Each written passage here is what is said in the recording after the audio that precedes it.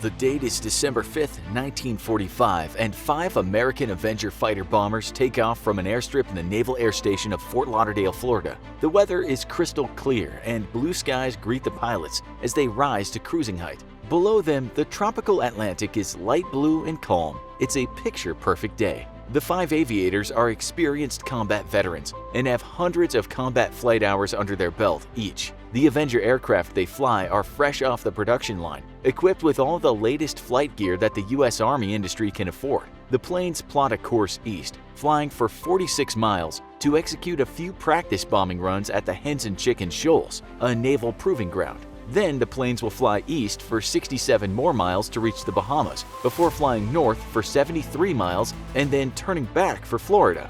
The planes plot a triangular flight path across the Bermudas, which will end with them back home. As the flight heads out to sea, though, the lead pilot's compass starts spinning out of control. Commander Charles Taylor carefully checks and rechecks his equipment, but can't find a reason for the compass malfunction. The other pilots radio over that they too are experiencing strange equipment malfunctions. Taylor radios back to Fort Lauderdale and informs the tower there of their equipment malfunction. Even more troubling, he reports his location as being over the Florida Keys, which should be impossible as he and his wingmen have flown due east for the last hour. The tower radios back, informing Taylor to immediately turn north and head for Miami, but only if he's sure he is really over the Florida Keys. Lacking modern radar and IFF transmitters, the tower is as in the dark to Taylor's position as he is. Suddenly, Taylor spots a mysterious silver saucer-shaped craft directly in front of him. The craft appears to have accelerated toward his plane in the blink of an eye. Looking inside a small porthole cut into the craft,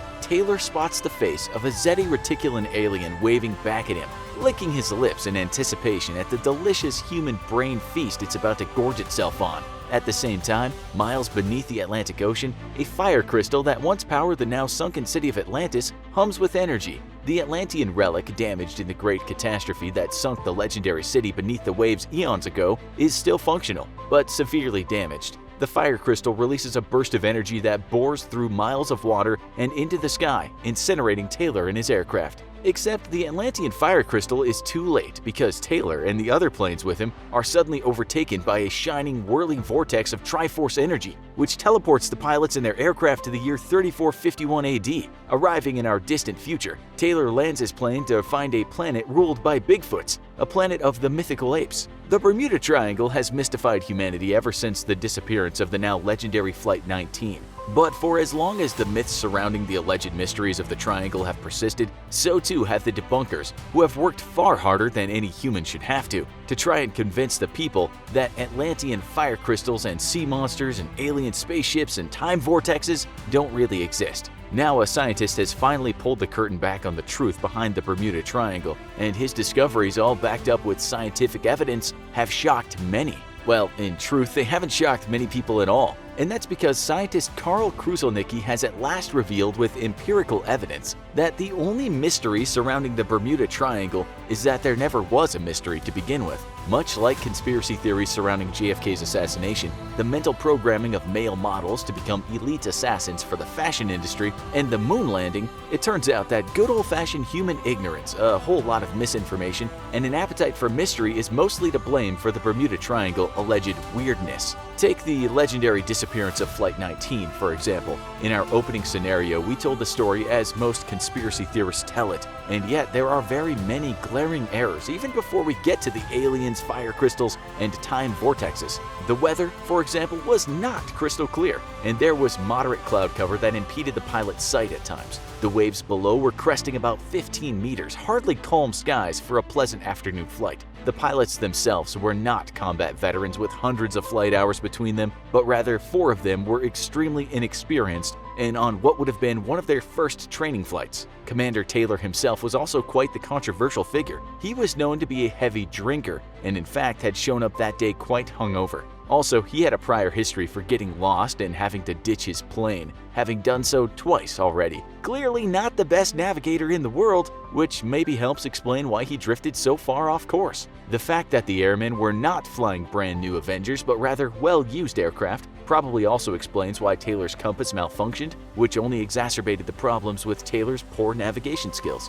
And there was, of course, only one recorded malfunctioning compass, not four, which further decreases the mystery of the disappearance. Taylor's pilots had, in fact, repeatedly postulated that they had accidentally flown southeast, not southwest, as Taylor believed. Several pilots even repeatedly suggested that they turn west, though Taylor insisted that they fly east instead, taking them further out to sea. One of the pilots is even thought to have broken formation and headed west, albeit too late to save himself as his plane ran out of fuel. From established facts alone, we can already see how many elements of the Flight 19's disappearance have been misunderstood or misrepresented by conspiracy theorists. With a factual account of the disappearance, it doesn't seem like much of a mystery at all. Taylor was irresponsible, took off with a malfunctioning compass, and then led his flight deeper out to sea instead of turning west as he should have done. Heavy cloud cover likely obscured views of any recognizable land masses and added to the difficulty in navigating. Mystery solved. Taylor got his men killed due to an error of judgment, and certainly didn't need the help of extinct Atlanteans or space aliens to do so. There is, of course, the popular follow-up to Flight 19's disappearance, the disappearance of a search and rescue aircraft sent to the same flight path that very night. Once more, depending on which conspiracy theory website you read the story on, the disappeared plane either vanished into thin air or was spotted being followed by UFOs, or became the victim of another Atlantean fire crystal. Yet in reality, the alleged sudden and unexplained disappearance had several witnesses who all reported a fireball crashing into the ocean. The next morning, plane debris in an oil slick was discovered. Clearly, this was the work of UFOs trying to throw investigators off the scent. Except the PBM Mariner aircraft, which had been dispatched to look for the missing flight, already had a nasty reputation for randomly exploding, which on a top 10 list of things an aircraft shouldn't do is right at number 1.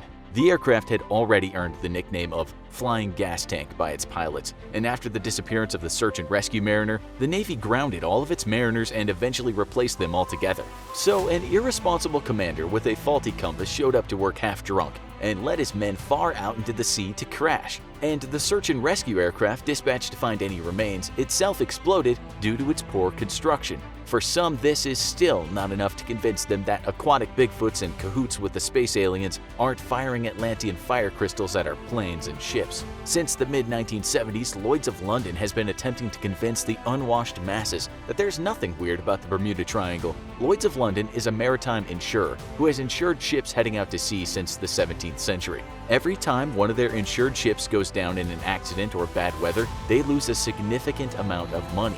Thus, Lloyd's of London keeps one of the world's most detailed records of all maritime accidents around the globe. The area known as the Bermuda Triangle is a very heavily trafficked sea lane.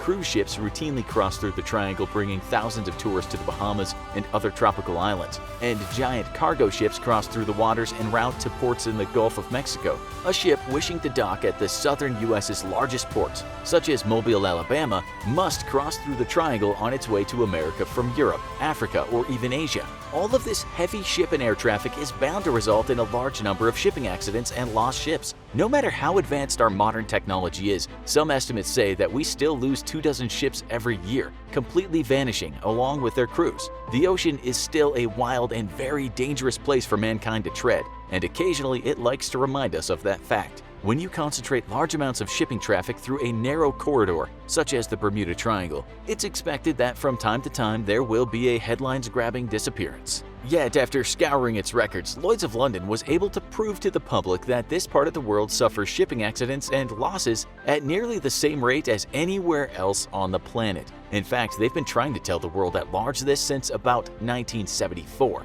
And in completely predictable fashion, most people continue to call it fake news. The deep state, in this case a literal deep state beneath the waves known as Atlantis, is clearly to blame. Briefly, another theory, which was at least scientific in nature, was proposed for the loss of ships and planes across the triangle. This theory states that massive releases of methane gas, frozen beneath the first few layers of soil at the bottom of the ocean, could be responsible for sinking ships and dropping planes out of the sky. Such a large release of methane could in fact create a swarm of bubbles directly underneath a ship, which would destroy its buoyancy and cause the ship to immediately sink. Imagine one huge bubble slowly rising to the surface, with a ship at the very center of it when it breaks the surface and bursts. With no ocean underneath it, the ship plummets into an empty air cavity, and the ocean crashes down above it, immediately sinking the ship. In a very similar way, this is what theorists propose happens to ships in the triangle. The methane, however, can rise for tens of thousands of feet, and when it comes into contact with superheated jet exhaust, it can explode. The resulting explosion could damage jet engines and cause planes to fall out of the sky. The theory is actually completely plausible and very realistic, except scientists say that the last massive release of undersea methane in the area occurred about 15,000 years ago. It turns out that the only real mystery surrounding the Bermuda Triangle is why there's a mystery left to begin with. The facts and the data have been publicly available since the mid-70s, and prominent scientists have debunked the entire mystery routinely over the last several decades. In the end, it seems people simply like having a good mystery, and living in a world with no mysterious circumstances, alien spaceships, and Atlantean fire crystals may be too boring for some. There's nothing this world loves more than a good mystery, and there's few mysteries quite as tantalizing as the tale of the infamous lost colony of Roanoke. Originally a settlement of over 100 colonists, the English returned 3 years later to their North American colony, only to discover it a mess of overgrown weeds. Curiously, farm implements and even rifles were left laying on the ground, and strangest of all were the words crow and croatan carved into a tree. But what exactly happened to this near mythological lost colony? Let's travel back in time and find out. The year is 1587, and Governor John White makes landfall on the northern tip of modern-day North Carolina with 117 colonists, 97 men, 17 women, and 9 young boys. This site is not White's first choice, however, as he originally planned to land on Chesapeake Bay further north, which would eventually become the site of the first successful British colony, Jamestown. Ship Captain Simon Fernandez, though, refuses to sail north and forces White and his colonists to set up shop here in Roanoke, originally meant to be a pit stop so the ship could pick up a previous 15 men left there 2 years ago. The location becomes permanent when the colonists are forced to offload. As far as the 15 men they had planned to pick up, there's no sign of them, and instead the colonists find signs of a massacre, an inauspicious start for the new colony. For White, this is his second trip to Roanoke, and for the British, it's one of several faltering attempts to settle in the New World. In 1578, Queen Elizabeth I tasked Sir Humphrey Gilbert to sail to the New World and discover lands that had not yet been claimed by the Spanish in order for England to make her stake. On an initial expedition, Gilbert located some suitable sites for a permanent colony, but on his second expedition, his ship was lost in a shipwreck. After his death, his half-brother Walter Raleigh then took over the task of finding lands to colonize and planned to scout for locations ranging from Spanish Florida to the Arctic. Would-be Governor John White is on Raleigh's second edition, which makes landfall with a garrison of troops in Roanoke in 1585. Their job is to set up a fort from which British power in the New World could be consolidated. And after making contact with local Native Americans, relations are initially good. The Roanoke and the Croatan tribes both proved to be friendly to the British, and representatives from their tribes sailed back to England with John White and are introduced to Queen Elizabeth's court. These men would be given the English names of Wanchese and Manteo, with Manteo becoming the first baptized Protestant Native American. Unfortunately, back in the New World, the commander of the British garrison quickly soured relations with other native tribes and led 2 separate campaigns against native villages within a matter of months. Having thrown the proverbial stone into the hornet's nest, the British fort soon found itself under constant attack, and when Sir Francis Drake passed by the area on one of his explorations of the New World, the men in the fort rushed to the ship to be rescued. So great was their haste aboard that they left 3 men behind who had been on an expedition out in the woods. When the British finally returned back to the colony later in the year, they discovered the fort completely abandoned, and the 3 men who had been left in the woods were nowhere to be found. Sir Richard Grenville, who had been in command of the first expedition, then decided to leave another 15 men behind to guard the remains of the fort. He gave them 2 years' worth of provisions, and then promptly left for England again. It was at this time that John White made landfall in Roanoke, hoping to link up with the 15 men who had been left behind 2 years earlier. To the surprise of nobody, the men were missing, and they too would never be heard from again, having likely been killed by the natives. Despite the hostile locals, ship captain Simon Fernandez nonetheless forced the colonists to stay where they were, and 9 days after landing, colonist George Howe was killed by American Indians while crabbing along the shore. White did not wish to further antagonize the locals, however, and he went to great lengths to repair relations. He did this by using Manteo to help him make peace between the colony and the Croatans, who lived nearby on Hatteras Island. Unfortunately, though, Wanchese had soured on the British during his time in England and saw the future arrival of British colonists as an invading force. Legend says that he had participated in the attack on the 15 men left behind the second time on Roanoke. Needless to say, relations with the locals were tumultuous, though the Croatans proved friendly enough thanks to Mateo's intervention. Where the previous 2 colony attempts had failed, though, the third began to flourish. Rather than bringing along employees or military troops, White had brought families who had a personal stake in the land they were fighting to cultivate. The success or failure of the colony would mean their own personal success or failure, and thus they had ample motivation to make the attempt work. Soon, the first English baby born in the New World arrived, when on August 18, 1587, Virginia Dare was born to Eleanor Dare and Ananias Dare, John White's daughter and her husband. The colonization attempt was hopeful, and things seemed to be going well enough. There was one major problem though. The colonists had arrived too late to plant crops and were in dire need of fresh supplies. In order to secure the colony's future, John White left the New World behind to sail for England, hoping to be back by the new year with supplies. Yet when he arrived back home in England, John White returned to a world on the verge of war. England was facing off against the Spanish Armada, and every available ship was needed to fend off the far superior Spanish Navy. For 3 long years, White was unable to return to Roanoke, but finally in 1590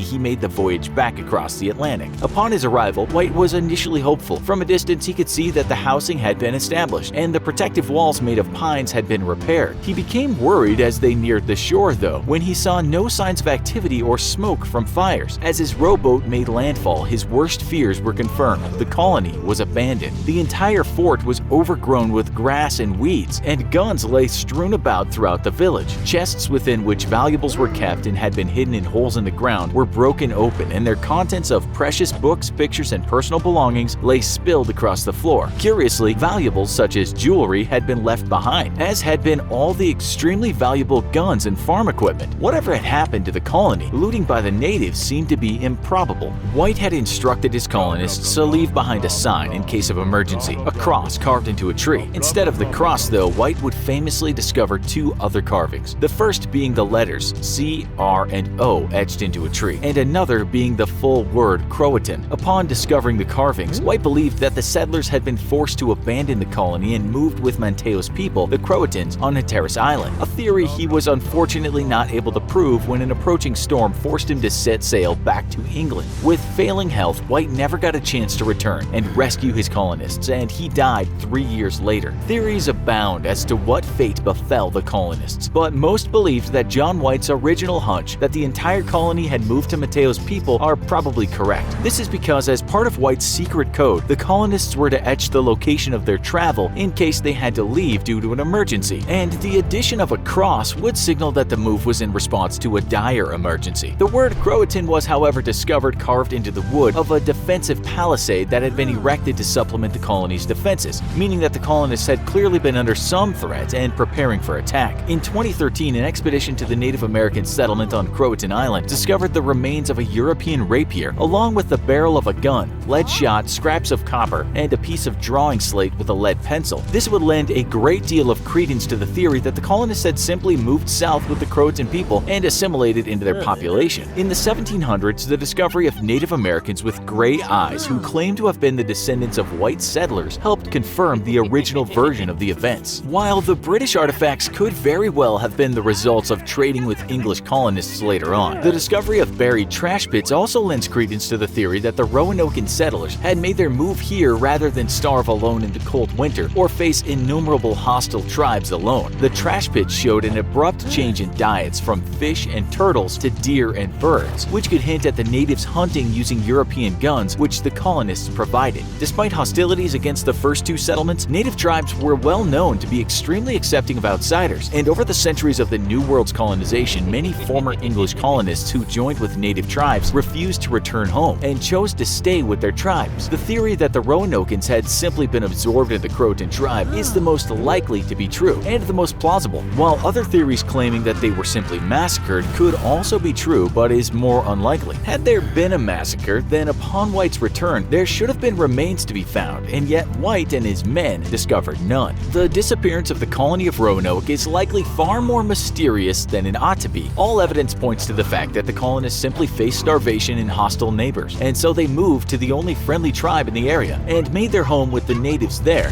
Wild theories, however, continue to abound, and our favorite and as usual, involves aliens, because of course it does. In the alien theory, the entire colony, to a man, was abducted by aliens. During our own investigation into the alien theory on Roanoke, we were unable to discover any plausible motivation for why the entire colony was spirited away by alien forces, and whatever the aliens' motivations, it was definitely not because human brains are delicious to eat. So rest easy, and don't worry, because the mystery of Roanoke is nothing more than a bunch of settlers deciding to move in with friendly natives rather than face starvation, and definitely not that they were abducted by brain-eating aliens from the Zeti Reticuli star system. Trust us, there's no pending alien threat to harvest your tasty, delicious brains. And to get your mind off it, you should go camping alone in the wilderness and tell no one where you're going. It's the Middle Ages, and a man is sitting in a cell awaiting one of the worst punishments the world has to offer. Even for those brutal times, he's been sentenced to be walled up, alive, for the crime of breaking his monastic vows. He brokers a deal with those who want him dead. If I can write a book in just one night, a book that contains all human knowledge and outshines the majesty of our great God and our great monastery, can I forego this terrible punishment? His captors agree, knowing full well that such a task is impossible. But the monk gets to work, scribbling frantically from morning until evening, and the clock strikes midnight and he knows he cannot finish this book of knowledge, so he prays, not to his God, but to the fallen angel, Lucifer. "Help me finish this book," cries the monk, "and you can take my soul." Lucifer, not one to pass up such a great deal, agrees, and he finishes the behemoth of a book for the man. As a note of gratitude, the monk adds an illustration to the pages of the book, which is a sketch of the devil himself. That's the legend anyway. We'll get around to seeing just how true that could be.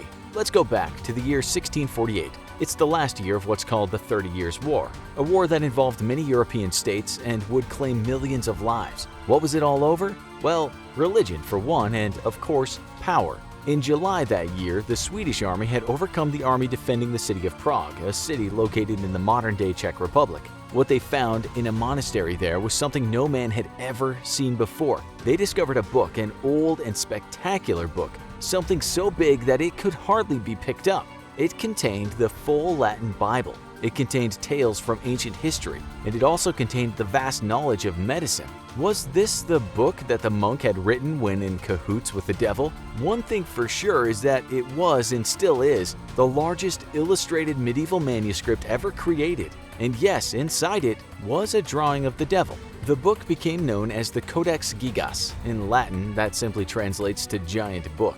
A giant it is, too. The 320 pages are made from vellum, which is a material made from animal hide that was often used for writing on. Believe it or not, it took 160 donkeys to get enough hide to create the book. The total page count is unknown, as many pages went missing throughout history, and today only 310 remain. Still, quite the feat for a medieval scribe, especially if forced to write this book in just one night. The Devil's Bible is 36 inches tall, 20 inches wide, and 8.7 inches thick. It weighs about the same as many of you folks watching the show, weighing in at 165 pounds. Suffice it to say, when the Swedes saw this thing, they were blown away. They'd seen nothing like it. No one had in any country. It was a work of brilliance, and as we said, it didn't just contain the full Christian Bible, but had chapters on history and medicine. There were even pages containing information on things such as exorcisms and how to repent for one's sins. But who wrote it? That's the question that's always confounded historians. You see, while it's written in Latin, it also contains Hebrew, Greek, and Slavic alphabets. So maybe a lot of people wrote the thing, thought historians. But on further analysis over the years, many historians agreed that the handwriting, the mood, and the illustrations must have come from just one person. Taking into account the work that went into such a book, that one author would have been writing and sketching in, day out for at least 20 years, maybe even 30 years. That or some chastised monk made a deal with the devil one night while awaiting an execution.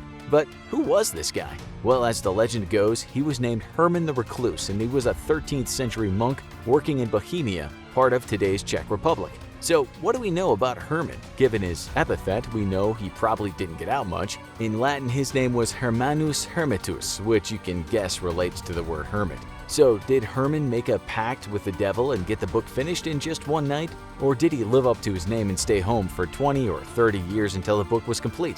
The answer is he most likely spent his entire life writing the manuscript, given that people didn't tend to live too long back then. But why did Herman give the Prince of Darkness a page all to himself? It's not exactly clear. But if you open the book with the devil exposed, the opposite page is an illustration of a heavenly city. Perhaps Herman was making a point. Live a life of sin and this is the fella you meet after you die. Or live a sinless life and you get a ticket to heaven. In the pages after the picture of the devil, the reclusive monk gives detailed instructions of how to exorcise the Prince of Darkness, either from people or inanimate objects. There were also some spells that were supposed to heal the sick, and 2 spells relating to conjuring the devil. The book is obviously anti-devil, so you might ask, why is there a conjuring spell?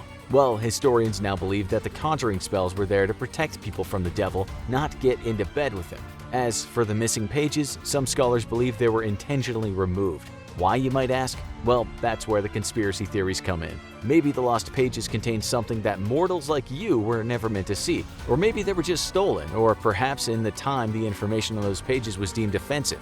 We know that in 1697 the book was damaged. It was sitting in the Stockholm Castle in Sweden when the building caught fire.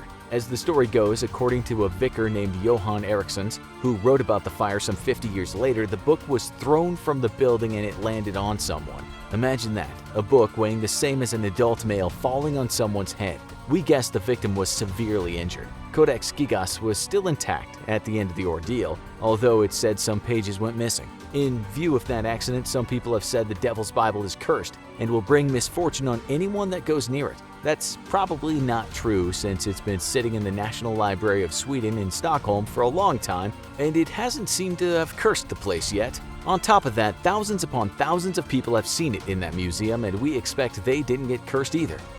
This video was made possible by Wix. If you're ready to create a website, head over to wix.com/go/infographics to try out one of their premium plans right now. Denver International Airport, or DEN Airport, is shrouded in secrecy, riddled with weird statues and creepy art, and is a place of strange stories and myths. People even questioned why DEN Airport was built in the first place. The current airport opened in 1995, but there was a fully functioning one closer to downtown. This new version is twice the size of Manhattan, and the development went $2 billion over budget. But even before the current Denver International Airport opened, it was the subject of countless conspiracy theories. Is there any truth behind the rumors? That's what we intend to get to the bottom of in this episode of The Infographics Show. A cursed airport? The Denver Airport. A quick Google search on DEN Airport brings back numerous stories from both mainstream media and independent conspiracy sites, so something's clearly going on. Before we get into the conspiracy stories, let's first take a tour of the inside of this creepy, gigantic building. It's famous for its terrifying 32-foot-tall statue of a giant horse with fiery, glowing eyes. The Denver locals call him Blucifer, according to media outlet Slate. But even freakier is the odd story of the red-eyed statue called Blue Mustang that killed its sculptor Luis Jimenez. It fell on him and severed an artery. And inside the airport, there are more disturbing art pieces, including a mural of a devil jumping out of a suitcase and a statue of Anubis, the ancient Egyptian god of death. Some of the more controversial art pieces have now been removed, including a character that resembled a Nazi officer in a gas mask, children in front of a burning building, and kids gathered around a knife. Not the usual style you'd expect from an airport terminal building. So what about the conspiracy theories that surround DEN Airport? One that's talked about a lot is the shape of the runways. An aerial view of the runways at the airport shows that they resemble the shape of a swastika. And this is not a typical formation for an airport's runways. The explanation from an airport representative is that the runways are designed that way so that they can be used simultaneously regardless of the weather patterns. She told the UK newspaper The Telegraph, "We think the shape looks like a pinwheel." But in the same Telegraph article, it was also pointed out that New York's JFK and the Las Vegas and Miami airports all have very different layouts, so this certainly gives us something to think about.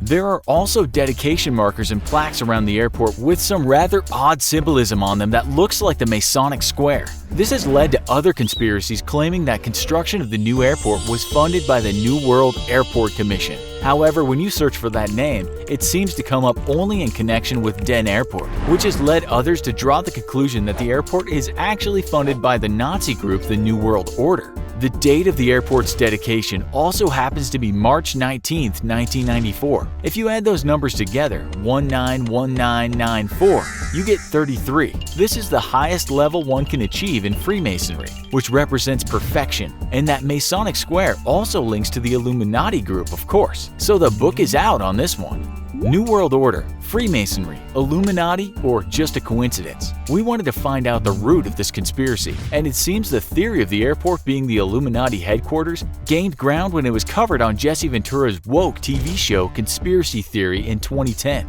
It gained so much ground, in fact, that many of the mainstream news outlets have investigated the theory, and in 2016 the airport's CEO, Kim Day, had to make a statement in response to it. She said, "Whether it's because of our impressive size, expansive infrastructure, or robust public art program, Denver International Airport has long heard the rumors, innuendo, and internet chatter about being the center of conspiracies, from the absurd to the entertaining."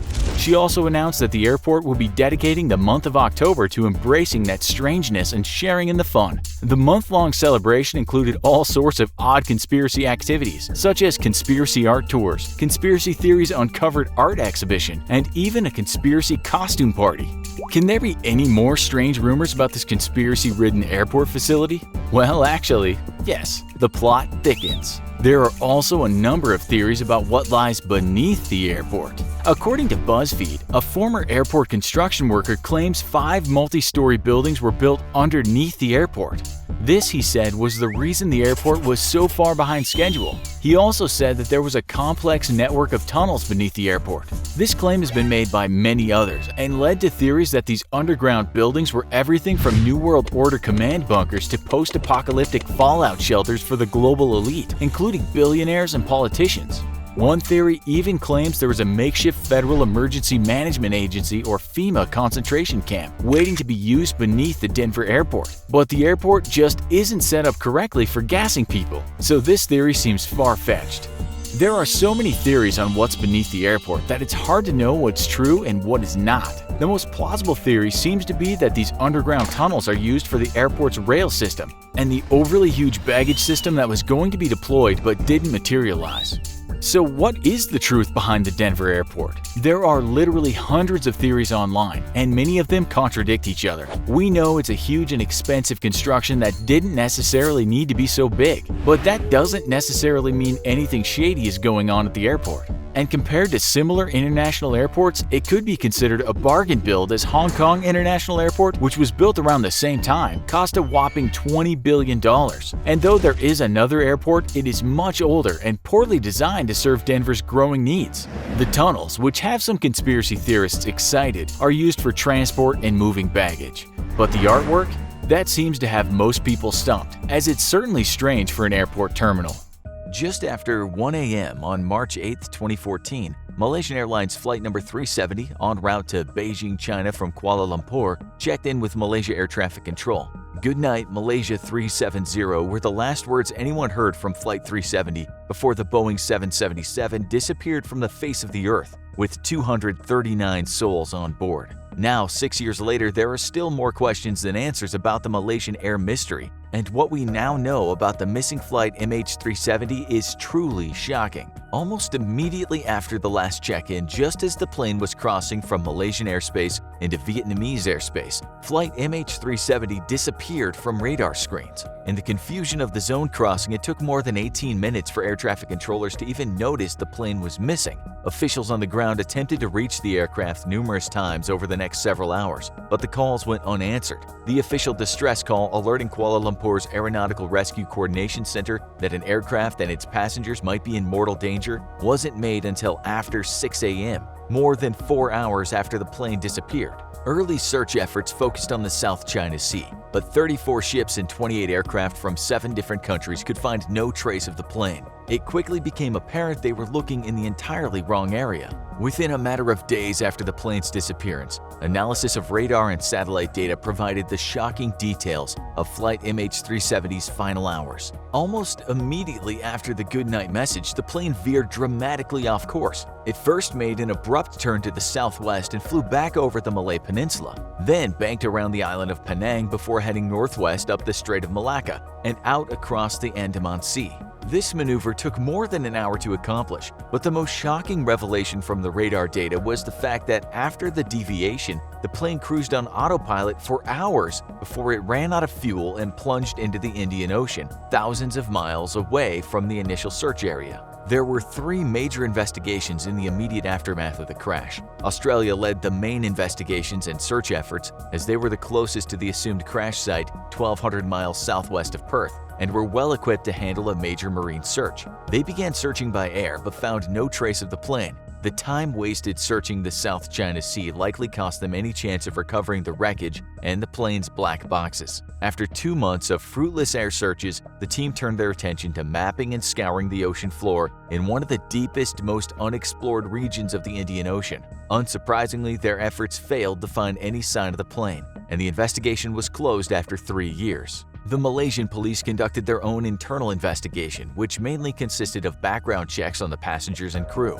The results were underwhelming, to say the least. The report was released in 2017, and it concluded that they were unable to determine a cause for the disappearance of flight MH370. It also cleared all passengers and crew of any suspicion. The third official investigation was an international accident inquiry, and it was a mess from the start. International cooperation in the immediate aftermath of a tragedy is difficult under the best of circumstances, but dealing with the autocratic and corrupt Malaysian regime made it nearly impossible to conduct a thorough investigation. It was clear that the Malaysians just wanted the whole situation to go away. It's unlikely they were covering up anything sinister. They simply didn't know what they would find if they looked too closely, and they couldn't risk uncovering anything that would reflect poorly on the government or its airline. It quickly became obvious that the Malaysians knew a lot more about the disappearance than what they shared with the world. A Malaysian military base picked up the plane on their radar after it deviated from its flight path, but they neglected to investigate the unexpected aircraft because it looked friendly. The Malaysians knew about the change in flight path early on and withheld that information even as rescuers wasted precious hours and days searching in the wrong area. In time, more details that Malaysian officials tried to keep secret would find their way to the public and help paint a picture of what had happened to flight MH370 and why. But at the time, due to a lack of cooperation and reliable data, the third investigation was also unable to determine a cause for the disappearance and was closed. While official investigations proved inconclusive, the search continues to this day, and recent finds have led to many new revelations about the fate of flight MH370. A group of volunteer engineers and scientists who met online and called themselves the Independent Group studied the available data and helped narrow down the search area. Using radar and satellite data, investigators and volunteers were able to recreate the plane's trajectory and pinpoint its last known location. As the plane cruised south over the vast expanse of ocean towards Antarctica, which was far outside of its range, it crossed paths with the satellite, and their electronic handshake provides us with a general idea of the plane's last known location somewhere southwest of Australia. Other investigators used a different tactic, working backward from locations where debris eventually drifted ashore and analyzing weather systems, drift patterns, and currents to recreate the debris' journey and find the plane's final resting place. This is a much bigger task than you might imagine, considering the millions of square miles of water and tens of thousands of miles of coastline in the Indian Ocean. Experts also had to worry about a phenomenon that they dubbed the Gibson effect. Searchers focusing their attention on areas where debris had already been found simply because people were already looking there can take focus off of other areas, particularly to the north, where debris might yet be found, and skew the data. The Gibson effect was named for Blaine Gibson, an American lawyer/adventurer whose goal is to visit every country in the world. Gibson also can't resist a mystery, and since learning the fate of flight MH370, he's arranged his travels to allow him to help the search efforts. After visiting Malaysia and meeting some of the families of those lost on flight MH370,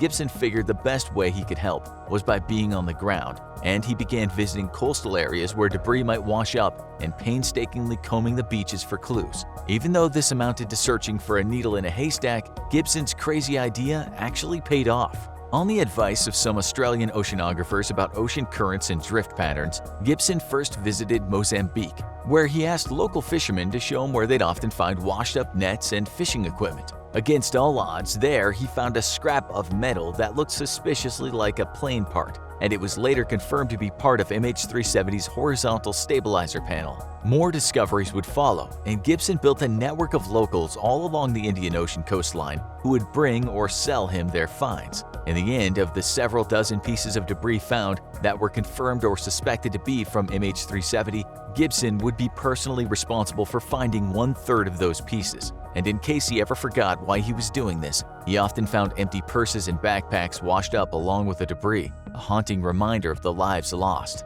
So what are the biggest things we've learned in the years since Malaysian flight MH370 disappeared? What do we know now that we didn't know back then? Well, first of all, we can rule out most of the prevailing conspiracy theories about flight MH370 that are kicking around online. There's a faction that claims the unusual signals picked up by radar and satellites were fraudulent, designed to disguise the plane's true flight, although proponents of this theory don't seem to have any idea what the point of that true flight was. There's also the British tarot card reader who was sailing near South Asia when she witnessed what looked like a missile or a plane on a suicide mission flying low overhead, headed for a nearby Chinese fleet. When she returned from her holiday and learned of the disappearance of flight MH370, she concluded that what she had seen must have been the missing plane and spread her theory across the web, despite being nowhere near the plane's path. There are even those who believe that the plane flew into some sort of time warp or a black hole. According to William Longovicia, a writer for The Atlantic, none of those theories hold any water, and even less outlandish ones often ignore the satellite data, and in some cases also the radar tracks, the aircraft systems, the air traffic control record, the physics of flight, and the basic contours of planetary geography. And of course, there are also plenty of people who have looked to capitalize on the tragedy and mystery. One Australian man claimed to have found the plane's wreckage on Google Earth, sitting intact in shallow waters. Obviously, he refuses to give up the location of this monumental find until his Kickstarter campaign for an expedition is fully funded. If we ignore the straight-up conspiracies and frauds, what are we left with? Based on everything we've learned in the last few years, experts can make some assumptions about what had happened in those final hours on board Malaysian flight MH370. We know that when the plane deviated from its planned flight path, it was an intentional move. In order to make the tight maneuvers used to turn around, the plane would have to have been operated by hand. We also know that the plane then cruised on autopilot for 6 full hours in the direction of Antarctica before it ran out of fuel. Based on the dramatic final descent, the plane reached speeds of 15,000 feet per second before abruptly crashing into the water and exploding into 1,000 pieces. Experts have assumed that the final maneuver was intentional, since it was 5 times faster than we'd expect an unassisted descent to be. In light of this, it might be a relief to know that most of the passengers and crew on board had probably passed away long before the dramatic last moments of flight MH370. Flight data shows that shortly after the initial turn, the plane's electronic systems were disabled, including the cabin air pressurization system, and that whoever was in control of the plane executed a dramatic climb that likely accelerated the depressurization of the cabin, incapacitating and killing everyone on board. The onboard oxygen masks, which would have dropped from above in the dimly lit cabin, would have been no help at such a high altitude. Everyone outside the cockpit would have quickly passed out and died gently within minutes, with no choking or gasping for air. The cockpit, on the other hand, had an hours-long supply of oxygen. The most likely scenario to explain why flight MH370 disappeared is a dramatic case of pilot suicide. Although the official Malaysian report indicated no problems with either of the pilots, word eventually spread that the pilot in charge, Zahari Ahmad Shah, was recently divorced and had been facing some personal issues, and he was likely clinically depressed. He also had his own flight simulator at home on which he had practiced the exact route that the fated flight took. But these are still just assumptions. There's still plenty we don't know about the tragic disappearance of flight MH370. We still don't know for sure who was in the cockpit during the deviation, the long flight, and the ultimate end. And we don't know for sure why that person, whoever they were, decided to do what they did. We don't know why Malaysian military didn't intervene when they could, and why initial search and rescue efforts were so delayed. We also don't know what else Malaysian officials know that they haven't told us, or why they're so reluctant to share. And of course, although we know roughly where the plane was just before it ran out of fuel, we still don't know for sure exactly where the plane crashed. Sadly, we'll probably never have all of the answers to these questions, and the mystery of Malaysian Airlines flight MH370 may never fully be solved. But the search continues for the plane's wreckage, and we may know more in the future than we know right now. The Bermuda Triangle is an area in the Atlantic Ocean. How much area it covers is not very specific, but it's thought somewhere between 1,300,000 to 3,900,000 kilometers squared, 500,000 to 1,510,000 square miles. If you look at it on a map, you can imagine a triangle whose tips reach Miami, Puerto Rico, and Bermuda. That doesn't mean there is an exact line down each side of the triangle, and after that nothing spooky can happen, but it's more or less an estimate of the area. Since the middle half of the 20th century, people have been saying something paranormal happens occasionally within this triangle, while others have said this is nothing but superstitious balderdash. First of all, no one is making up a story that ships and planes go missing or are destroyed in this area. That's not fake news or old wives' tales. It's just some people believe there is something otherworldly at work, and others just say the rotten luck of those that died was down to the whims of the weather or human error. This is also a very busy part of the ocean, and for the most part, people travel safely through it. We'll let you decide what happened. You can go back to the time of Christopher Columbus as to when the mystery caught fire. In his case, he actually saw a fire in the sky when traveling through the triangle. He even said his compass readings started to act abnormally. Perhaps the first big modern disaster that is on record was the loss of 12 men who set off from the U.S. on the U.S. Navy PBM-3S patrol seaplane. They went missing in the area and were never seen again. No wreckage, no sign of an accident was ever found. Then, just a few months later, something even stranger happened. 5 U.S. bombers carrying 14 men departed from Florida and disappeared. A plane carrying 13 men went in search the same day, and guess what? They disappeared too. No sign of the men or their planes was found. The U.S. Navy issued a report stating it was as if they had flown to Mars. The 40s were a bad time for U.S. planes in the Bermuda Triangle, with the largest loss of life being 39 people in 1948 when their Douglas DST airliner went missing. Again, this was somewhat of a mystery, being that the plane was never found. Now you are starting to get the picture as to why this part of the watery world has a devilish reputation. It was worse, of course, at sea, and many tragedies occurred through the 19th century. Then, on 4th of March 1918, the U.S. saw its worst naval disaster that wasn't related to fighting. That was when the USS Cyclops went down in the Bermuda Triangle, and yet again, the cause is unknown. 306 crew and passengers, as well as the ship, were never seen again. The strange thing is, the Cyclops had 3 sister ships, and they all sank. 2 of them met their fate in the area we are talking about today, and again, they vanished without a trace. So, not surprisingly, people began to wonder about the mystery of these disappearing ships, and this was in an era before fake news and interminable Reddit conspiracy theory threads. In 1964, a man called Vincent Gaddis coined the term Bermuda Triangle when he wrote a story about all the missing ships and aircraft. A decade later, Charles Berlitz wrote a book about this mysterious place, and since then, scores of writers have been penning works about the Bermuda Triangle involving aliens, monsters, underwater cities, and holes in time. More disasters have happened after the ones we have talked about, but they are too numerous to mention. Even moving underwater is a dangerous game. In 1968, the nuclear submarine USS Scorpion went missing, as well as the 99 crew on board. While those who like to believe in the mystery of the Bermuda Triangle have written this as another paranormal disaster, others have impugned this theory, stating it was outside of the area, and anyway, saying such a thing is insulting to the family of those that died. Still, it remains a mystery as to what actually happened. The wreckage was found, but people haven't agreed about what went down. Many theorists blame the Soviets and state it was destroyed by them. The last Bermuda Triangle event we can find was in 2017, when 3 people, including the well-known event space entrepreneur Jennifer Blumen, succumbed to what the New York Times reported was likely bad weather. Debris of the plane was found in this case, but not the bodies. So, what are the theories? In 2017, the UK's Independent wrote a piece with the headline, "Scientist Solves Mystery of the Bermuda Triangle."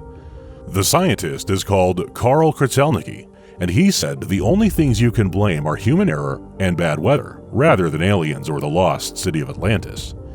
The number that go missing in the Bermuda Triangle is the same as anywhere in the world on a percentage basis, he said. Other British media wrote about the 75 planes and hundreds of ships that have gone down in the fateful area, and their conclusion was much the same: just bad bloody weather. On top of that, they offered a hypothesis of methane hydrates, which are underwater gas explosions, mostly due to drilling. These explosions release gas and reduce the density of the water. This could be a reason why so many ships sink. Another new theory is that of hexagonal clouds. These clouds, measuring between 20 and 50 miles, 32.1 kilometers and 80.4 kilometers, cause massive blasts of wind of up to 170 miles per hour. That's 273.5 kilometers per hour. One scientist explained, these types of hexagonal shapes in the ocean are in essence air bombs. They're formed by what is called microbursts, and they're blasts of air. So, they bring down planes and also cause huge waves. They seem to appear a lot over the area of the Bermuda Triangle. There is also something known as electronic fog, which, when it wraps around a ship, causes all the electrical equipment to malfunction. Another theory is the unusual seafloor that has massive crevices and craters and so affects the water above. That's what science says anyway. Some other people believe in the more fantastic. One such theory is that the lost city of Atlantis is down there, and still with it are the energy crystals the city needed to have power. These crystals are so powerful they can drag ships down. In the book we mentioned earlier by Charles Berlitz, he writes about the possibility of the disappearances being engineered by entities from inner or outer space. The thing is, there is just nothing out there to back this theory up. It's as credible as saying Mickey Mouse did it, or the ships were hit by a giant Toblerone. Still, here at the Infographics Show, we believe in healthy skepticism and always to remain curious, and there's no doubt that this area of the world does seem to see a lot of mysterious events. We'll now open this to you, so please tell us what you think in the comments. Does anything said seem possible? And as always, don't forget to like, share, and subscribe. Few places in the world elicit the mystery and wonder that Stonehenge does. For hundreds of years, archaeologists and historians have puzzled over the ancient ruins, trying to piece together the truth behind its origin. At last, though, modern science has caught up with the ancient mystery, and we finally have a pretty good idea as to who created this wonder of the ancient world. For anyone living under a very large rock for the last 500 years and doesn't know, Stonehenge is an ancient site in the UK made up of pillars of rock laid out in a circle. The remains showed that the entire site was once ringed with massive stone columns, which were themselves topped with slabs of stone that completely encircled the monument. Inside, scientists suspect that there was once a smaller circle of stones, of which only a few pillars remain, also topped by a massive stone slab. While the site is relatively simple in its construction and certainly pales in comparison with wonders such as the pyramids of Egypt, what is impressive is that Stonehenge is estimated to have been built over 5,000 years ago, when humans were thought to have been largely using nothing more than simple bone and antler tools. The Neolithic monument is also thought to have taken 1,500 years to complete, with construction being taken up by various groups of people who continually added to the original site. The first stage was a massive circular ditch and bank dug on the Salisbury Plain by Neolithic Britons using deer antlers for tools. They also included deep pits inside of that circular construction, now known as the Aubrey Holes after John Aubrey, the 17th century antiquarian who discovered them. It's believed that the holes once held up a ring of timber posts standing upright, creating a circle of timber within the larger circular ditch. This site remained standing until a few hundred years later when more builders arrived and decided to remodel. Rather than use the timbers for their construction, they hauled 80 bluestones, of which 43 remained standing, and laid them out in either a horseshoe or circular formation around the site. Lastly, during the third and final phase of construction, which took place around 2000 BC, sandstone slabs were arranged into a ring formation around the entire site, with some being assembled into the iconic three-piece structures called trilithons. A few trilithons remain standing inside the formation today, and it's these structures that have become a visual representation of Stonehenge for millions of people around the world today. Work would continue for the next 400 years, with the large stones being repositioned as new people modified the original site. What's particularly impressive about Stonehenge is that the majority of the construction took place well before the invention of the wheel. That means that the sandstone blocks weighing over 40 tons had to be transported from up to 25 miles away, while the smaller blue stones, which weighed up to 4 tons each, were originally sourced from over 200 miles away. How in the world did Neolithic builders get these giant stones into position without even the use of the wheel? The longest standing theory is that the stones were transported using sledges and rollers made out of fallen tree trunks, with each stone riding atop a bunch of greased logs, which would be moved in front of the stone as it traveled over and past a section of logs. This would have allowed the builders to simply push or drag the huge stones over long distances, though it would certainly have been incredibly labor-intensive. They then could have transferred the stones into huge rafts and floated them along the Welsh coast and up to the River Avon toward the construction site. More modern refinements to the theory has builders using teams of oxen to drag the stones along grooved planks, or transporting them in giant wicker baskets or on all kinds of ball bearings. However, in the 1970s, geologists began to get in on the debate of how the mighty stones were transported. They suggested that it wasn't humans who lugged these stones dozens or hundreds of miles, but rather that it was ancient glaciers. Well known to uplift rocks and transport them hundreds of miles, these glacial erratics, as they're known, pop up all over the world and are remnants of the last ice age. They proposed that perhaps glaciers had deposited a large number of raw stones required to build Stonehenge, though the theory isn't particularly popular amongst mainstream geologists. Never mind how it was built though, who were the people that actually built Stonehenge? Back when mythology was considered history, it was believed that Stonehenge was the handiwork of King Arthur's friend and confidant, the wizard Merlin. Sometime in the mid-5th century, hundreds of British nobles were killed by Saxon barbarians and then buried on the Salisbury Plain, which was at the time made out of stakes. And in order to honor the fallen men, King Aureolus Ambrosius, the uncle of King Arthur, ordered that a memorial be built on the site to honor their deaths. The king thus sent an army to Ireland to fetch a stone circle known as the Giant's Ring, which ancient giants had built from magical African bluestones. The Irish, defending the ring, were defeated, but the men could not move the massive stones. Thus, Merlin used his magic to move the giant stones across the sea and onto the site they stand on today. According to the legend, King Ambrosius and King Arthur's father Uther remain buried there to this day. When people started believing in myths less and science more, the monument was attributed to the Saxons, the Danes, the Romans, the Greeks, and even the Egyptians. Eventually, in the 17th century, archaeologist John Aubrey claimed that the monument was the work of Celtic high priests known as Druids, and the theory largely stuck for hundreds of years. Even today, many individuals who identify as modern Druids gather at the site to hold rituals. Yet, sadly for them, modern science has at last determined that it was definitely not the Druids who built Stonehenge. Stonehenge, it turns out, has an origin as complicated as its construction, and after the careful observation of dating bones and tools and other artifacts discovered on the site, archaeologists now believe that there was actually no one people who are responsible for building Stonehenge, but that rather the monument was a community project of sorts, with various groups of people working on it at different times. First were Neolithic agrarian humans, likely the original inhabitants of the British Isles, though some genetic research hints that these original inhabitants were actually displaced by invaders from the mainland.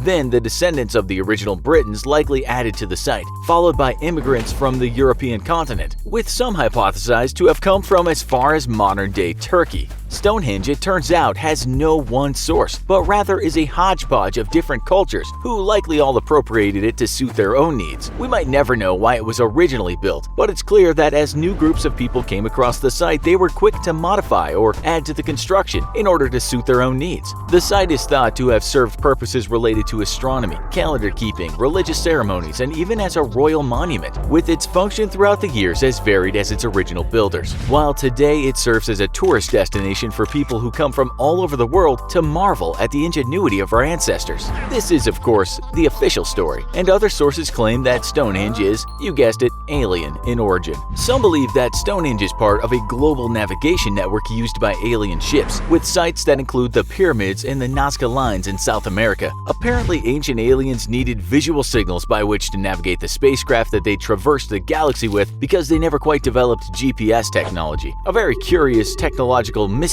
Yet others believe that Stonehenge is the site of a major vortex which spews out some kind of energy from the Earth. These believers claim that ancient humans could identify and tap into these magical vortexes. Yet somehow, for some reason, despite being able to land spacecraft on Mars, modern humanity is apparently unable to discover the same magical vortices that primitive humans did. For our part, After careful examination by our team of leading researchers, archaeologists, and historians, we here at the Infographics Show have deduced that Stonehenge is an interdimensional aperture through which space aliens from the Zeti Reticuli Nebula will one day invade in order to feed on our delicious brains. And seriously, who are you going to listen to? Leading researchers and scientists or the internet? February 2nd, 1959. It's a bitterly cold night in the remote northern Soviet Union wilderness. 9 hikers make camp in an Ural Mountains pass near the peak known as Kholat Syakhl, or the Dead Mountain. They are 7 days into a strenuous 16-day expedition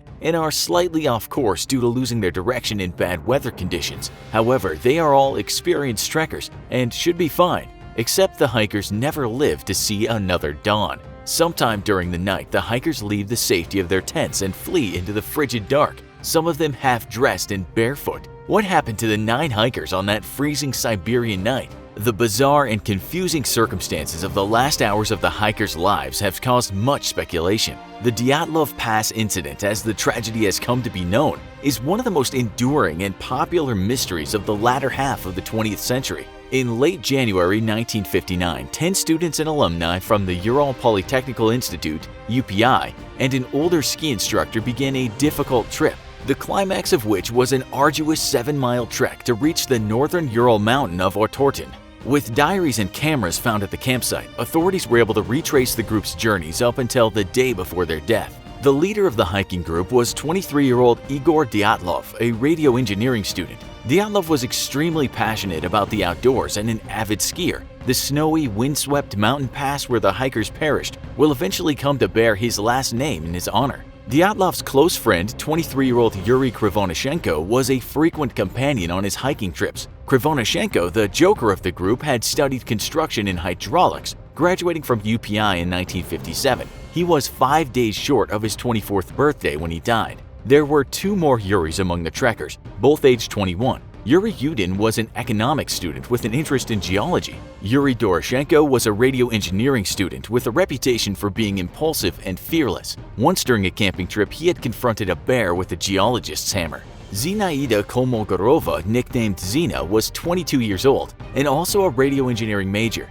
She was an experienced hiker who had once survived being bitten by a viper during a trek. At 20, Lyuda Dubinina was the youngest member of the group. She was an engineering and economics major. She loved photography and often took pictures during her mountaineering adventures. 2 years before the fateful Dyatlov trip, she had been accidentally shot in the leg by a hunter during a hike through the eastern Sayan Mountains. With great fortitude, she endured a long, painful slog back to camp. Then there was 24-year-old Alexander Kolevatov, a physics major. He was especially interested in nuclear physics. Rustem Slobodin, aged 23, had graduated in 1958 with a degree in mechanical engineering. He was a quiet man who enjoyed long-distance running. Nikolai Thibault Brignol was 23 and had also graduated in 1958 from UPI. His degree was in civil engineering. Thibault Brignol was popular and had been very involved with sports clubs at the university. The final member of the expedition was much older and a stranger to the others. World War II vet Semyon Zolotaryov was 38 years old. He joined the trip as part of certifying for his master's certificate in ski instruction and mountain hiking. In fact, each member of the group were adept hikers with ski tour experience and would be receiving Grade 3, the highest level of hiking certification in the USSR, upon completing the trip. On January 23rd, the group departed by train from the city of Sverdlovsk, now called Yekaterinburg. Yekaterinburg is 1,036 miles east of Moscow, on the border of Europe and Asia. The hikers traveled by rail about 200 miles north to Ivdel, arriving at midnight on the 25th of January. The next morning, they traveled by bus to the northern frontier town of Vizhai, where they prepared to begin their trek.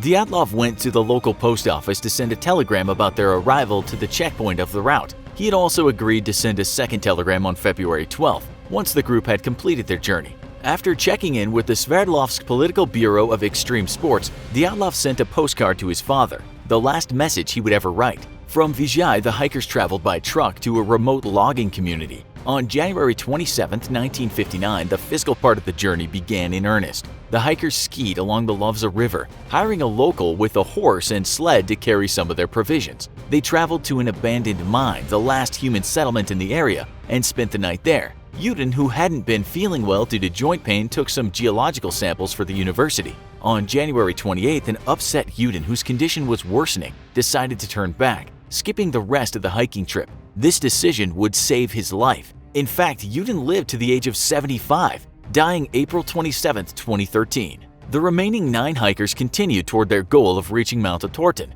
They traveled along the river until January 31st. From diary notes, we know they estimated their travel speed to be about 1 mile per hour. At night, the temperature would drop to -11 degrees Fahrenheit. On January 31st, the hikers left the river. In a wooded valley to lighten their load, they cached surplus food and equipment that would be used for the return trip. They then hiked about 1¼ miles to the base of Colatsiakal Mountain. Because of a bad snowstorm and poor visibility, they went slightly off their planned route, deviating west. Realizing their mistake on February 2nd, they pitched their tents on the north slope of Colatsiakal for the night. It was here that the 9 met their deaths. On February 12th, when Dyatlov didn't send the agreed-upon telegram, no one was too concerned. The hikers had planned a difficult route, and of course, travel times for expeditions were approximate. However, by February 20th, worried relatives of the hikers demanded that authorities mount a rescue. A volunteer search party made up of students and teachers from the university set out to find the hikers. They were soon joined by the Army and Militia, or Soviet police forces. On February 26th, 14 days after the hikers should have returned to Fiji, searchers found the abandoned and damaged hikers' tents. Puzzlingly, it looked as if someone had cut a hole in the wall of the tent from the inside. In fact, the searchers found the whole campsite disconcerting. Many of the hikers' belongings, including shoes and clothing, were still inside the tent. 8 or 9 sets of footprints from bare feet or people only wearing socks or one shoe were still visible in the snow. Searchers followed the footprints northeast down the slope about a mile toward the edge of the nearby woods. At the forest's edge under a cedar, the searchers found the remains of a small fire. Huddled nearby were the frozen bodies of Krivonashenko and Doroshenko, shoeless and dressed only in their underwear. Broken tree branches as high as about 16 feet up into the tree suggested that at least one of the hikers had climbed up to get a bird's-eye view of the area. Between the forest and the campsite, 3 more bodies were found: Dyatlov, Kolmogorova, and Slobodin. They were found separately with poses suggesting they were attempting to return to the camp when they perished. An inquest was immediately opened after the first 5 bodies were found, but autopsies revealed that all 5 had died of hypothermia. Slobodin had a minor skull fracture, but it was not thought to be a fatal wound. It wasn't until over 2 months later, on May 4, 1959, that the remaining 4 hikers were found buried under 9 feet of snow in a ravine further into the woods. The 4 were better dressed for the weather than the others, with signs that clothing had been harvested from those who died first. Dubinina was wearing Krivonashenko's burned, torn trousers, and her left leg and foot was wrapped in a torn jacket. The state of their bodies made the authorities wonder if something more sinister had occurred during the incident. Curiously, 3 of the 4 hikers had suffered severe injuries. Dubinina and Zolotaryov were found to have major chest fractures, while Thibault Brignol had substantial damage to his skull. Oddly, while the hikers had extensive trauma to their bones, it was reported that there were no corresponding external injuries. The injuries to the bodies were caused by extreme force, quite similar to injuries suffered during the car crash. Also, Dubinina had facial damage. She was found to be missing her eyes, tongue, and part of her lips.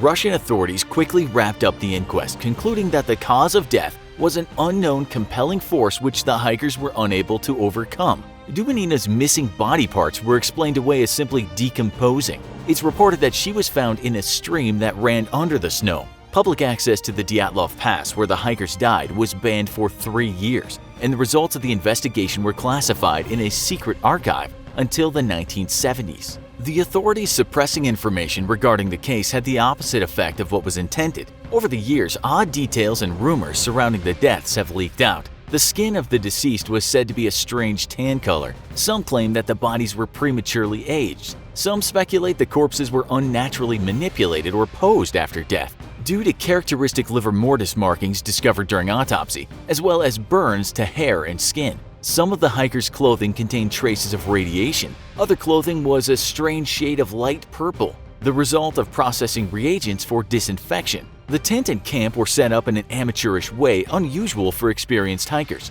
Soviet authorities removed items from the site, including some of the film. This evidence disappeared and was not entered into record. Circumventing the usual protocol, high-ranking Russian authorities came from out of town to watch some of the autopsies take place. Strange orange orbs or fireballs were seen in the sky above the mountain the night of the hikers' deaths. Some even claim that Zolotaryov was a secret KGB agent and was on the trek as part of a mission.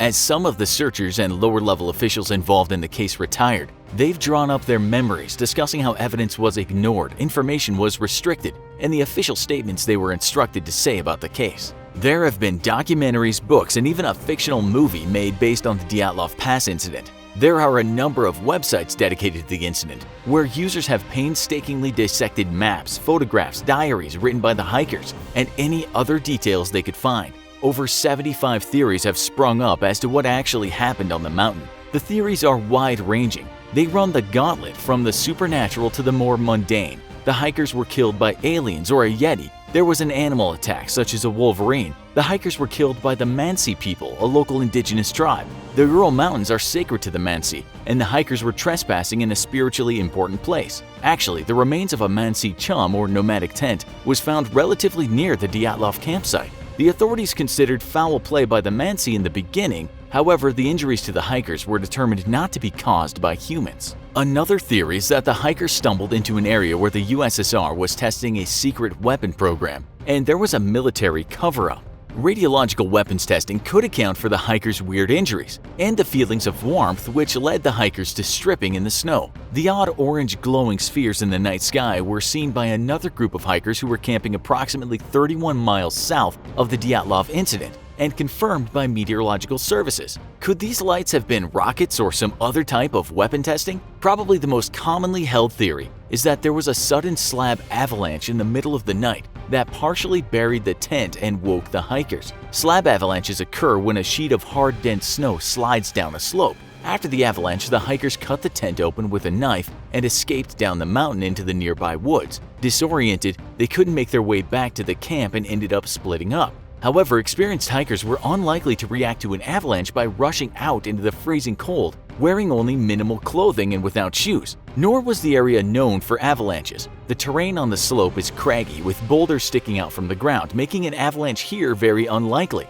There were also no signs of a recent avalanche found by searchers at the campsite. There are also theories that the hikers experienced temporary insanity, made irrational choices to leave the campsite, and simply got lost in the woods. Their distressed mental state was brought on by a bad drug trip from ingesting shrooms or a potent Mansi liquor. Recent research suggests another explanation for potentially temporary insanity in the hikers. A wind phenomenon called a Kármán vortex street could have produced a petrifying sound which is known to induce irrational fear in humans. Due to the unique topography of the area, the fierce winds that blow through the mountain pass could have twisted into a series of small but powerful tornadoes. The tornadoes whipping through the pass would have created a deafening noise. Also, under certain circumstances, the wind could produce a subtle vibration phenomenon known as infrasound. The opposite of ultrasound, infrasound has a frequency below the human hearing range of 20 Hz and cannot be picked up by the human ear. However, studies have shown that infrasound can affect the human body in many ways, including loss of sleep, nausea, shortness of breath, feelings of anxiety, and severe dread. Some locations known for being haunted by ghosts have been found to have infrasound phenomena, natural or man-made, occurring there. Exhausted and stuck in a claustrophobic tent on the pitch-black side of a mountain, with a growing sensation of foreboding, even the most stalwart of experienced hikers might freak out. Once the hikers panicked, they frantically fled the campsite without properly dressing for the elements and ended up lost in a snowstorm. As the hikers succumbed to hypothermia, they probably suffered paradoxical undressing, or the effect of cold-induced paralysis on the nerves in the vessel walls, which caused the sensation that the body temperature is higher than it really is. As a result, the victim undresses because they feel burning warmth. In February 2019, some 60 years later, Russian officials have finally agreed to reopen the case due to pressure from relatives, the media, and the public. The Russian Prosecutor General's office is eager to put all the theories about hikers' deaths to rest. They plan to involve a team of expert investigators, inspect the site, review the original case files, and interview those still alive that were originally involved. Also, they plan to utilize modern technology which was not available at the time. However, from the start, the officials have discounted the majority of the theories, saying that the Dyatlov incident was caused by an avalanche, a snow slab, or a hurricane. So it seems as if from the start of the new investigation, once again the Russian authorities are already attempting to limit the truth of what could have happened on that bitter night in the Ural Mountains so long ago. There's a good chance that there's a killer lurking in your home right now. She's probably watching you from some shadowy corner of your house, even as you watch this video. Don't bother looking over your shoulder. She's far too stealthy, and in fact, she's probably already struck. Without you even knowing it, she's already injected you with a deadly cocktail, and now you're as good as dead. If you live anywhere but Antarctica, then you're probably well acquainted with the mosquito. These flying insects are the bane of all humans during the spring and summer months, and they can ruin anything from a day at the lake to a backyard barbecue. But in many cases, they'll do more than just leave behind an itchy bump, as mosquitoes are also one of the leading disease vectors in the natural kingdom. In fact, mosquitoes are considered by many to be the deadliest animal to have ever existed, and some scientists estimate that they may have killed as many as half of all humans that have ever lived, all through the spread of various diseases and parasites. The mosquito of today is no exception, and reports of deadly West Nile virus have popped up everywhere from Canada to the United States to across Europe. You can't run, and you definitely can't hide. Mosquitoes will look for you.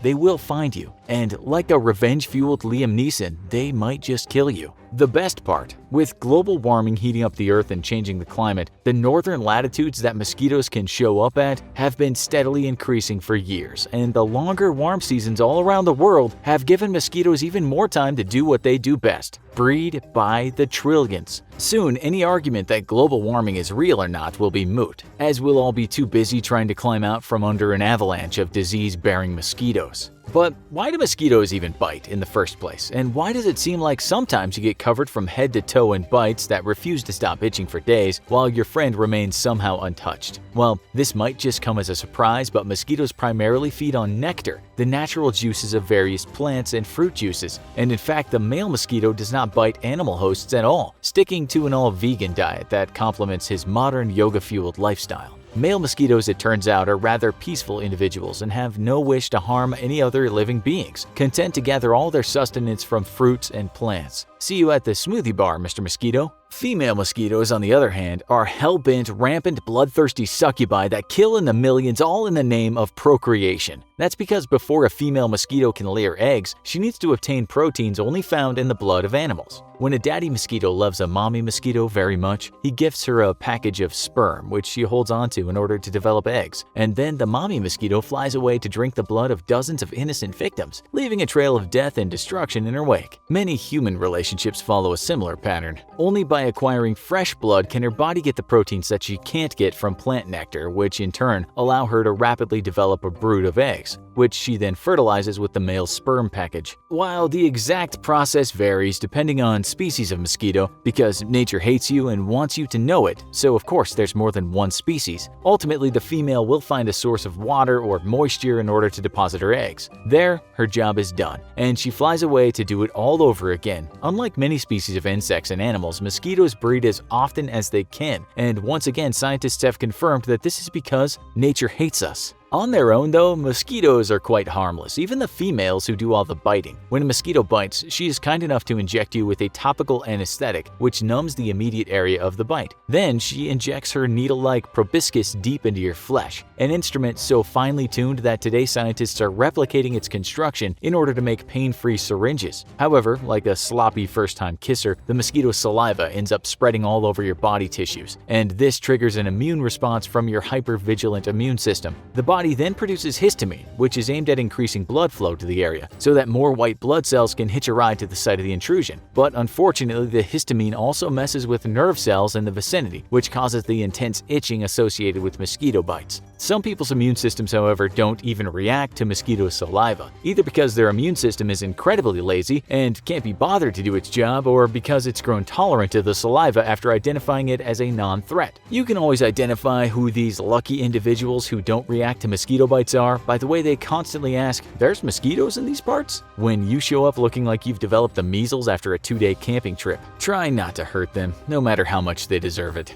On their own, mosquitoes are pretty harmless, just like sharing needles amongst drug users, triggering an AIDS crisis in inner-city populations around the world decades ago, though. Having mosquitoes fly from victim to victim and biting each is a great way to transfer diseases, though the mosquitoes use your blood to create its offspring, which we have to admit is pretty metal of them. There's bound to be microscopic portions of blood and all other things it contains left in its proboscis, which is then injected into a new host when the mosquito bites again. This makes mosquitoes the world's #1 disease vector, with between 725,000 and 1 million estimated victims a year. Most of these victims fall prey to malaria, which has been haunting mankind for millennia and still infects an estimated 200 million people every year, killing 600,000. This officially makes mosquitoes the deadliest animal on Earth, surpassing even the total kill count of humanity. By comparison, the US Civil War, the deadliest war in history, killed approximately 620,000 in 4 years of fighting. That means every year mosquitoes kill the equivalent of a 4-year American Civil War. While medicine constantly improves and access to healthcare is expanded around the world, global warming is believed to only increase these figures even into modern first-world nations like the US, where the medical bills for treatment alone will probably kill you before the disease does. So how do mosquitoes find their victims, and why do some people get bit more than others? Well, mosquitoes are capable of identifying their victims by sight given their very large compound eyes, but they're only able to see in shades of white and black. This is why individuals with darker clothing or darker skin tones are more likely to get bit than those without. They stand out better against the lightly colored sky and thus serve as a beacon for hungry mosquitoes. If you want to reduce your chance of getting bitten, then we recommend that you wear lighter colored clothing, which will definitely put a cramp in the style of any goth community that doesn't want to die of malaria. However, mosquitoes also hone in on their prey with their delicate antennae, which can sniff the air for various scents your body gives off. One of those scents, and a virtual dinner bell for mosquitoes, is that of lactic acid, which is the same acid that builds up in your body while you exercise. Its scent can leak out through pores in your skin and linger in the air, which a hungry mosquito will follow back to the source. This is especially attractive to mosquitoes because typically large amounts of lactic acid means that an individual has been moving or exercising a lot and has an increased blood flow, which will bring delicious blood closer to the upper layers of their skin. Carbon dioxide, however, also attracts mosquitoes, and every time you exhale, you're throwing up a neon sign that says, "Get your dinner right here." Surprisingly though, it turns out that mosquitoes do have their preferred victims, which might be why you're the only one in the group that gets eaten alive every time you go camping. Individuals with type O blood are basically a delicacy for mosquitoes and preferred over other blood types. There's also a genetic component which scientists have not yet identified, which causes mosquitoes to prefer you over other people, and thus lead to more bites. That's right, something in your genes literally calls out to mosquitoes to come dine on you. You can thank your parents for that one. However, there are other factors that draw mosquitoes from one individual to another which can be controlled and help reduce the likelihood of being bitten. These include the presence of abundant skin bacteria, so if you don't shower, expect to get bit more often, as well as heavy breathers. Individuals with high body heat and pregnant women are also more attractive to mosquitoes. So how do you avoid being bitten and dying to a horrible disease or parasite? Well, first of all, forget any of those scented candles you so often see for sale in stores. They have been proven time and time again to not work except in closed-in areas with no air circulation. The reason why should be obvious, but basically, even a slight breeze will disperse the smoke produced by the candles and dilute it in the environment enough that it basically becomes useless. You can forget even harder any homeopathic candles you bought from Etsy claiming to use natural remedies to keep mosquitoes away. Not only do they not work for the same reason as traditional repellent candles, but they also don't work because homeopathy is not science. Instead, spray yourself with good old-fashioned man-made chemical repellents, applying a thin layer every 90 minutes for best results. However, after what you learned here, the best way to avoid being bitten is to never exercise so you don't produce any lactic acid at all, becoming a motionless blob because any muscle movement produces lactic acid, and also stop breathing. The carbon dioxide in your breath will alert mosquitoes to your presence. Alternatively, you could use the same principle as that used in the common bear attack avoidance technique of simply being around someone who runs slower than you and just hang around people who breathe heavier than you, are pregnant, and exercise a lot. The best mosquito avoidance technique may just be to camouflage yourself in the middle of a mosquito buffet, looked over by the dozens of hungry mosquitoes on the prowl for someone more delicious than you.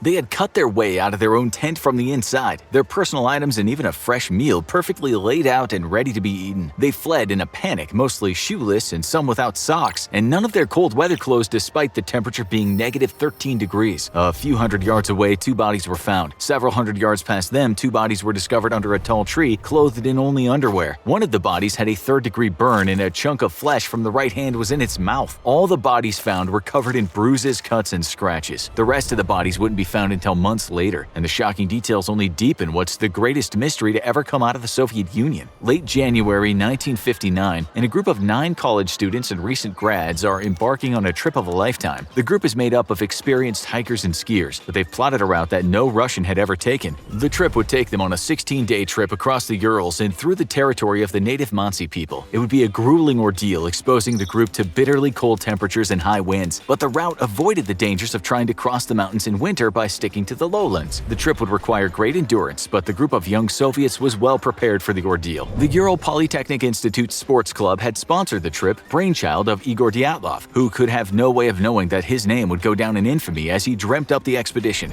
Right before leaving, however, the university administration mysteriously added a new member to the expedition, Semyon Zolotaryov. At 37 years old, he was 15 years older than most of the rest of the group. A hardened World War II veteran covered in tattoos, Zolotaryov cut an imposing figure. His inclusion to the trip is never explained by the university, despite suspicions that Zolotaryov is actually KGB. On January 23rd, the group leaves for Sverdlovsk, their jumping-off point for the expedition. Using personal journals and one communal journal discovered with the remains of the tent, investigators are able to piece together a very detailed picture of what happened in the days leading up to the mystery that would claim all their lives. Photos recovered from the group's cameras painted a perfect picture of a young group of happy-go-lucky college students and grads out on a grand adventure. As the group nears Sverdlovsk, Yuri Yudin has a painful flare-up of sciatica. The crippling pain forces him to abandon the trip, much to the group's dismay. Yudin hugs his friends goodbye, having no idea he's just cheated death. On January 28th, the group heads off into the mountains. They're never seen alive again. 8 days after the group's expected finish date, frantic family members and loved ones begin calling the university and the local bureau of the Communist Party. Search parties are immediately sent out, assisted by local Mansi hunters. Fellow students, prison guards, police, and even the Soviet military join the hunt for the missing trekkers. 5 days later, one of the search parties stumbles onto one of the greatest mysteries of the 20th century. The group's tent is discovered on February 26th after following their ski tracks for a full day. The tent is above the tree line on a mountain the Mansi called Kolatsiakal, or Dead Mountain. It's partly buried in the snow, and most mysteriously, all of the group's equipment is still neatly laid out as if they'd just settled in for the night. Ski boots and equipment is stacked by the door to the tent, and even food is laid out as if it's about to be eaten, completely untouched. What's not found is a body. Even more mysteriously, the tent had been slashed open on one side. Police wonder if someone slashed their way in for some reason until a seamstress visiting the police station where the tent is stored stuns investigators by pointing out that the tent was cut open from the inside. That would explain the missing bodies. But what in the world would cause 9 healthy, strong Russian hikers to slash their way out of their own tent, apparently in such blind terror that they left behind all their vital cold weather clothing, including boots? Further investigation of the scene revealed the trackway of the hikers as they made their way to the tree line below. The prints clearly showed that almost all of the group had not put on their boots as they fled the tent, and some were walking barefoot. The prints continued for several hundred yards until they vanished at the tree line. There amongst the trees, 2 bodies are discovered under a tall tree. The bodies lay next to the remains of a small fire, and yet mysteriously they are only clothed in their underwear. Even stranger, 12 to 15 feet up in the tree, investigators find bits of torn skin and clothing on the trunk, along with some broken branches. One of the bodies has blackened fingers and a 3rd-degree burn on the shin and foot. Inside the mouth is a lump of flesh bitten right off the right hand. The other body has burned hair on one side of the head and is wearing a charred sock. Next, investigators find 2 more bodies back up the slope facing the direction of the tent. It's clear these 2 were trying to make their way back up to the tent. A 5th body is found a few days later, also apparently trying to get back to the tent. This one is found with a small fracture on their skull. All of the bodies, however, are covered in cuts, bruises, and scratches. Investigators are now assuming a homicide has taken place, yet none of the evidence points to the presence of anyone not from the original group. No murder weapons are found, and no signs of foul play. Toxicology reports come back clean. Investigators hope that the discovery of the 4 missing bodies may help shed light on the mystery. They would be wrong. As snow begins to melt, a Mansi hunter discovers the remains of a makeshift snow shelter 250 feet from the tree where the 2 burned bodies were found. Inside the shelter is bedding made out of branches, along with black cotton sweatpants missing one leg and the left half of a woman's sweater. Authorities begin to probe the snow in a search for the bodies, and soon discover the 4 missing bodies buried under 10 feet of of snow on a rocky stream bed. One of the bodies has a head injury so severe that pieces of bone have been driven into the brain. Two others have crushed chests and multiple broken ribs. One has a hemorrhage in the right ventricle of the heart. Another is missing its lips, and a third is missing its eyes, tongue, and part of the upper lip. The medical examiner remarks that the injuries would be similar to what would be expected if the bodies had been found at the scene of a car crash. The bodies are also discovered to be wearing pieces of clothing removed or cut from the 5 bodies discovered earlier, indicating these 4 survived longer than the first 5 found. Greatly deepening the mystery, several of these clothing items emit very high levels of radiation, and a radiological expert testified that as the bodies have been exposed to running water for several months, the original radiation levels must have been much higher. The investigation is abruptly closed on May 28th. The original intent had been to determine if a homicide had taken place, and whatever happened to the group of 9, it was clear they had not been murdered, at least not by anything human. Independent investigations are immediately launched, with dozens of different theories offered on what exactly happened to this group of seasoned hikers in great physical shape up in the Ural Mountains. What could have possibly caused 9 people to cut their way out of their own tent, flee into a raging blizzard with no cold weather gear or even shoes, and then be discovered with high levels of radiation, broken and mangled bodies, and third-degree burns? Theories fly wild and free. One investigator discovers burn marks on several trees and concludes that some sort of heat ray was used on the hikers. He backs this conclusion up with reports from locals having seen strange balls of light in the sky in the area. The very last photo in one of the group members' camera is of strange flares and streaks of light against a black background, though this is common of the final photo taken with a film camera. The possibility that the group was attacked by a Yeti is also raised, as one of the other group members' photos shows a dark hulking figure amidst some trees, yet no tracks except for the groups are ever discovered. Perhaps the Americans did it. Why was 37-year-old Semyon Zolotaryov attached to the expedition at the last minute by the university? His service record contained large gaps indicative of someone who is likely in fact working for an intelligence agency such as the KGB. Could the group have run afoul of CIA operatives or American mercenaries after a deal gone wrong with Zolotaryov? The most popular theory, however, is that the group inadvertently wandered across a test of a secret Soviet weapon. It's believed that some sort of missile launch went wrong and rained debris down on the tent, forcing the group to flee. That would explain the third-degree burns discovered on 2 of the bodies, and perhaps even the presence of a potential KGB agent, perhaps attached to the group to monitor them as they passed through a secret military testing site. Yuri Yudin, who was forced to abandon the trip due to his sciatica, would go to his death, claiming that the group was removed from the tent at gunpoint and killed, either by American CIA agents or the Soviet military. Now, however, we finally know what really happened on that fateful night in 1959. In 2019, the case was reopened for investigation, and Andrei Kuryakov, a prosecutor, was put in charge. Using photogrammetry from the original investigation's photos of the scene, his group was able to better estimate the real location of the tent several hundred feet from where it was originally believed to have been located. This would prove crucial to understanding what happened that night. This new location placed the tent on a much steeper section of the mountain. Weather reports from the night in question show that the winds had been gusting up to 65 miles per hour, with temperatures at minus 30 degrees. Photographs from the hikers show that they had cut deep into the snowpack at a right angle to the slope as they pitched their tent, trying to shelter themselves from the incredibly strong winds. What would normally be a smart survival move would prove to be fatal. The group's cutting into the snowbank had inadvertently weakened the entire snowbank. As the blizzard raged, additional snow was heaped into the structurally weakened snowbank. Sometime in the evening, the snowbank gave way, and a 3-foot thick slab of snow slammed into the tent from above. With up to 1,000 pounds of snow smashing down on the skiers, immediate injuries would have been severe for those in the most unfortunate locations inside the tent. The incredible weight would have also prevented the group from getting most of their gear. But even more importantly, the sudden shift in the snow would have triggered an instinctual fear familiar to every mountaineer in the world: avalanche. This would explain why the hikers cut their way out of the tent and fled into the night, downhill and toward the tree line. The suddenly shifting snow would have appeared to them as the beginning of an avalanche, and their only hope of survival would have been amongst the trees. There was simply no time to retrieve any clothing or cold weather gear. The group eventually took shelter under the cedar tree where 2 of the bodies were discovered. They built a fire, but somebody was forced to climb up the tree to find dry branches nearer to the top, explaining the skin and bits of clothing found on the trunk. With massive wind gusts, however, no fire could warm the ill-equipped group, and it would not have taken long for 2 of them to succumb to hypothermia and die. The third-degree burns discovered on the body could have been from a desperate attempt to get warm, or from falling over into the hot coals after death. The flesh discovered in one of the corpse's mouths was likely the result of delirium, the individual biting savagely into his own hand. The 7 survivors then cut the clothes off their 2 dead comrades, explaining why they were found in their underwear. The group now split up, with 3 of them, likely the strongest, heading up the mountain to the tent to attempt to retrieve their cold weather gear and supplies. And at this point, the group likely realized an avalanche was not coming, but in the driving snow and dark of night, there would have been little hope of them finding their way back to the tent. Thus, the 3 froze to death on the slope of the mountain, only only a few hundred yards from the salvation of warm clothing. The other 4 decided to build a snow survival shelter and huddle for warmth, likely to wait out the night and seek out the tent in the morning. However, the group hit yet another stretch of bad luck as the spot they picked to dig lay right above a stream. This particular stream doesn't freeze in winter, and instead hollows out a deep tunnel under the snow and ice through which it flows. As the group dug down into the snow, they accidentally breached the tunnel, causing it to collapse. The 4 fell into the stream below and were buried under 15 feet of snow, the crushing weight of it causing the injuries discovered on the bodies. From here, scavengers discovered the bodies and ate the various missing parts of the corpses' faces. This still left the mystery of the high levels of radiation though, but that too could be solved with some background info on the skiers themselves. One of the skiers had actually worked at the site of the world's 3rd worst nuclear accident, the Mayak nuclear complex. An explosion of radioactive waste had spread a plume 200 miles north into the East Urals. The hikers had even helped with the cleanup, and one of the other hikers lived in a village inside the contaminated zone itself. High levels of radioactivity would thus be likely amongst the personal clothing of both these individuals. The explanation had not satisfied everyone, but to date remains the most realistic and plausible explanation of what happened to the 9 hikers on that fateful night in the Urals. Ultimately, the only people who know the truth tragically died in the prime of their lives, and if the Soviet government was truly involved, then they've kept the secret of their deaths for 60 years.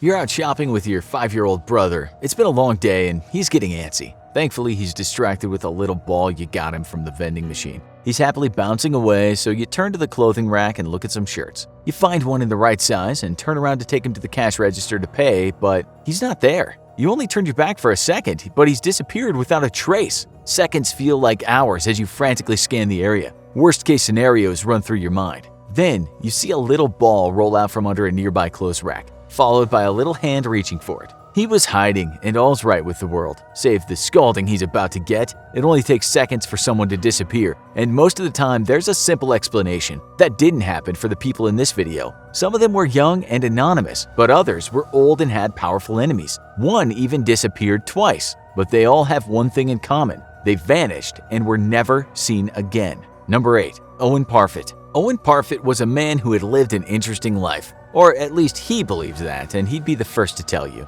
He claimed to be a pirate, a ladies' man, and an adventurer. But in the 1760s, he was an old man who could barely walk and lived with his sister in Shepton Mallet. This sleepy town in southwest England was the last place you'd expect a mystery to be found. But mystery found Owen Parfitt one stormy day. Owen liked to spend his evenings sitting outside, but needed the help of his sister and neighbor to go get into his old chair on the front porch. After securing him in his chair for the evening, his sister went inside. The only people around were some farm workers down the road. As the sky darkened, Owen's sister came outside to bring him in away from the lightning, but Owen wasn't in his chair. There'd been no sign of struggle outside and Owen hadn't made any noise. But there was no sign, and a disabled man certainly couldn't disappear on his own. Owen's sister approached the farm workers and neighbors to search the neighborhood, but no trace of him was ever found. Many rumors circulated around Shepton Mallet about where the old man had gone. Some say that he was taken by the devil to fulfill an old debt. Others said some old pirate enemies had kidnapped him in revenge. In 1813, a skeleton was found nearby, making many people sure the mystery would be solved. But medical experts identified it as a woman's skeleton, and Owen Parfitt's last adventure remains unsolved to this day. Number 7. Barbara Newhall Follett. One of the most famous people to ever disappear without a trace, Barbara Newhall Follett became a household name when most of us were still in middle school. The author of the novel The House Without Windows, she burst onto the literary scene only at 12 years old. A homeschooled and reclusive young woman, she had a troubled home life and felt that she'd already reached her life's peak by her teens. When the Great Depression hit, she was forced to move to New York and work as a secretary. There, she met Nickerson Rogers and was married by 18 years old. Their marriage soon hit rocky waters, and she believed her husband was cheating on her. They fought, and on December 7, 1939, she stormed out of their apartment with only $30 on her. Rogers assumed she'd be home shortly and waited for her, but he would be waiting a very long time. It was 2 weeks later when he finally reported Follett's disappearance to the police, and 4 months before a missing persons notice was issued. Because the bulletin used her married name, Follett's disappearance didn't attract much attention. Follett was never found, but her mother Helen never stopped searching. As the years went on, she became more suspicious of Rogers and accused him of being involved in her daughter's disappearance. Although she demanded the police investigate Rogers, no evidence of foul play was ever found. Barbara Follett's disappearance remains unsolved, and the girl who was thrust onto the national stage early had managed to disappear into thin air. Number 6. Keith Reinhard. Keith Reinhard was a sports reporter who was tired of the daily grind. He had dreams of opening up an antique shop and decided to move to the quiet town of Silver Plume, Colorado in 1988. His old friend Ted Parker lived there, and he was looking forward to the proximity to another man who loved the outdoors. But tragedy and mystery would follow Reinhard and Parker as they settled into their new life. Reinhard opened up his antique shop and hoped his wife would join him soon, but he soon learned that his building had a dark secret. The previous owner, Tom Young, had vanished a year earlier, with his body found 10 months later along with his dogs, both shot to death. One day, not long after the gruesome discovery, Keith decided he would climb to the top of nearby Pendleton Mountain, the site of the bodies. He visited Ted, who assumed his friend would back out when he saw how hard the climb was, but Keith Reinhard made his way up to the mountain regardless and never came down. Those who saw him before he set out said he carried no supplies. Helicopters searched the mountain for signs of him for days, but no sign of Keith Reinhard was ever found. A search of his business found that he'd been collecting news reports of Tom Young's disappearance and had been writing morbid poetry. Some locals suspect it was a suicide. Others say he planned his disappearance to escape debts and a failing business. Others say that whoever killed Tom Young had claimed another victim. But Keith Reinhard has never been found, dead or alive. Number 5. Ray Gricar. Working in law enforcement will earn you powerful enemies, and one Pennsylvania district attorney might have found out that the wrong way. Ray Gricar was a veteran lawman, serving as Center County District Attorney for 20 years. He was ready to retire in 2005, planning to step down after the end of his term, but he never got to serve out that last term, and instead became the subject of one of the most mysterious disappearances of the 21st century. On April 15, 2005, Gricar called his girlfriend Patty Fornicola to let her know he was coming home only minutes away, but he never returned home, and soon she called the police. Even though he was only missing for hours, he was a prominent citizen, and the police sprung into action. The next morning, they found a disturbing sight in a local parking lot, his red Mini Cooper, with no sign of Ray Gricar. There were no signs of foul play, but if Gricar had left on his own, he made sure he couldn't be found. His cell phone was still in the car, but his computer, keys, and wallet had been taken. There was no sign of foul play, and many suspected suicide. Gricar's older brother Roy had committed suicide in 1996, and the car was found in a similar position to Roy's on that fateful day. His laptop was found at the bottom of the Susquehanna River months later, missing its hard drive. A damaged hard drive was found months later, but it was badly damaged and not giving up its secret. Gricar's daughter petitioned the court to declare him dead 6 years later, and his fate remains unsolved.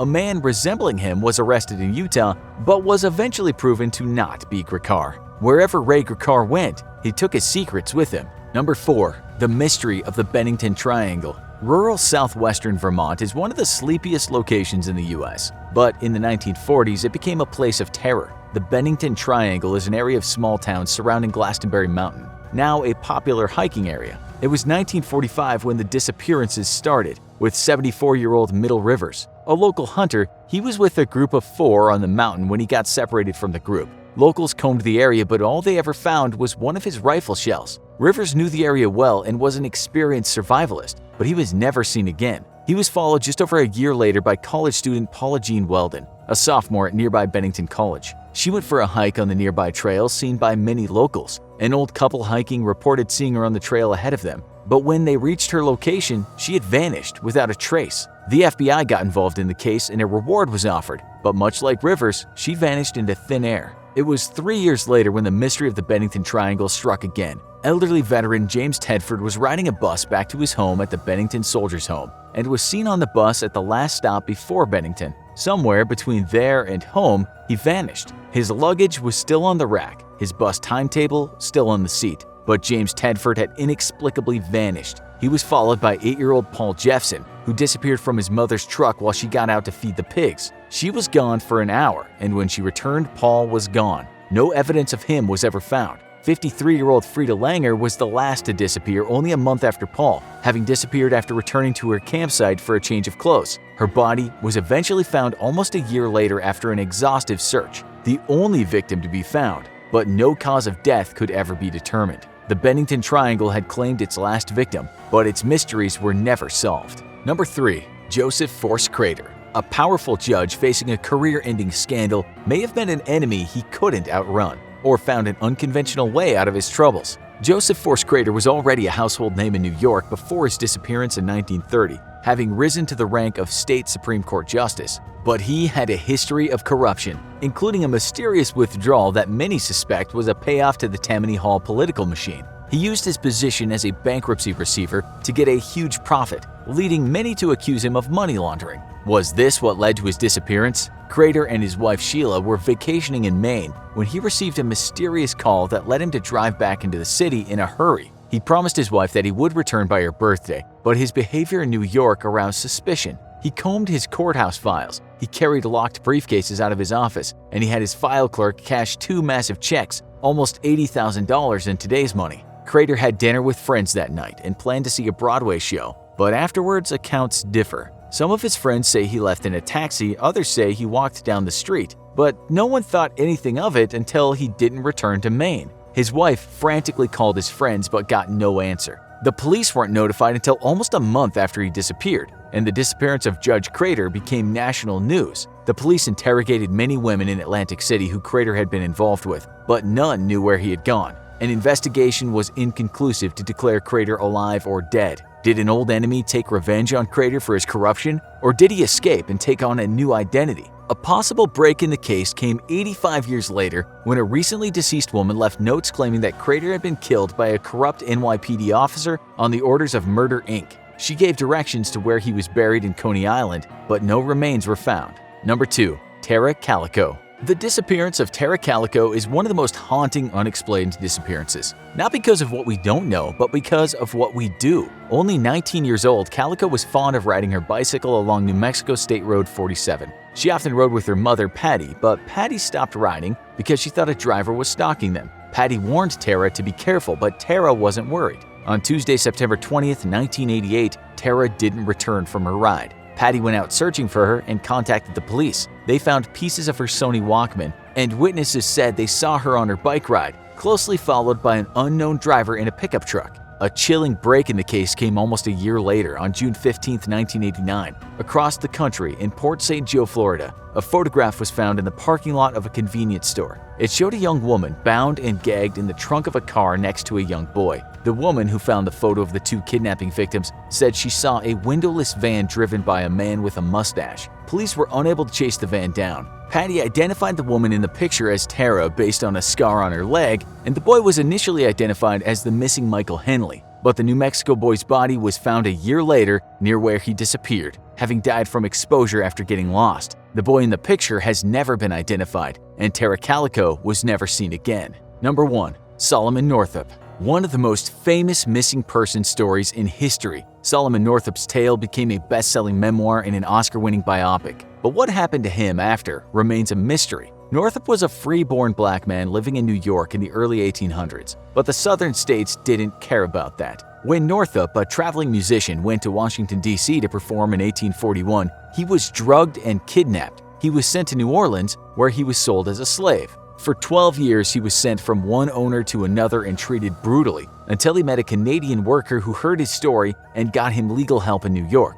Upon his return to New York in 1853, he published his memoir, 12 Years a Slave. But the years of hard labor and beatings had taken their toll on Northup, and he was reported to be a drunken and depressed man. Although he found a second career as a speaker on the brutality of slavery, he often faced violent crowds opposed to his message. By 1858, he had disappeared off the map, and not even his wife or children knew where he was. Many speculated he'd been killed by his enemies who wanted to silence him, or had been kidnapped again and sold into slavery despite being an older man who would be of little use on a farm. A more optimistic rumor is that he couldn't stand doing nothing while others were in slavery and he left to join the Underground Railroad. Or maybe while drinking to escape his horrible memories, he simply met his end by falling into a nearby lake. Solomon Northup's words impacted the world long after he was gone, but the man disappeared without a trace.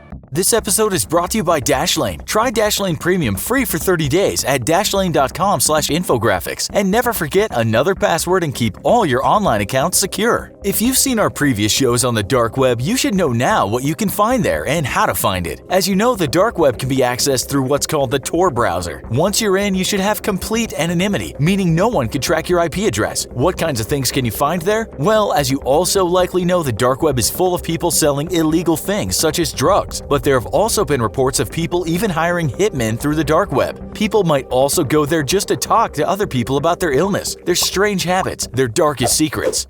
Today, we're going to unravel something a little more mysterious. In this episode of The Infographic Show, can you really order a mystery box from the dark web? Let's first explain a phenomenon known as unboxing, as not all of you follow the same trends. Around a decade ago, people would appear on YouTube literally taking things out of boxes. This might just be people unboxing tech products and then explaining how that product works, reviewing it, playing around with it. This became such a hit that companies would soon start doing their own unboxing videos or sending their products to popular channels to be unboxed. It's not all about how-to videos though. One of the most popular channels is Ryan's Toy Review, in which a 7-year-old kid opens toys.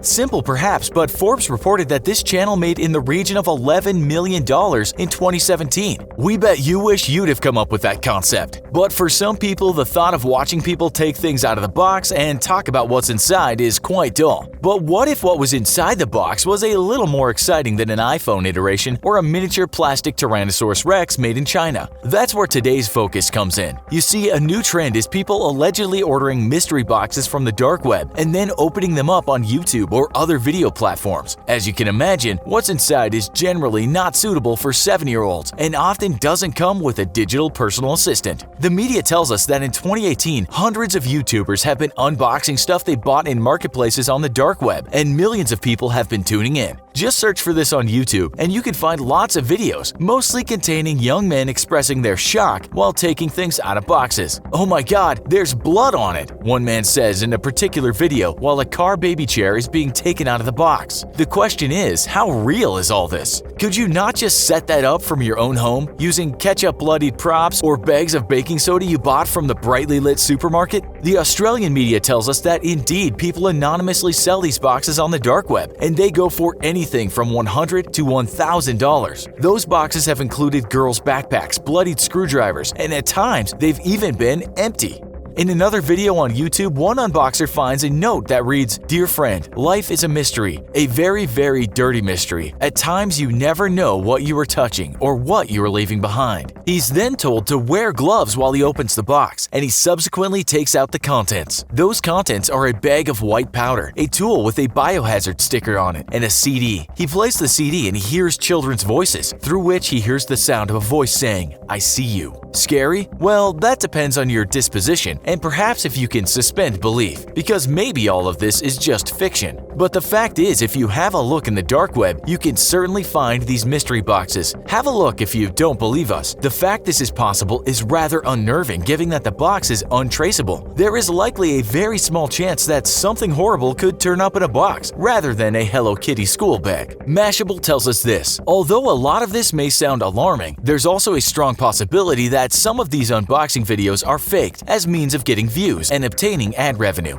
Yep, Mashable, we think most people are aware of this. It seems fairly obvious to most of us that if someone really did buy one of these boxes on the dark web and then video the contents being opened, if those contents could lead to a criminal charge or at least start a criminal investigation, then that video would not appear on YouTube. Sometimes the opening of these boxes is called the Deep Web Challenge, but one must always be skeptical regarding how challenging the unboxing really is. Perhaps the biggest challenge is acting shocked, shamed, surprised, disconcerted, while making some creepy form of entertainment. Now we go over to Reddit, where one person writes this in the intro of a long piece of writing. "I don't know why I didn't realize a clear majority of these videos are fake and staged for the scare factor, but I didn't." Lo and behold though, when he finally gets around to purchasing a box, he is shocked to find something that chills his bones. It's a book, he says, that contains photos of the house he grew up in. Each numbered page contains a Polaroid, photos of places, things, but one page, he says, contained a picture of a mask, handcuffs, a gag, and a bottle of some sort of drug, it looked like. He sees his own parents tied up, himself as a kid. Oh, and then he throws the book away and he sees a hooded figure looking through his window. It turned out by ordering this box, he got his parents killed. What this is, of course, is an old trope used in horror movies, wherein an added bit of realism is used in the form of skepticism, i.e., I don't believe in the boogeyman, but then this happened to me. It's basically the campfire ghost story, and the best ones use realism to get you listening and then throw in the scare. Other stories have appeared on Reddit that are similar, and it seems that some people believed the tale. That is terrifying. I would contact the authorities right away. Wish you the best and please keep us posted, writes one person after reading a wicked tale of a mystery box. We can only congratulate the writer of the post and hope that he or she has a great career in fiction writing. Are we being too skeptical? We don't think we are, but that doesn't mean that some of these videos are well made, well acted, or well told. We agree with this person writing on Quora. The whole idea behind the mystery box is a scam. I've watched many videos on YouTube about mystery boxes, but later come to the conclusion that no sane human being will be willing to buy a piece of garbage. That's not to say that you can't buy a mystery box on the dark web. We haven't ordered one at the infographics show, so we can't say for sure. We can, however, go on videos and research and conclude that people are unboxing to create an audience. It's a show, nothing more and nothing less. Sure, you can find media, mostly of the tabloid ilk, all over the world talking about YouTubers opening these sinister boxes. Videos guaranteed to freak you out, 100% genuine, and that you won't believe are real. But those media are just getting on the bandwagon and generating their own audience. You might also accuse us of doing this, but at least we're trying to give you an informed piece of entertainment. We're calling these videos out as fake, but at least well-made videos for the most part. This isn't to say, of course, that you can't find white powder, often grown in Colombia, on the dark web. It doesn't mean you wouldn't find that in one of these mystery boxes. One very real journalist writing for the independent newspaper did explore the dark web and did buy illegal things. But when he talked about mystery boxes, he was too skeptical. There were dozens of videos with millions of views, yet there was something that didn't seem quite right about them, he said. The contents of the boxes seemed to fit the stereotypes of the dark web so much that it seemed staged. What did he do? Well, he tried to order a mystery box, of course. Finding one wasn't that easy, and he had to do a lot of searching. He writes that he finally found one trusted vendor willing to sell him a mystery box. He not only sees that others that had bought such a box gave them a thumbs down, but the seller wanted around $1,500 for the box he wanted. That's a bit out of the price range for a journalist, so he asked the advice of someone who has written 2 books about the dark web and has spent years going through it to see what she could find. Her name is Eileen Ormsby, and a quick search will show you that she is certainly an expert on the dark web. This is what she said to the journalists. Mystery boxes are just silly. The ones on YouTube are primarily total hoaxes invented by the YouTubers themselves for the clicks. She did add, though, that now such boxes are popular, no doubt someone is taking advantage of that and selling them. But they're just full of junk. They don't contain murder weapons or possessed dolls. It's all just a great big hoax, as we said. During her investigations into the dark web that lasted years, she failed to find many of the gruesome things that supposedly exist in this place. While arrests have been made of people doing horrid things in the dark web, it's not something all over the dark web as we're sometimes led to believe. As for mystery boxes, the only mystery to us is how some people believe these videos are real.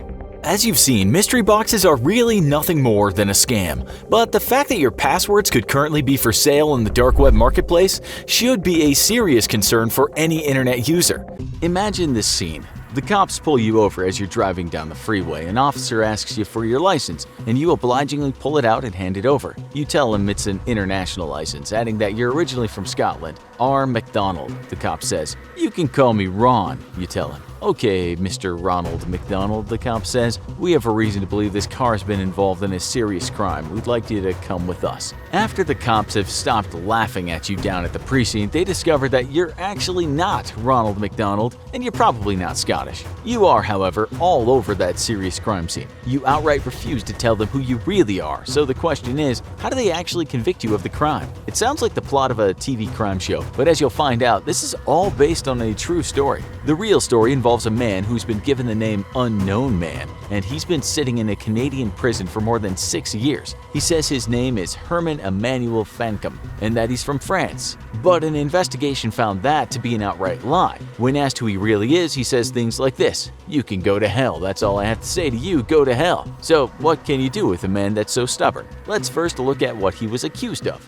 He was involved in a pretty serious fraud case back in 2013. A Toronto man put an ad online for a commercial property and 5 guys responded to that ad, one of them being our unknown man. They said they could pay for the place, but there was a catch. They said a large sum of money was on its way from South Africa and that the cash was coated in a kind of black ink. That's the only way they could get the money out, they told the man. They told him that the coating wasn't that hard to remove, but you needed a very expensive chemical to remove the ink. They then produced a huge chunk of cash and showed the guy how this chemical could remove the coating. They told the guy that they needed his help to bring in more money and buy more chemicals, and no doubt the guy was going to get quite a bit of cash out of the deal. He ended up giving the guys $450,000, and later he discovered that the cash he'd already had was fake. The men disappeared, of course. After this happened, the cops said these guys were experts at this kind of scam, and they said they preyed on various people. The police claimed that they were good at their job, telling the press many of the suspects in this scam are very good at building rapport with the victims. They're very clever, they're very devious, and they practice this. Those early reports said a 32-year-old man from Montreal had been arrested, and his name was Fankum. We now know that this is not true, and he might not have even been 32. So how did he even get to Canada? Well, we know that he got on a flight from Cuba and arrived in Montreal on October 28, 2012. He had a French passport. At immigration, he was asked what the intention of his visit was. He said that he'd been to Canada before and had friends here. He added that he was visiting again because his buddy's sister had died and he'd been asked to attend the wake. Okay, Mr. Frankham, enjoy your stay. But then he was there to meet his crew and to start scamming wealthy Canadians. Things looked okay on the outside. He had a reservation at the Days Inn in Montreal. He had over $3,000 in a bank account and had a return ticket home. If you didn't know, some immigration officials in many countries will ask you for those 3 things if they suspect you're not a genuine tourist: proof you have cash for your stay, hotel reservation, and a return ticket. This man was given a 10-day visa, and that was that. Except he had no intention of staying 10 days or using that return ticket. He was also intending to fatten that bank account of his. After the crime was committed, an investigation pointed toward the unknown man, and he was found in a hotel. The thing was, he had ID, but not the ID he had showed at the airport. He told the cops that his real ID, the Fankham passport, was someplace else. Since this case involved a foreigner, the Canada Border Services Agency was called in. He got lucky too, because he wasn't actually convicted in the fraud case. Canadian prosecutors said just deport him. Simple. But it wasn't that simple. The unknown man actually told the cops that he wanted to stay in Canada and face the music. The authorities wanted to send him packing back to his own country, but where in hell's name was that? Fankham explained why he wanted to stay in Canada. I asked for a trial so that I could settle the allegations against me. My right is to prove that I am not guilty,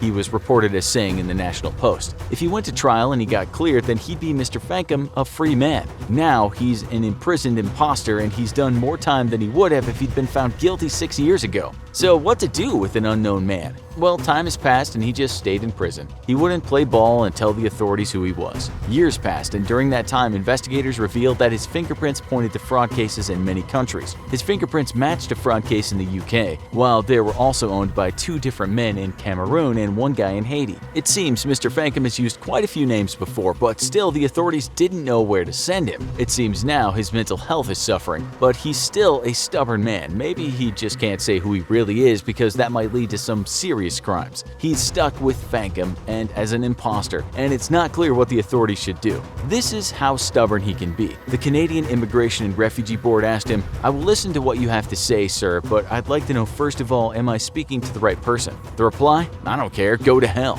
He's certainly not who he says he is, because the French police did a massive bust of a ring that had been counterfeiting passports, and they discovered that one of the fakes was none other than a Mr. Herman Emmanuel Fankham. The French told the Canadians that they believe the unknown man is Cameroonian. The Cameroonian authorities believe that he used to sell clothes in the country and then moved to the UK, but they didn't know what his real name was. The British said his fingerprints were on file under a Cameroonian national named Boun Emmanuel Fabil. He was convicted of having fraudulent documents and did an 8-month sentence in London lockup. After his release, he stayed in the UK and created a new identity, after which he was arrested again for fraud under a different name and served another year. This globetrotter might also be wanted in Germany. The United States Department of Homeland Security said, okay, let's use facial recognition technology. That seems to have happened, and the Canadian Immigration and Refugee Board appealed in 2018 to get the man released. That didn't happen, and he's still in prison today. A man died brutally in Japan around 3,000 years ago. When archaeologists uncovered his bones, they found almost 800 traumatic lesions on the skeleton. And this wasn't the worst part. His left hand and right leg were completely missing. Who or what would mutilate someone in such a horrible way? Scientists have finally solved the mystery behind this 3,000-year-old cold case. When the remains of the victim were found, archaeologists named the man Tsukumo number 24. The bones were radiocarbon dated, and it was concluded that the man lived between 1370 and 1010 BC. This was during the Jomon period of Japanese history. The word Jomon means cord-marked or patterned and comes from the designs on pottery from this period in time. During this period, the peoples of Japan were Neolithic hunter-gatherers. The body was found near the Seto Inland Sea, where there was access to plentiful sources of food from the ocean. The Jomon period was a nomadic time. However, there has been evidence uncovered showing that people were beginning to harvest from the land. The technology used during this period was basic stone and wooden tools. They used knives and axes along with bows and arrows to hunt. This will be important later on when the analysis of number 24's wounds is discussed. When the mutilated skeleton was first found, archaeologists didn't know what to make of it. At first, they thought that the body must have been scavenged by animals after the man had died. But upon further inspection, the remains were found to be undisturbed from their resting place. Whatever happened to number 24 happened while he was alive. Researchers wondered if this may have been one of the most brutal murders of all time. Unfortunately, murder cases tend to go cold after only a few weeks, and number 24's murder had occurred almost 3,000 years ago. After scientists examined the bones more thoroughly, they were left with more questions than answers. Who could have committed such a gruesome murder? Some of the lesions into the bones were deep,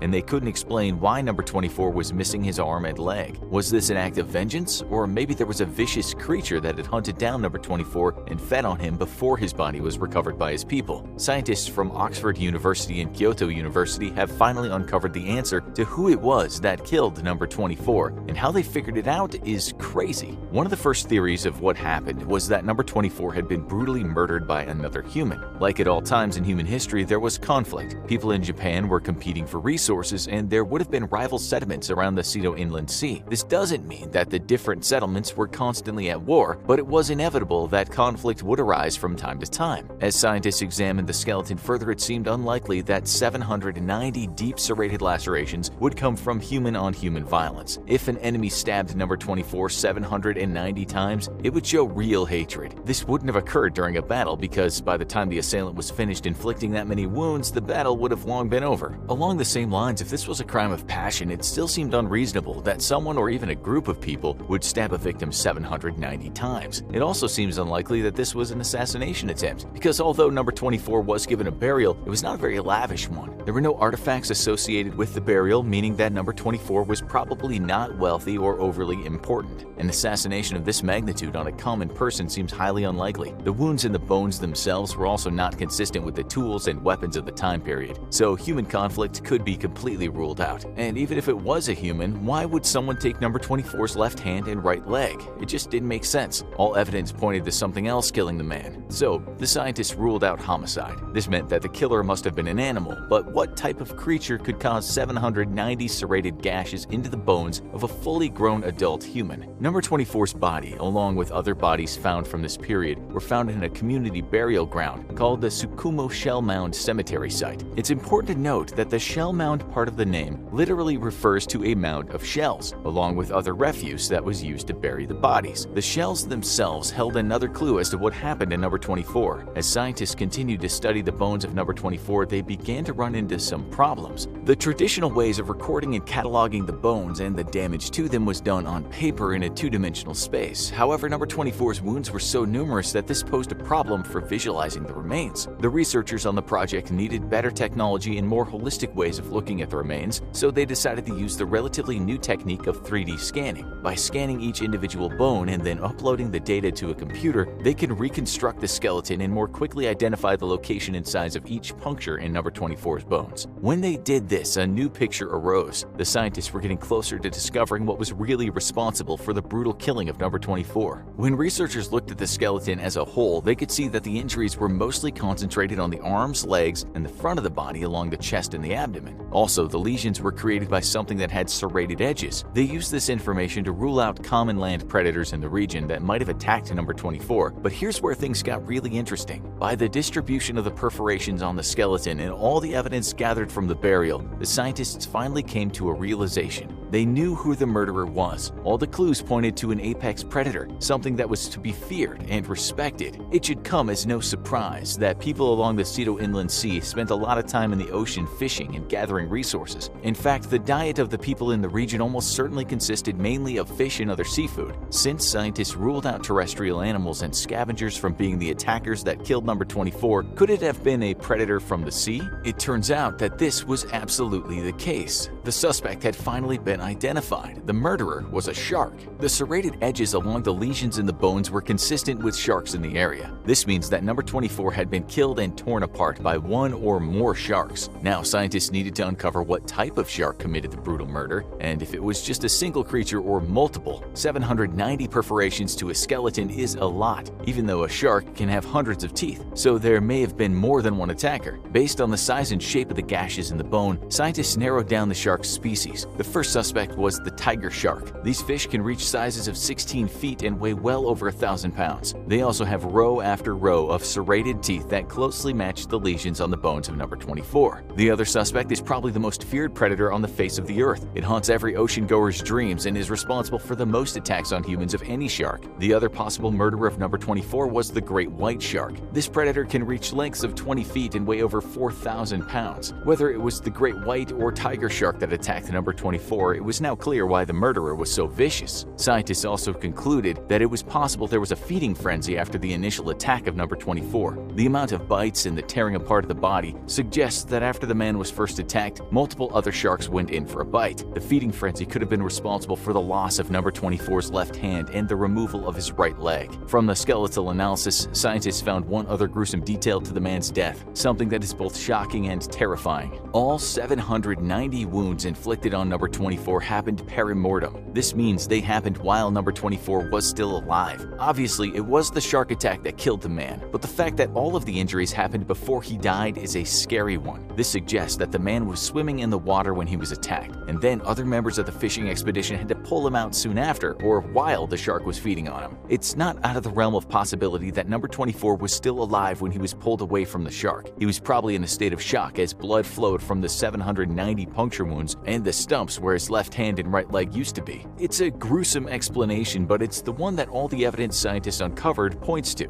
The reason that the researchers believe the bites all happened while the man was still alive is that there are no signs of healing or injury to living bone. This means that the man had died before his body could repair the wounds, or they could degrade further. Therefore, the attack occurred and death soon followed. The scientists took the analysis a step further and hypothesized that number 24 was attacked from underneath while he was at the surface. He was probably bitten in the legs first, and then as he tried to defend himself using his left hand, the shark got hold of it and tore his hand off. After the initial attack and the loss of his hand, number 24 most likely passed out from his wounds. Somehow, other people in the water with him were able to pull number 24 away from the shark, but the fact that the left hand and right leg went missing from the burial suggests that the shark swam away with it in his belly. It's the way that number 24's body was buried that allowed scientists to uncover so much information 3,000 years after the man was brutally murdered by the shark. The calcium carbonate in the shells of the burial preserved the bones incredibly well. It protected them from decomposition that would have made the analysis of the remains by scientists at Oxford University and Kyoto University impossible. But thanks to modern technology and the dedication of the scientists who analyzed the remains, this 3,000-year-old murder mystery has finally been solved. The murderer was a shark, either a tiger or great white. Number 24 was alive when the shark attacked him. He lost his left hand and right leg, probably while trying to fight off the shark, and somehow his people were able to recover his body before the creature or creatures tore it completely apart and consumed him. This is the first ever recorded case of a shark attack on a human.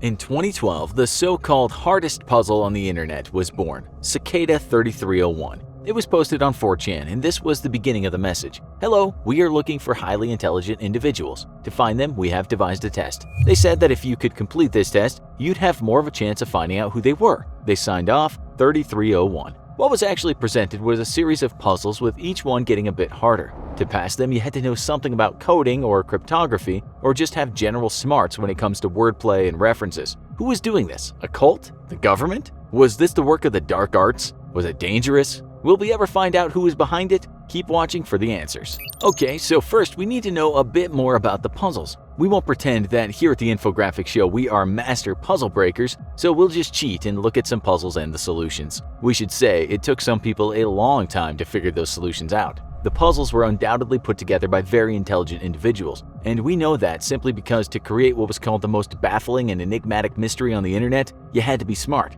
And we're looking for people who no doubt already hold high positions and likely work in IT and internet security. There are also rumors that an organization such as the NSA or MI6 could be doing it as a recruitment strategy, or that some cyber cult was just messing with people's heads. So in that original image and message, when the 3301 guys invited people to play, there was a hidden clue. You had to download that image and then you would see some lines of code. And in that code, you would read Tiberius Claudius Caesar, say LXXT greater than 33M2MQKYV 2GSQ 3Q equals W right bracket O2NTK. What does that mean? Well, not much to most of you, but it's a cipher, which was a way to say something using disguised languages or symbols. Gangsters sometimes use ciphers when they pass notes in prison. A man named the Zodiac used ciphers to communicate with the police and lead them on a chase. You get the picture. You could have worked out how this cipher worked, or you might have used the internet to find the way to decode it, but if you were successful, you would have ended up with this image. If you read that, you might see a clue that tells you a certain stenography program needs to be implemented with this image. Stenography, by the way, is like shorthand. You know, like when journalists used to take notes fast and they had to shorten the words and sentences. Some people ran that image through a stenography program and they were taken to a place with more puzzles with images or sets of numbers. This is what we mean by the rabbit hole. It just keeps getting deeper and deeper. There were more images and more hidden messages, and this seemed endless to those taking part. They might have found some text that read, "The key has always been right in front of your eyes. This isn't the quest for the Holy Grail. Stop making it more difficult than it is." It seems the people behind the puzzle were really enjoying their game. There was text from some of the earliest known written fictional stories, such as the Tales of King Arthur. At one point, a person could have found a phone number and had to call that. There was, of course, a message awaiting them. The accent was North American, but that doesn't mean the sender was American. This is what he said. "Very good, you've done well. There are 3 prime numbers associated with the original final.jpg image. 3301 is one of them. You'll have to find the other 2. Multiply all 3 of these numbers together and add an A.com to find the next step. Good luck." Later, the problem solvers came up against something even stranger, and that was a bunch of coordinates from all over the world. What did this mean? Well, if you followed one of those coordinates, you might have found yourself in Poland, South Korea, the west coast of the USA, or in Australia or Hawaii. At the spot, you'd find a poster with a print of a cicada on it, and also a QR code. There were more clues in that code. What did this mean? Well, it meant that these guys were a big team and they could put up posters in locations all over the world. This wasn't some solitary outfit working in a dark London basement or a New York penthouse loft. It was about this time that people started thinking, who the hell are we playing with? These guys are serious, they're global. The fact that the people at the Cicada kept using strange references just made this whole thing more mysterious and perhaps frightening. At one point they referenced something called Agrippa, a book of the dead. The words and images in the book were printed with photosensitive chemicals so that with time they'd disappear. There's also a poem stored on a floppy disk, but it's single use, meaning after use it becomes encrypted and you won't be able to see it again unless you crack the encryption. Sometimes people had to go to the dark web to find more information, and in every case, the person had to know a fair bit about encryption and code breaking to get farther. There was even a musical cryptogram. It sounded like this, and it contained a hidden message. If the person solved the puzzle, they would be taken to a page, but if they arrived there too slow, they might have read a message that said leaders were wanted, not followers, and the game was over for them. Only a select few could win, and those folks were promised a pot of gold at the end of the rainbow, or at least a big reveal. So what happened if you got that far? Well, Cicada3301 posted a message on Reddit when the first game was over and stated that they now had the intelligent individuals they were looking for. "There will be no more opportunities like this one," read the message, which signed off with a PS, and this again was a bunch of numbers that needed unscrambling. Then a year later, another puzzle ended up on 4chan, and again some people were sent on the puzzle trails, and only the fastest and best passed. Some folks had actually been waiting for another opportunity, having failed the first time. Some of those people believed that a great job or something wonderful and mysterious waited for them where the rabbit hole ended. They will have read this message at one point in the puzzle. "Hello, Epiphany is upon you. Your pilgrimage has begun. Enlightenment awaits." Sounds cool, huh? But many people failed to finish their pilgrimage and become enlightened. The digital Holy Grail was hard to find, worthy of Arthurian legend. It wasn't always about cracking code either, you had to be well read.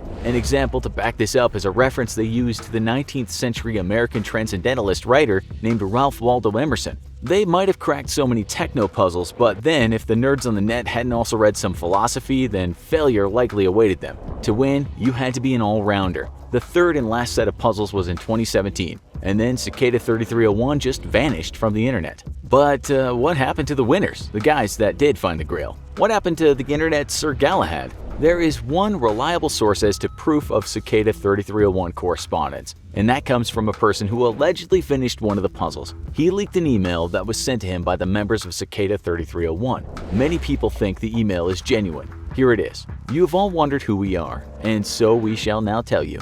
We are an international group. We have no name. We have no symbol. We have no membership rosters. We do not have a public website, and we do not advertise ourselves. We are a group of individuals who have proven ourselves, much like you have, by completing this recruitment contest, and we're drawn together by common beliefs. A careful reading of the text used in the contest would have revealed some of these beliefs. That tyranny and oppression of any kind must end, that censorship is wrong, and that privacy is an inalienable right. So, to join the club, you have to win the game, and then the only rule of Cicada 3301 Club is that you don't talk about Cicada 3301 Club.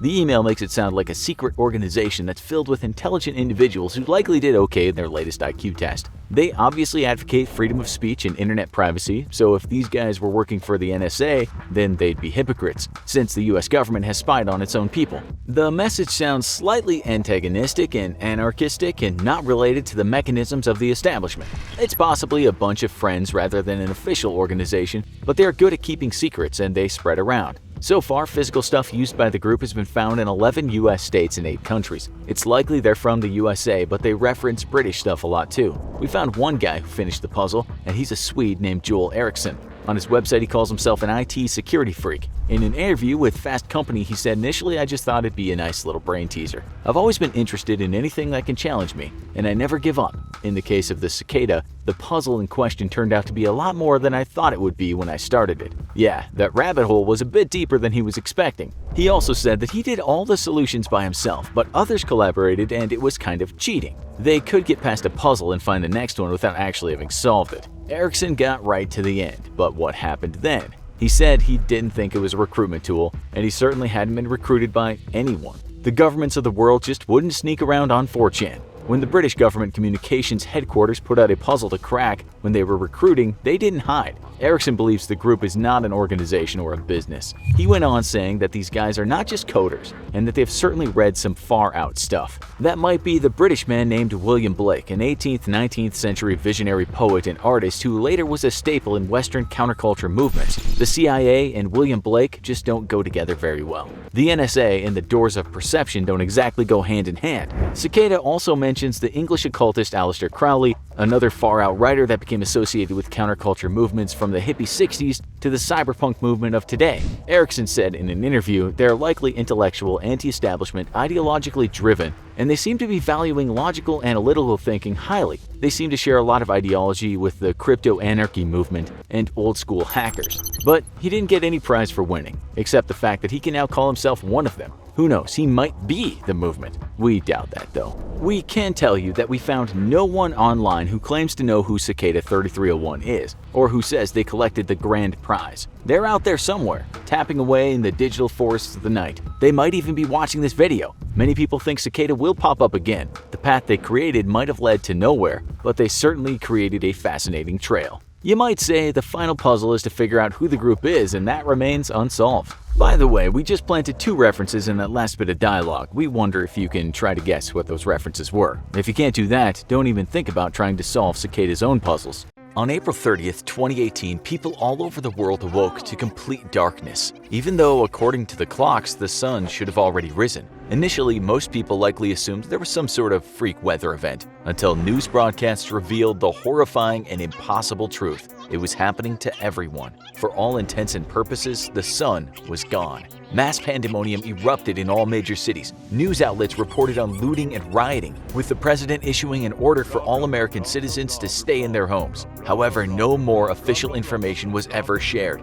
because soon after the sun's disappearance, all TV signals stopped. Thankfully for us, in this new sunless world, the internet still works, and there's one Twitter account dedicated to spreading as much information as possible on how to survive, as well as providing possible clues to what or who might be behind the sun's disappearance. If you're afraid of the dark, you might want to give this video a miss, because today we're going to be talking all about the sun vanished, the terrifying alternate reality that unfolded on Twitter before our very eyes. Could this Twitter page be a kind of gateway into a different nightmarish dimension? We don't know. All we know is that something horrifying has been happening on there, and we're just along for the ride. The Sun Vanished started tweeting around the same time that the sun disappeared. Their first tweet was simply the word help. Over the course of the day, the Sun Vanished, who we're going to call TSV for short from now on, explained his situation. The sun hadn't come up that morning, and although he could clearly hear the tornado sirens blaring in the next county over, the local weather radar was completely clear. Seeking answers, he turned on the TV and recorded the local news report on the situation. The video posted on TSV's Twitter would prove to be the only record left of those news reports, because by the next day the channel had turned to static. TSV describes hearing gunshots and screams coming from the streets outside his home throughout the night of April 30th. Though he was terrified, on the morning of May 1st he ventured out into the world for the first time since the sun's disappearance. When he returned, he revealed that during his short trip outside, he'd made a chilling discovery. First of all, not only was the sun gone, but TSV was unable to see a single star or planet from where he was standing. At the time, the power grid was going out periodically, so there were no streetlights or lit-up buildings providing the normal amount of light pollution. You might not think anything sounds odd at all about this, but that's because most people aren't aware of just how much light pollution can block out the stars in the sky. If you've ever been camping in a really remote part of the world, you'll know that in areas without light pollution from nearby cities, the entire Milky Way is visible from the Earth on a clear night. So the fact that TSV was unable to see a single star on a clear night with no light pollution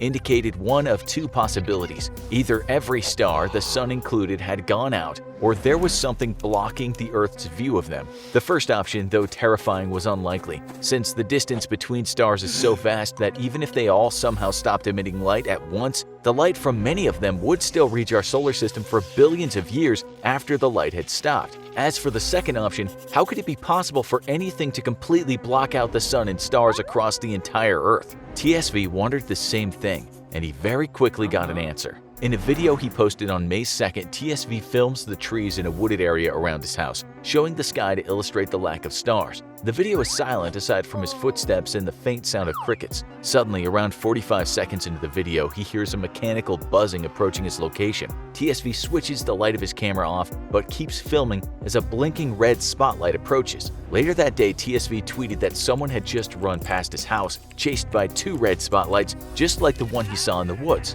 Whatever these things were, it was no doubt that they meant business, and they were connected to whatever had blocked out the sun. Over the next few days, TSV continued to document the state of things around him. The temperature had started to lower. This was an ominous sign that the end was coming. Even before the sun's disappearance, scientists had theorized about what might happen in such a situation, and their prediction, according to PopSci.com, was that without infrared radiation from the sun to heat it up, the Earth's average surface temperature would likely only take a week to drop below freezing. When the sun actually vanished, it seemed like the freezing process was taking a little longer than expected, but scientists had been wrong before. But the day after TSV tweeted about how cold it was getting, something weird happened. On March 3rd, he posted a video featuring the droning sound of something large and mechanical flying over his house. TSV said he had heard helicopters fly over his neighborhood before, and that definitely wasn't a helicopter. According to his tweets, as the craft flew over, he felt a wave of heat, which increased the temperature in the room by at least 10 degrees. Now the pieces were starting to come together. The sun's disappearance wasn't a natural event, it was planned. The big question was, by who and for what reason? TSV managed to get back into contact with his friend Daniel, who was driving to come and get him. Daniel provided TSV and his followers with some very important advice. Keep the lights off and keep away from the windows. If you see a person standing outside, don't let them in, and most importantly of all, if you see a flashing light, hide. That was when TSV noticed a man in his driveway. Taking Daniel's advice, TSV armed himself with a baseball bat and hid, but he could still hear frantic knocking from his front door. TSV called for anyone online to share any information at all about what was going on. He posted screen caps of a direct message he'd gotten from an unnamed informant from British Columbia, Canada, who added to Daniel's previous advice about avoiding the lights. Don't look into the red light ever. If you do, you'll become like the guy who was at your door. While he waited for Daniel, TSV grew increasingly paranoid. He claimed to hear screaming outside but could never seem to capture it on camera. He began to have strong suspicions that someone was breaking into his house at night while he was asleep, and became convinced that the person texting him from Daniel's number was an imposter. On May 8th, he posted a video of another drone flying past his window. At first, the light is white, but once it gets close to where TSV is standing, it turns bright red. Daniel texted a photo to TSV later that day. It was a wall with "Beware the Headlights" spray painted onto it. Similar graffiti had been documented all around the world since the sun disappeared, headlights being the most common nickname for the strobing spotlight drones. On May 9th, TSV posted messages from another Twitter user nicknamed Tucker, who had been documenting his experiences and discoveries. According to Tucker, he and another survivor named Flynn had been traveling together until Flynn had looked into one of the red headlights, reducing him to a violent, mindless state. TSV continued to feel increasingly paranoid after finding his front door open one day after he woke up. After a few more days, he decided he'd had enough and left, taking only the most essential supplies with him. First, he had hid out in a neighbor's house that had been abandoned. To his surprise, when he compared the tap water at his neighbor's house to some he'd brought from home, the water from his house looked darker. Could it have been whoever broke into his house had tampered with his water somehow? Hallucinations brought on by drugged water could explain why TSV seemed to be unable to capture the screams that he heard on camera. While looking through the house, TSV found a note listing some key information. Don't look into the light. Don't move, they see motion. Don't produce light, they will see. Another note found in the same house confirms why the house was left empty. It finally happened. I was reckless and I looked into the red light. The sun is back. All the pieces started to come together at this point in TSV's documentation. Whoever or whatever was behind this seemed to be engaging in a kind of psyop, weakening humanity through a mixture of drugged water, sleep schedule disruption, and vitamin D deprivation. The motion-sensing headlights were sent down to hypnotize and enslave anyone who was caught outside, and these hypnotized humans would then attack other survivors. However, if the entities in charge of the headlights intended to kill us, they could have done so just by letting the planet freeze. The artificial temperature control seemed to indicate that they had some purpose for the human race, and they needed us alive, at least for now.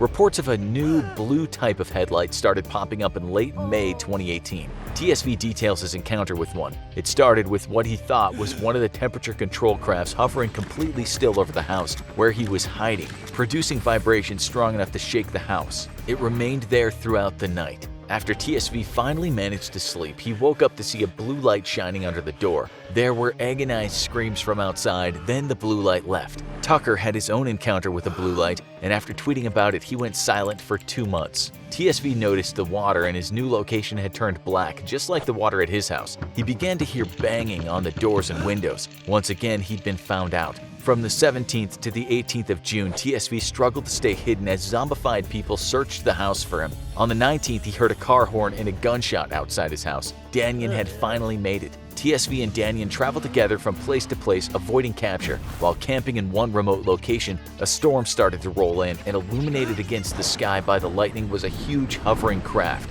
The craft seemed to be getting closer.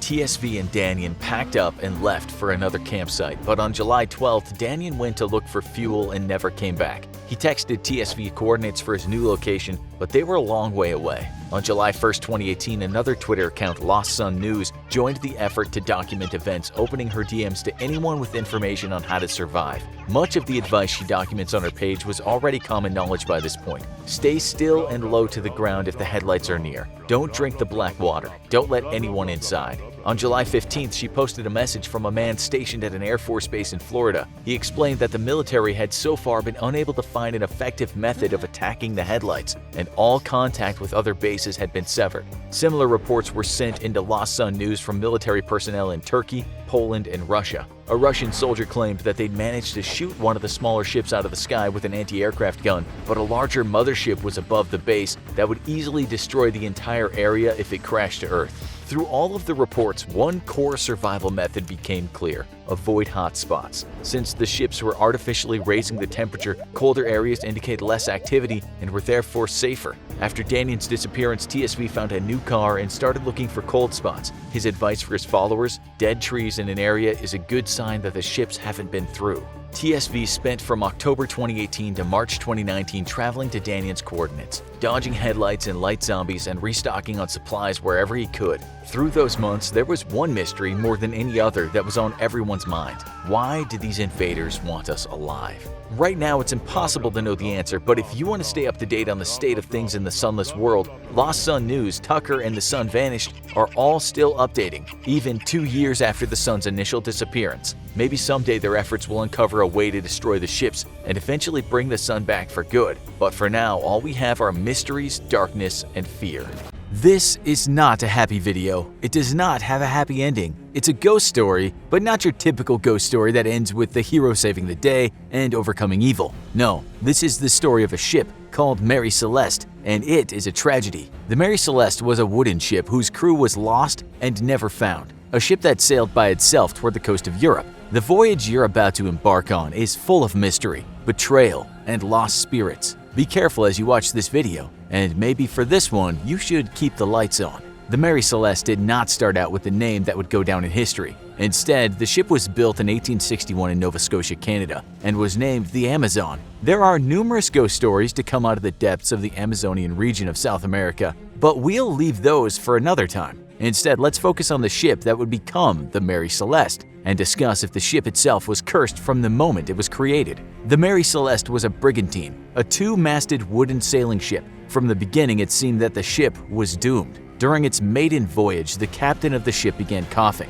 had shortness of breath, and a fever. The crew tried to hide their anxiousness, but every time the captain would yell orders, he would go into a coughing fit. Rumors started among the crew that when he pulled his handkerchief away from his mouth, it would be covered in bloody mucus. As the Amazon continued to sail along its planned route, the captain died of pneumonia. Perhaps his spirit was incorporated into the wood of the ship. Then in 1867, another mishap happened to the brigantine. The Amazon crew ran aground in Cow Bay off the coast of Nova Scotia. The hull of the ship was cracked and splintered, and the Amazon was brought into the shipyard for repairs. Not too long after this first accident, the ship collided with another vessel in the English Channel, chalking up another catastrophe for the books. The current owners were fed up with the cursed ship and sold it to an American named Richard W. Haynes. It was Haynes who renamed the ship to Mary Celeste. He made several structural changes to ensure that the ship remained seaworthy.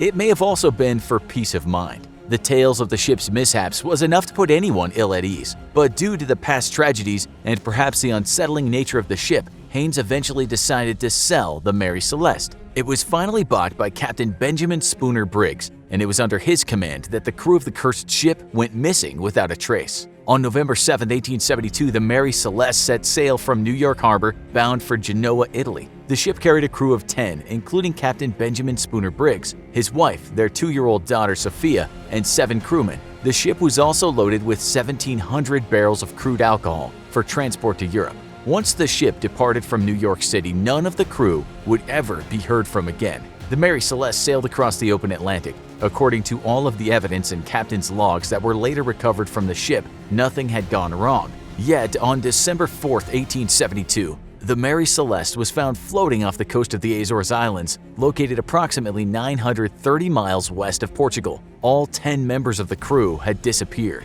The Mary Celeste was spotted by a British vessel called De Gratia and captained by David Morehouse. Accounts provided by Morehouse claimed that the Mary Celeste seemed to be sailing aimlessly and erratically through the ocean waters. The De Gratia maneuvered close enough to the seemingly abandoned ship that Morehouse and his men could board her. The sound of creaking floorboards could be heard as the crew searched the ship, but other than their footsteps and the occasional seabird, there was dead silence. No other living souls were on board. The accounts of the British sailors stated that the most unusual thing about the Mary Celeste was not that the crew had all vanished, but it seemed that all of the cargo was intact with nothing missing. Also, navigational instruments were still operational on the ship. The eyewitnesses stated that there were a few broken casks of alcohol, a single missing lifeboat, and a frayed rope trailing behind the ship. Curiously, there was 3.5 feet of water sloshing around in the bottom hold of the ship. This may have been due to a broken water pump. There was no life aboard the Mary Celeste at the time the De Gratia crew spotted it. Documents recovered from the ship provided evidence that the Mary Celeste had been drifting on the ocean for 11 days without any crew to guide her. Food and water was still stored aboard the ship. It seems as if nothing had been touched. There were no clues left behind as to the fates of the 10 people on board the Mary Celeste when it had left New York. The only remnants of the original crew were the spirits that may have been haunting the ship, if you believe in that kind of thing. Some of the men from De Gratia remained on board the Mary Celeste, and the two ships sailed back to mainland Europe. Once docked, Captain Morehouse contacted Frederick Solly Flood, the Attorney General in London. Under maritime law, a derelict ship must be examined before the salvagers can claim it as their property. This is to ensure no foul play was involved before or during the discovery of abandoned ships. Without an investigation by the authorities, Morehouse and his men could not collect the insurance money or do anything with the ship and the cargo. Frederick Solly Flood launched an investigation into what happened to the crew of the Mary Celeste. It took 3 months and a number of interviews before the Attorney General concluded there had been no foul play on the part of the De Gratia crew. The salvagers received payment, but not the full worth, suggesting that the authorities were not totally convinced the De Gratia crew were completely innocent. Many theories have been suggested as to what happened to the crew of the Mary Celeste. There's no conclusive evidence to prove any one theory is correct. So let's go on a voyage on the ghost ship Mary Celeste. Maybe we can uncover what happened on the day that 10 souls were lost to the sea. Imagine you've been hired on as one of the 7 deckhands for the Mary Celeste voyage. Your mission is to bring 1,700 barrels of denatured alcohol from New York to Italy. You board the wooden brigantine from a dock that sways back and forth with the waves of the incoming tide. You ascend the gangplank, and an uncomfortable feeling overcomes you as you step onto the slightly damp wooden planks of the Mary Celeste. You glance over your shoulder and wave to your family and friends who've gathered to watch you depart on what should be a routine expedition. Little do they know it will be the last time they ever see you. The ship sets sail, and your trek across the Atlantic Ocean is uneventful. Then, on November 25, 1872, approximately 3 weeks after leaving New York, tragedy strikes. You spot land straight ahead, which the captain makes note of in his log, but then a giant tentacle erupts out of the water, pulling the crew one by one into the murky depths. The screams of your crewmates fill the air until they're silenced by the frigid water. You run for cover, but before you can get below deck, a suction cup sticks to your back and pulls you overboard. You and the rest of the crew are lost to the depths of the ocean as a sea monster consumes you. It leaves everything else on the ship untouched. This seems unlikely, yet it is one of the theories of what happened to the Mary Celeste. Let's try another one. November 25, 1872. You sight land just ahead of the ship, but approaching swiftly is another ship. You take out your spyglass and extend it. You look through the eyepiece, and much to your dismay, the ship coming toward you is flying the Jolly Roger flag. A black flag with a white skull and crossbones smiles back at you. "Pirates!" you yell, but it's too late. Their ship catches up to the Mary Celeste and they swing aboard. The pirates capture or kill all the members of the crew. They then steal a lifeboat and a water pump, but leave the rest of the cargo intact. They're either not very good pirates or just picky about what they plunder, so again, this theory seems unlikely. The story of the Mary Celeste is known far and wide in the 1800s. Even Sir Arthur Conan Doyle tried to explain what happened to the ship's crew. He wrote a short story entitled J. Habakkuk Jeffson's Statement. In this fictional story, the author of Sherlock Holmes attributes the disappearance of the crew to the acts of a vengeful ex-slave. The ex-slave snuck aboard the Mary Celeste and killed all the passengers, throwing them overboard. Then he stole a lifeboat and rowed away into the sunset. You would want revenge too if you were forced into slavery, so who could blame him? This story by Sir Arthur Conan Doyle was purely fictional, but it led to more legends and theories about what happened to the Mary Celeste's crew. Let's focus on more plausible theories. It's the morning of November 25, 1872. The sun rises over the horizon. Someone yells, "Land ho!" The crew wakes up from their slumber, but as they begin to rise and ascend the steps to the top of the deck, the captain smells alcohol fumes. There must be a leak in the containers. Your captain immediately calls for the crew to abandon ship. The alcohol fumes can be deadly in the closed-off hull of the ship if inhaled, and they are highly volatile. The last thing you want is the whole Mary Celeste going up in an explosion of splintered wood and flames while you and your crewmates are still on board. Everyone piles into one of the lifeboats and descends into the choppy ocean water. You tie a rope to the Mary Celeste to make sure that your lifeboat doesn't drift too far from the ship. The thought is that after the ship airs out, you and the crew can reboard. But due to bad weather or the poor integrity of the rope, it snaps. Your lifeboat begins to drift out into the middle of the Atlantic, never to be seen again. Or perhaps the weeks go by slowly. Since you've left New York, all you've seen is open ocean and the same 9 faces on the ship. You're going stir crazy, and you're not the only one. The other crew members are starting to become restless as well. You eye the casks of denatured alcohol. Sure, it's not made for drinking and it could cause you to go blind, but to get away from the boredom and the monotony, it is worth the risk. You and your crewmates drink some of the alcohol, and things are starting to seem better. You think, hey, I could run the ship just as good as the captain, and you discuss this with the other men, and the decision is made. It's time to mutiny. You take control of the Mary Celeste. You are the captain now, but you aren't quite as prepared as you thought. You know very little about navigation and how to captain a ship. The crew starts to become unsettled. Just when things seem to be at their worst, you spot land. You order the crew into a lifeboat so you can row to the island. You launch, but never make it to shore. Your crew and captives are lost to the currents and never heard from again. Perhaps the theory that has the most evidence is the one proposed by Anne McGregor, the investigator that created the Smithsonian documentary, The True Story of the Mary Celeste. McGregor and her research team provided evidence that the crew to the Mary Celeste were most likely lost due to a miscalculation in navigation. Using ship logs and computer modeling of currents during the time of the Mary Celeste, they reconstructed the voyage. It would seem that the ship was 120 miles off the course when the ship was abandoned. This panic could have led to mistakes that cost the crew their lives. It was claimed that a series of problems all occurred at once on the Mary Celeste. One of the water pumps stopped working and needed to be dismantled and repaired. The ship was also not in the location it was supposed to be, which meant that the maps and charts misled the decisions of the captain. Bad weather then might have caused the ship to take on water, and without pumps, Captain Briggs could have ordered the crew to abandon ship, afraid that the Mary Celeste was doomed to sink. The lifeboat and crew was then lost to the ocean forever. The story of the Mary Celeste did not end with the loss of crew and the discovery of a ghost ship. After the Mary Celeste was brought back to England and its contents were deemed the property of the salvagers, the ship was sold to a new owner. The ghost ship sailed under different captains for 12 years before it was deliberately run aground by Captain G.C. Parker in 1885. He steered the ship straight into a reef near Haiti as a plot to defraud the insurance company and collect the insurance money. Perhaps there's more to the story. Perhaps Captain Parker was haunted by the spirits of the lost crew and he knew the ship had to be destroyed so that it didn't haunt anyone else. Perhaps not. All evidence points to insurance fraud, but that's the funny thing about ghost ships. They are not always what they seem. The Mary Celeste was damaged beyond repair, but it did not sink. Instead, it was left on the Haitian reef to deteriorate from the sands of time. The ghosts of the past crews may have been watching from her deck as the ocean that claimed them eventually claimed the ship that cost them their lives. Whether the 10 souls who vanished from the Mary Celeste in 1872 were lost to a sea monster, pirates, mutiny, or miscalculations, the fact remains, when it was discovered floating in open water, it was a ghost ship.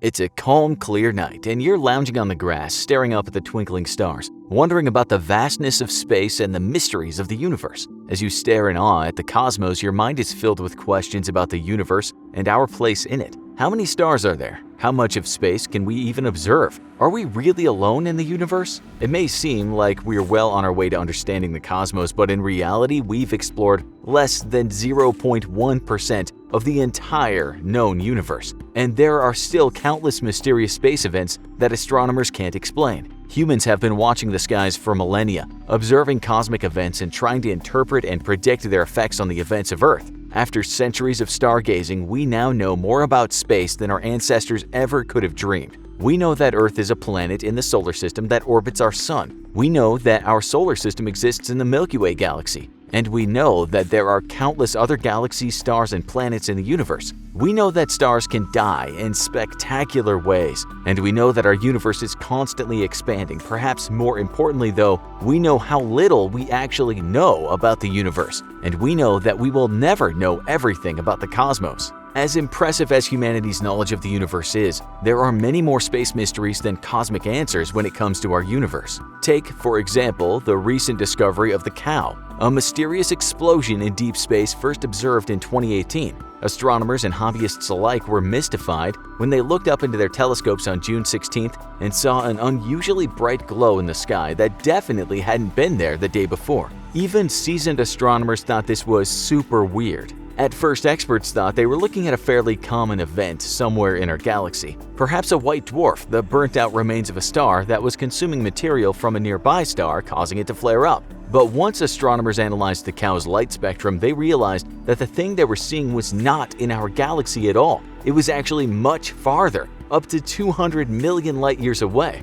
A white dwarf would never be visible from that distance, and the object wasn't displaying the hallmark changes in brightness that we'd expect from a supernova. Experts were transfixed. The cow didn't behave like any space events they were used to. It just appeared one day and continued to burn hot for nearly 3 whole weeks. The unusually long and steady duration of the light pointed to some sort of massive explosion deep in space. We just have no idea what caused it. Some think it was an unusual kind of supernova where the star's core collapsed inward after it exploded. Others think it was a tidal disruption event, a star being ripped apart by a black hole. But black holes big enough to tear apart a star are usually only found at the center of a galaxy, and the bright lights of the cow were coming from the outer edge of the galaxy's spiral arm, leading some to theorize that a smaller black hole is responsible. But we're not sure if those kind of black holes even exist. Anna Ho, a researcher from the California Institute of Technology, finally decided to try observing the cow using a submillimeter array,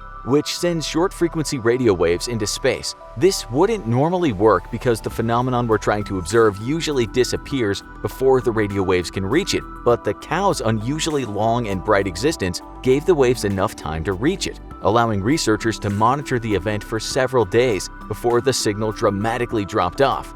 Based on this data, Anna theorized that the light we could see was the result of the shockwave from some unknown giant explosion traveling through a cloud of dust and gas, emitting light as the gas is heated. If you're surprised by the fact that scientists can't agree on an explanation for an event that we can clearly see with our own eyes, you may be wondering what else we don't know about space. Well, it turns out there's plenty we don't know. Take, for example, black holes. Common in both sci-fi and real scientific theories, you might think we have them all figured out, but it's actually shocking how little we know about black holes. Black holes are giant masses of cosmic quicksand that are formed when a giant star collapses and all of its mass implodes into a tiny area of such intense gravity that even light gets sucked in. Because no light can escape from a black hole, we can't see them with our own eyes. We only know they exist because we can observe how the stars and gases closest to them behave. The black hole's super strong gravitational force pulls any nearby objects toward it. When a star is close to a black hole, it also creates a type of high-energy light that can't be seen with the naked eye,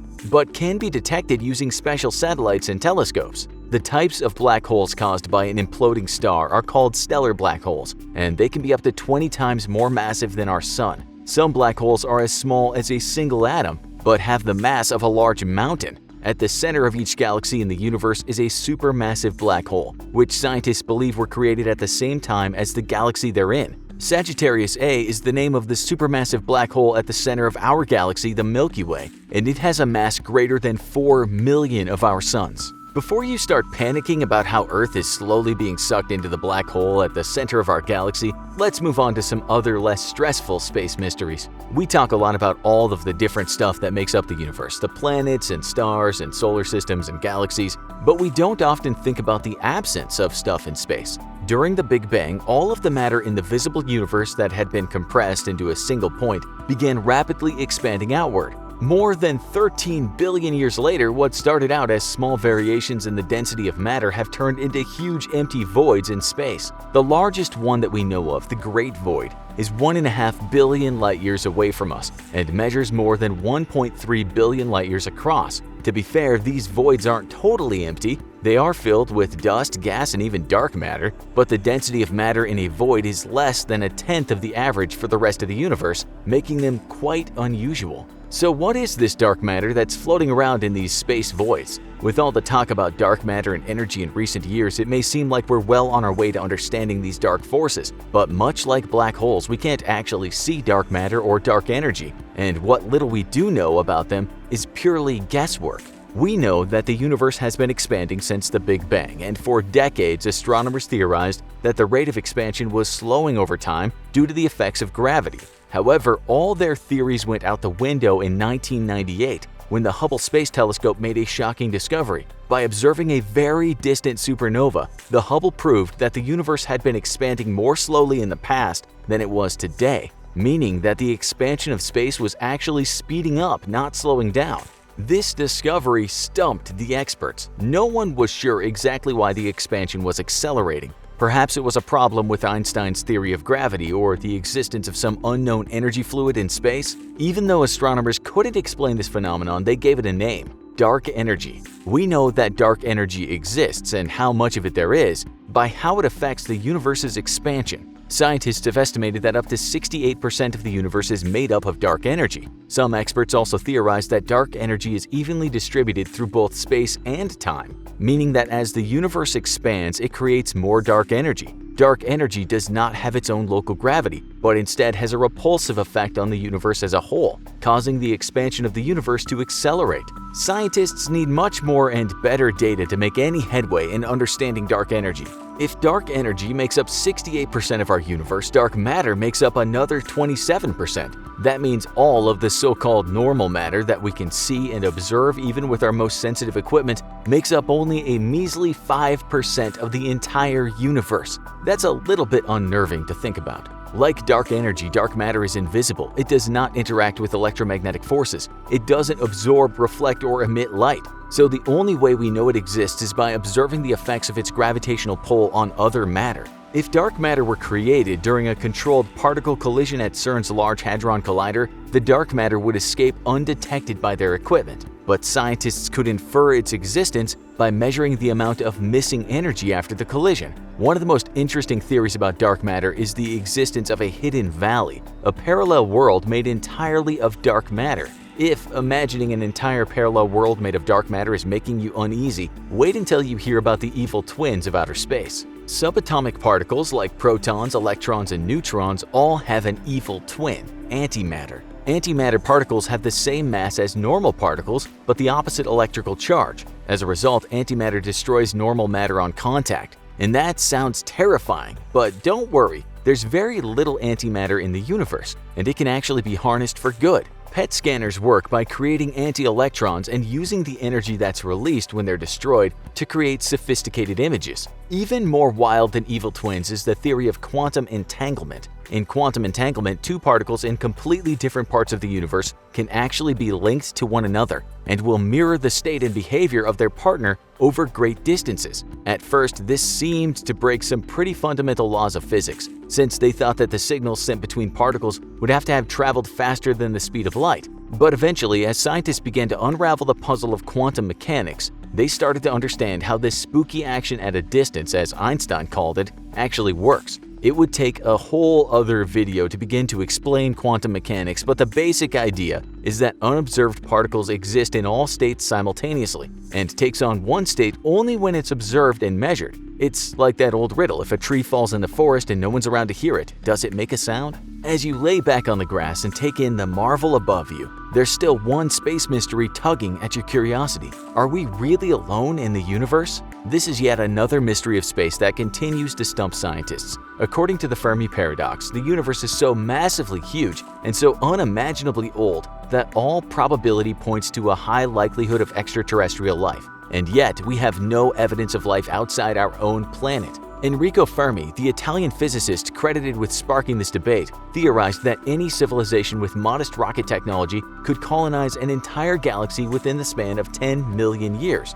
the blink of an eye in the timeline of our universe. It's entirely possible that life has existed outside of Earth, and that the lack of evidence is more of a problem of right place, wrong time than proof that we truly are alone. If you really want to have your mind blown as you gaze and wonder at the stars, consider the multiverse theory, the possibility that our universe is just one of many possible infinite universes. The fact that this is a valid theory currently being studied by renowned scientists just goes to show you how very little we really understand about the nature of the universe. As fascinating as space mysteries are, the lack of definitive answers can be frustrating. Your best bet is just to enjoy your time laying in the grass staring at the cosmos. And if you're lucky enough to see a shooting star, maybe you can wish for an answer to these space mysteries that astronomers can't explain. So there you are, sitting at home, totally broke and lost for ideas as to how to make a bit of cash to get out of your small town. The local farm down the way needs a laborer, but it's not worth putting your back out for $10 an hour.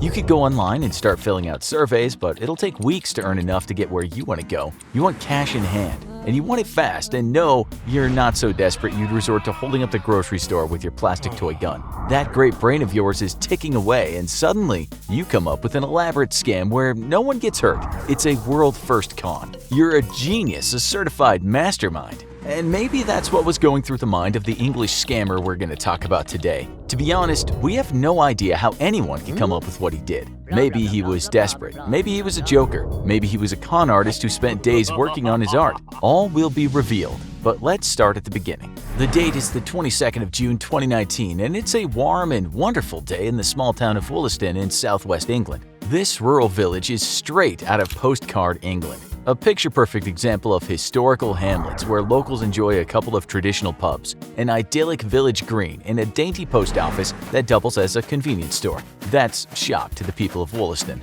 Walking through rolling fields, you pass houses hundreds of years old that have views of the famous River Severn. This is what poet William Blake was referring to when he talked about England's green and pleasant land. It's the kind of place retired American tourists turn up to dressed in khaki shorts, a polo shirt, sandals, and knee-length white socks. And that's exactly how one American man was dressed when he and his wife arrived in Wollaston on that day in June. Armed with an expensive camera, they visited the village's St. Andrew's Church and learned that it dates back to 1131. Last time they saw a number like it, that was on the receipt for their last iPhone. This pastoral paradise was the home of their ancestors. How sweet! So imagine their surprise when they turn up to the village fete that summer of 19 and find that all is not what it seems in this rural Eden. There are dark forces at work here. The Village of the Year will reveal a nasty secret, one that will perplex the one police constable in Wollaston and the rest of the country. That summer day was the day of the local fete, a small carnival of sorts where the locals get together to enjoy entertainment and warm ale.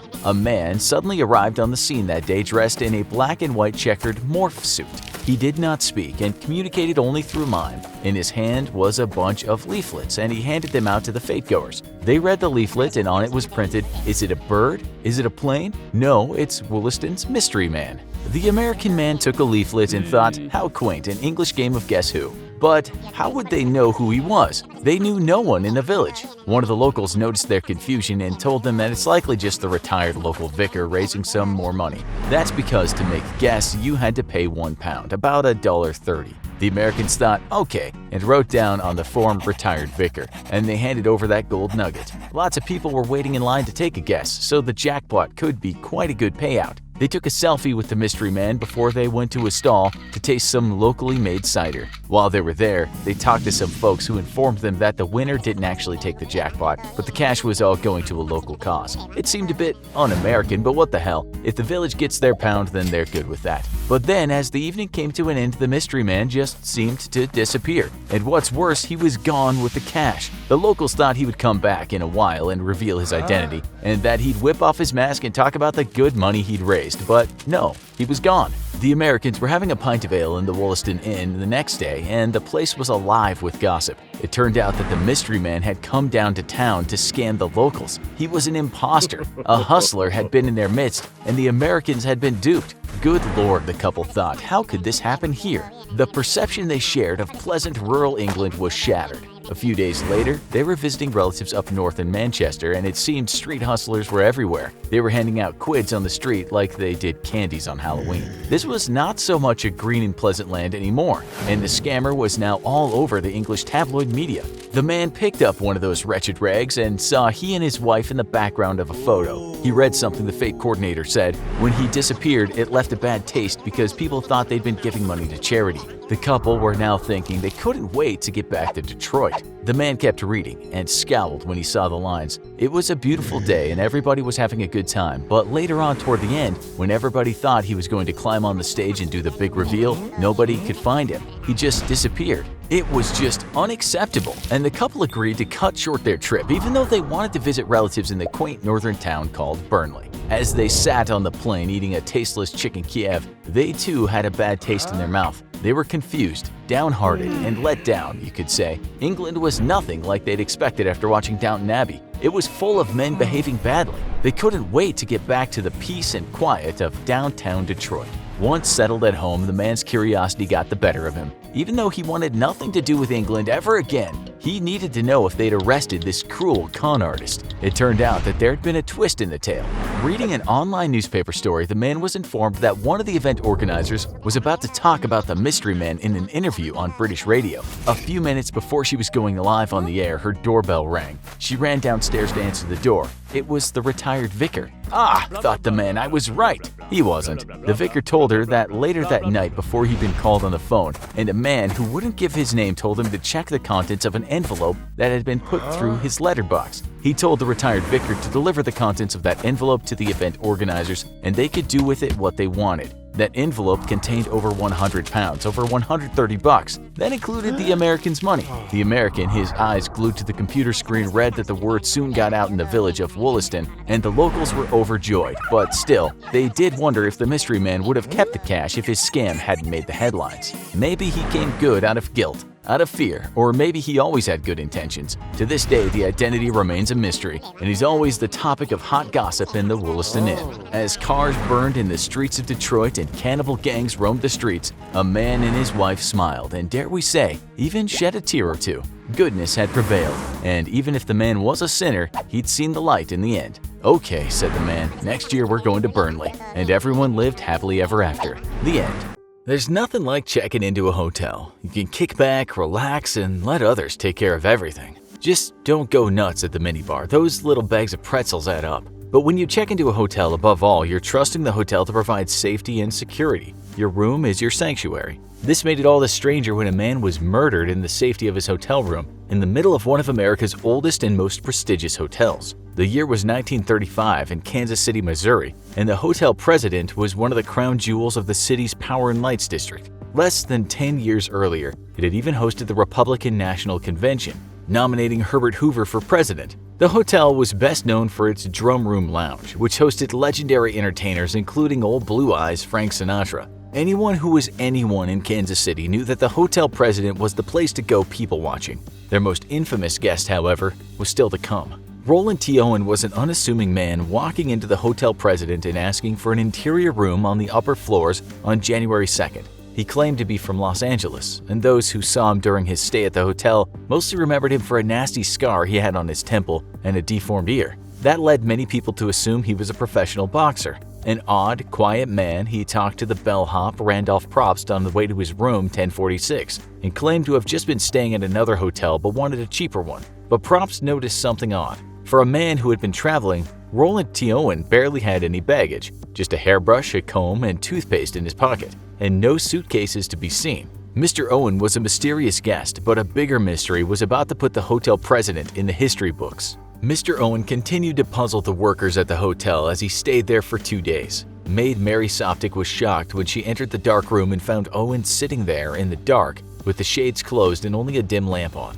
He told her to go ahead and clean, but something felt odd to her about the room. No one ever saw Owen turn the lights on in his room, and he always seemed nervous. He left and asked her to leave the room unlocked as if he was waiting for someone. Roland Owen stayed at the hotel for 2 days, and the first night was when things started to get really eerie. When Mary returned, she found Owen lying on his bed fully dressed, and he had left a note on the bedside addressed to someone named Dawn. It read, "Dawn, I'll be back in 15 minutes. Wait." But no one had ever seen anyone else enter the room. Whoever Dawn was, Owen seemed to communicate with him more than any of the guests or staff. Mary Soptic reported many strange things, like the fact that Owen's room was locked from the outside at one point, but the door could only be locked from the inside. When she entered, she heard the phone ring, and Owen said, "No, Dawn, I don't want to eat. I'm not hungry. I just had breakfast." "No, I'm not hungry." Owen seemed to be planning on a long-term stay, asking Soptic about the president's residential rates, but his stay would be a lot shorter than anyone expected.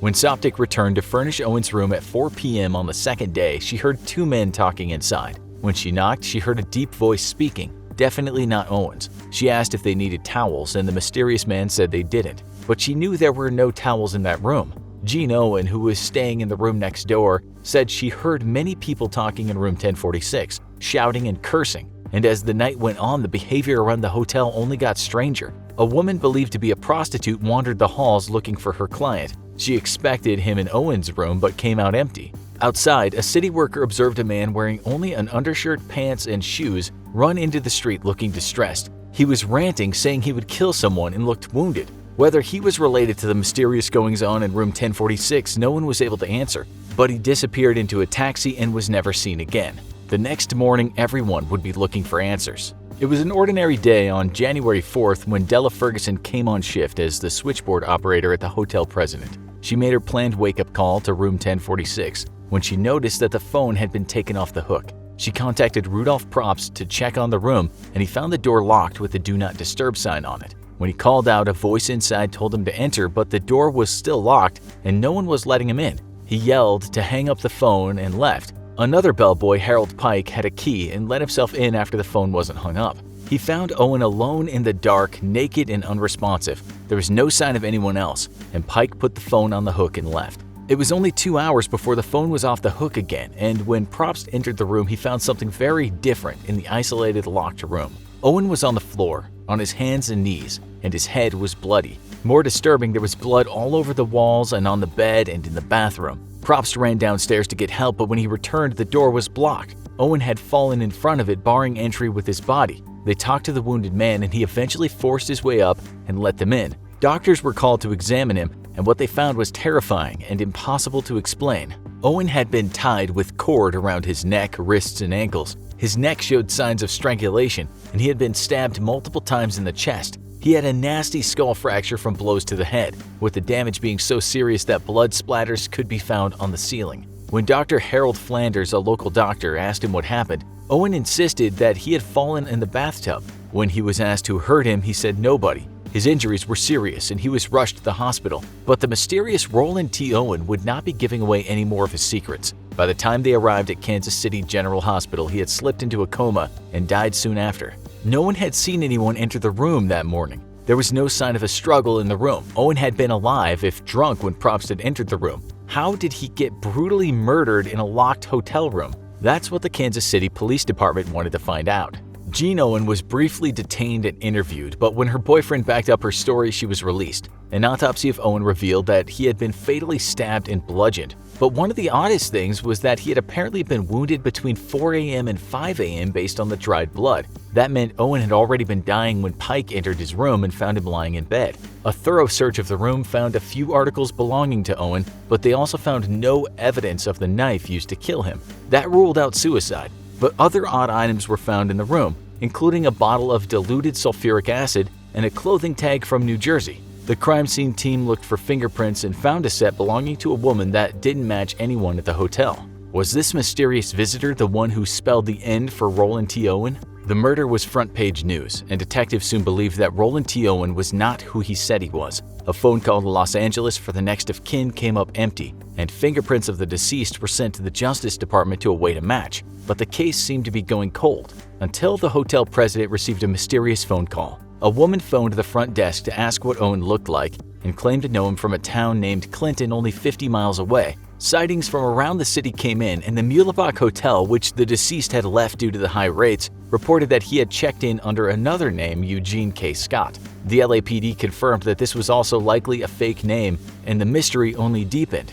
Soon, people from all around came, claiming to know the mysterious Mr. Owen under all different names. Was he the cousin of a man who came to see the body? No, that cousin died 5 years earlier. Was he a pro wrestler named Cecil Werner from Little Rock, Arkansas? No, the wrestling promoter couldn't make the match. New murders in the city soon stole the spotlight, and the mysterious death of Roland T. Owen, whoever he was, slipped away from the headlines. The body was going to be laid to rest in a potter's field when the funeral home received a mysterious phone call saying they would pay for a grave and service at a nearby cemetery. The funeral director asked what they knew about the death, and the person said that the man had been involved in a sordid affair while engaged to another woman. He said cheaters usually get what's coming to them, and hung up.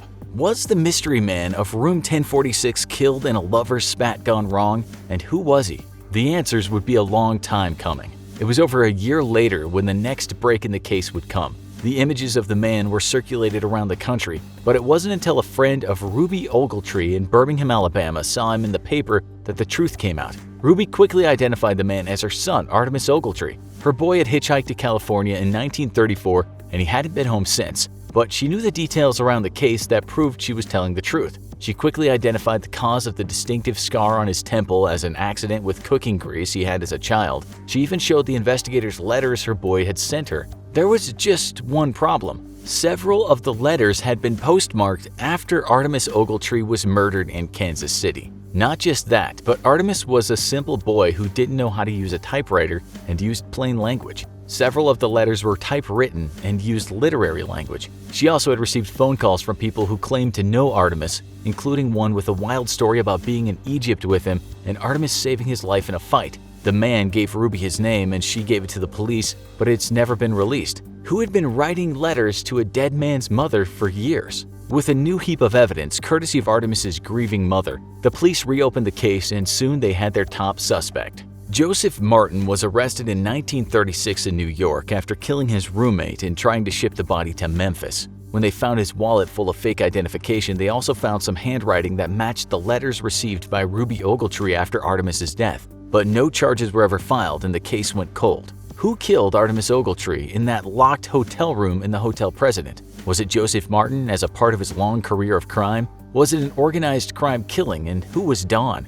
Was it not a name at all and instead a title of a mob boss Artemis Ogletree had crossed? Or was it a lover's spat gone horribly wrong as Artemis's broken engagement came back to end his life? Or was there something else lurking in room 1046 of the Hotel President? Something unnatural that Artemis Ogletree was terrified of, that could stab a man to death with no knife to be found from behind a locked door. The mystery is still unsolved, and investigators still puzzle over it today, but the Hotel President is still taking guests to this day. Ready to check in? Canada has long been haunted by the mysterious murder of billionaire Barry Sherman. Some argue the Toronto police were overwhelmed or stretched too thin. There were dozens of homicides they needed to solve, and a serial killer to stop before he killed again. It is possible under these circumstances that corners were cut and evidence overlooked or missing.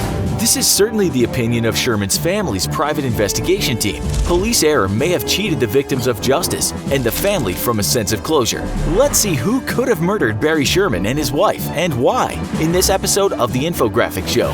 The mystery of the murder of billionaire Barry Sherman. 50 Old Colony Road in Toronto, Canada is now the scene of a crime. But once not so long ago, it was just another home. Though, to be fair, it was far from your average type of house. Rather, it was a 5-bedroom, 9-bathroom mansion of concrete and steel, sprawled out over more than 12,000 square feet. It had an indoor and outdoor hot tubs and pools, a sauna and tennis court, an outdoor kitchen area, and an underground 6-car parking lot. The Shermans had spent 20 years as residents of Old Colony Road. However, by 2017, they had decided to move closer to the city, in an elite neighborhood. They purchased new property in Forest Hill and demolished its original house. Honey Sherman then began to plan the custom-designed home of her dreams to take its place. On December 13, 2017, the Shermans met with architects to discuss these plans. When the meeting ended, Honey left, but Barry stayed behind for 2 more hours. Estimates are that while Honey made it home by 7, Barry arrived closer to 9. Whatever time it was that they made it inside, they would never make it out alive again.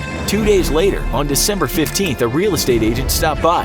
With him were wealthy clients interested in buying the $6.7 million Sherman home. They began a tour of the property, starting on the main floor and then making their way upstairs. They then headed back down, but before they left, they stopped briefly at the basement area pool. The pool wasn't really a point of interest, so they didn't stick around for long. But everyone was puzzled by what appeared to be bodies sitting by its steps. The real estate agent later explained that he didn't understand what he really saw. He thought it was some kind of strange rich person joke or something left over from Halloween. He never, in a million years, thought that he had stumbled across real bodies or was one of the first at a crime scene. It wasn't until later, after they left, that someone dialed 911. Both Barry and Honey were half-seated with belts around their necks. They were partially suspended as the other end of the belts were attached to a 3.5-foot pool rail. Both were fully clothed with their backs toward the pool. Their winter coats had been pulled from their shoulders to hold their arms in place behind them. Honey, an athletic 70-year-old with a signature blonde bob, appeared to have been hit and was slumped to one side. Oddly, Barry, who was 75 and heavy-set with graying hair and glasses, was positioned with his legs stretched out in front and crossed at the ankles. Word of the couple's death spread quickly in Canada and beyond. The Shermans had been married 40 years and had made a large impact not only in Canada, but around the world during this time. Barry's fortune amounted to $3.6 billion, but it was not their wealth that set the Shermans apart. It was their generosity with their money and their support for countless charities and other well-intentioned organizations. For these reasons and more, what took place next was an injustice for both the victims as well as their friends and family. The police who saw the bodies misread several obvious clues, and without taking into account either the character of histories of those involved, came to a quick, inaccurate, and outrageous conclusion. In a speech to reporters outside the home, they said that there were no signs of forced entry. They then added that they were not actively looking for any suspects. To those who know anything about murder investigations, this disclosure meant just one thing. The next day, the media, based on the police's report, began reporting the crime as a murder-suicide. They alleged that Honey had been killed by her husband Barry before he then killed himself. The couple's 4 children were enraged, with good reason. Still mourning their loss, they now found it necessary to release a statement defending the characters of their parents. Even those who didn't particularly like Barry agreed that the thought of him as a murderer was absurd. For one, the couple got along well, and Barry had never before in his life been violent. He was also not in the best physical shape and had limited strength. It was Honey who was athletic and by comparison much stronger. Some friends pointed out with rather dark humor that if it was a murder-suicide, Barry would not have been the aggressor, but more likely the victim. Having lost faith in the police, the Sherman children took action. They hired their own set of private investigators and paid another pathologist for a second autopsy. All came to the conclusion that the police had failed to notice several things. This included something as incredible as impressions of ties left on Barry's and Honey's wrists, indicating that they both, not just Honey, had been restrained. In addition to this, experts found other clues to prove Barry's innocence. The length of belt Barry was hanging from prevented him from getting the leverage necessary to have killed himself. He also had not moved around violently, as those trying to hang themselves would do. Unlike Barry, victims of suicide are not typically found with their glasses still on straight or their legs folded neatly in front of them. Eventually, the police agreed, but it took them over a month to change their opinion. Reports at this time reflected this change and began to report the crime as a targeted double homicide. As the police investigation went on, the Sherman children, for obvious reasons, continued with their own at the same time. It was not long before their private investigators found yet further task force shortcomings. They had not vacuumed around the bodies to collect fibers or hairs that the assailant may have left behind. They did not fingerprint anyone present in the house at the time to help identify a possible culprit. They even failed to examine the home for a point of entry beyond an absence of broken locks or windows. There were as many as 9 ways to enter, as well as a lockbox with a key left outside for the real estate agent. Then there were the dozens of apparently unnoticed palm and fingerprints left at the scene. With so much forensic evidence overlooked or lost, the case dragged on and eventually grew cold. By fall of the year that followed, only one officer was still investigating it full-time. It didn't help that though 2017 had been a bit crazy, 2018 was crazier still. There were a record number of homicides that year, and the officer's attention had by necessity turned elsewhere. Many looked to motive in an attempt to make headway with the case. But just who would want to kill Barry and his wife? As previously mentioned, both were generous participants in society and gave multiple millions to various organizations and charities. However, they were not without their enemies. In fact, Barry, an aggressive businessman in the pharmaceutical field, had many. Barry made his fortune in the genetic drug business, but his career started out small. He first worked for Empire Laboratories, a company owned by his uncle, as a driver during his summers. He was finishing his PhD in engineering when his uncle later died. He then bought Empire Laboratories and ran it for a few years before he sold it to a buyer. The money from the sale was used to create Apotex, a business of his own. Through hard work and determination, Barry turned it into a lucrative multi-billion-dollar company, and in the process earned himself a fortune. He had 10,000 employees who many said he treated more like family than staff. In fact, he would cut checks out to a total of millions for those who came to him with their problems. But that's pretty much where the good feelings surrounding his company end. Unfortunately, by nature of his business, providing cheaper alternatives to name brands had made him several ambitious and well-funded enemies. The drug companies whose medications Barry copied lost billions as he sold knockoffs based on theirs. Needless to say, they did not take this well, and occasionally things got ugly. Bayer AG, for example, at one point believed that Apotex was in violation of its protective patents. It's alleged that those working on behalf of the Bayer company tried to get Apotex employees to reveal inside information.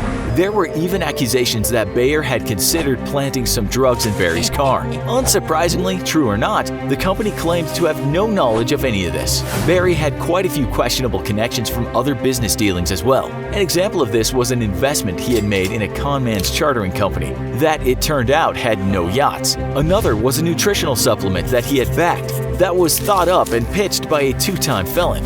Then there was an online trivia game that led to Barry pressing charges when his investments went missing. Overall, Barry was quite open-minded and gave support to those who most others wouldn't. Whether this was actually a good thing or not is still a source of debate. His friends believe that by seeing the good in sketchy people, he may have also unnecessarily put himself in danger. All the same, while he could be trusting and kind, Barry could be shrewd and spiteful as well. While he was often in court fighting for the rights to create drugs, he also fought for things that were unnecessary and even unethical. For example, he battled a hematologist in court who rightly questioned the safety of an Apotex medication. In the process, Barry involved her school, and she lost her position as a clinical program director at the university. However, in a rather hollow victory, she won the case. Aside from tumultuous business relations, there was bad blood in Barry's family as well, specifically in the case of his uncle's children. As he had been known to do, he had been providing checks to help out more than one. However, they wanted more, possibly because he had at least one nephew and niece addicted to drugs.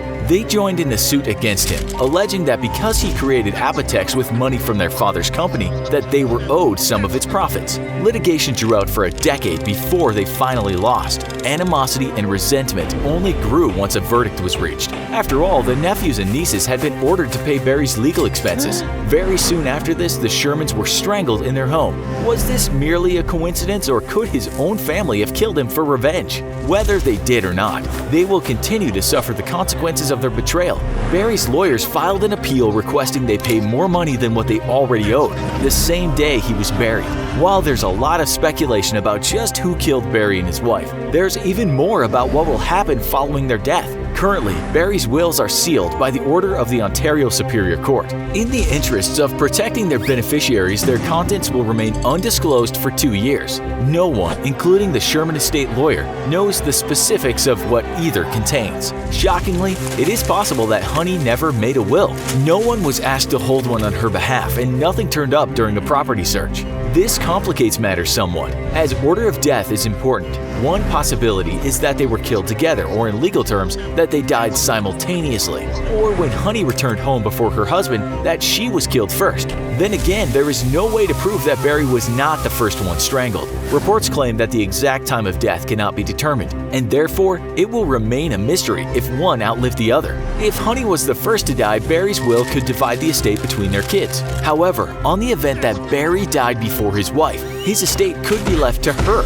If she was then killed without a will of her own, who knows what this would mean? But whatever does happen, it's bound to get nasty. Sources allege someone has already stepped forward not long after Honey's death, saying she was promised them money. Though Barry and Honey were generous with money, Barry, and by extension his wife, also had many well-known enemies. It's the middle of the night. You're sound asleep when suddenly your eyes pop open. You're not sure why. You didn't hear a noise, but you feel something. Is it in the air? Your room does feel colder than usual. You look around your room. Nothing. Relief washes over you and you start to close your eyes when there is something there. A shadow in the corner. Something that wasn't there before. You can't quite make it out, but it looks human. It's so dark you can't tell. You pull the blankets up just below your eyes. It must just be a weird shadow, right? Or your brain playing tricks on you. You close your eyes and count to 3. You know when you open them, it'll be gone. 1, 2, 3. It's gone.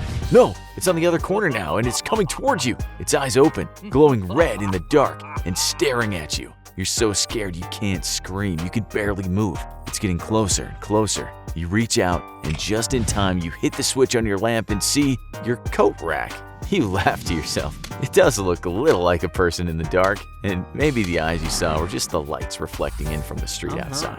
Do a quiet search just to make sure there's nothing in your room, but you can't shake that feeling that a few minutes ago you weren't alone. It's not going to be easy to fall asleep again, but you assume you're safe. The strange shadow person at the corner of your room begins to fade from your mind, but you can't help but feel like it's not the last you've seen of it. It's a week later when you're on the bus home. It's been a long day and you're very tired, trying to keep awake, but you keep dozing off when then, out of the corner of your eye, there it is. on the side of the road, you see the same shadowy figure that was in your room, glowing eyes looking right into yours. The bus is moving fast and you only have a second to glimpse it before it disappears, but your heart is pounding. You try to put it out of your mind, but there it is again on the side of the road. Is it following you? Or is there more than one of these shadowy things chasing you? You don't want to keep looking, afraid of what you'll find, so you close your eyes and you wait for your stop. As you get off, you don't see anything around you, but you're not taking any chances as you run to your home.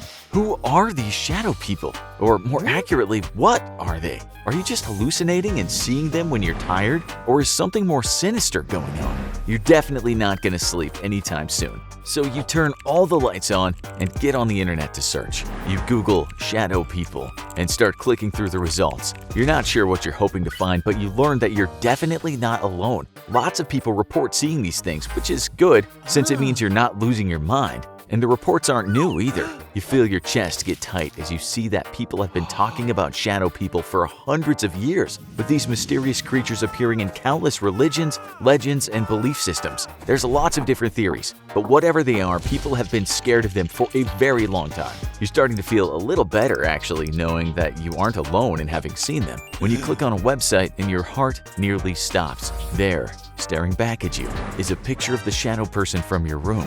So, what are the shadow people? Not many mainstream media outlets have talked about them or the possibility that they are real, usually dismissing them as urban legends. But there's no shortage of information on alternative radio devoted to cryptozoology and the supernatural. The shadow people first broke into the sort of mainstream in 2001 on the conspiracy theory-centered radio show Coast to Coast AM, when Art Bell introduced the concept with Native American elder Harley Swift Deer Reagan.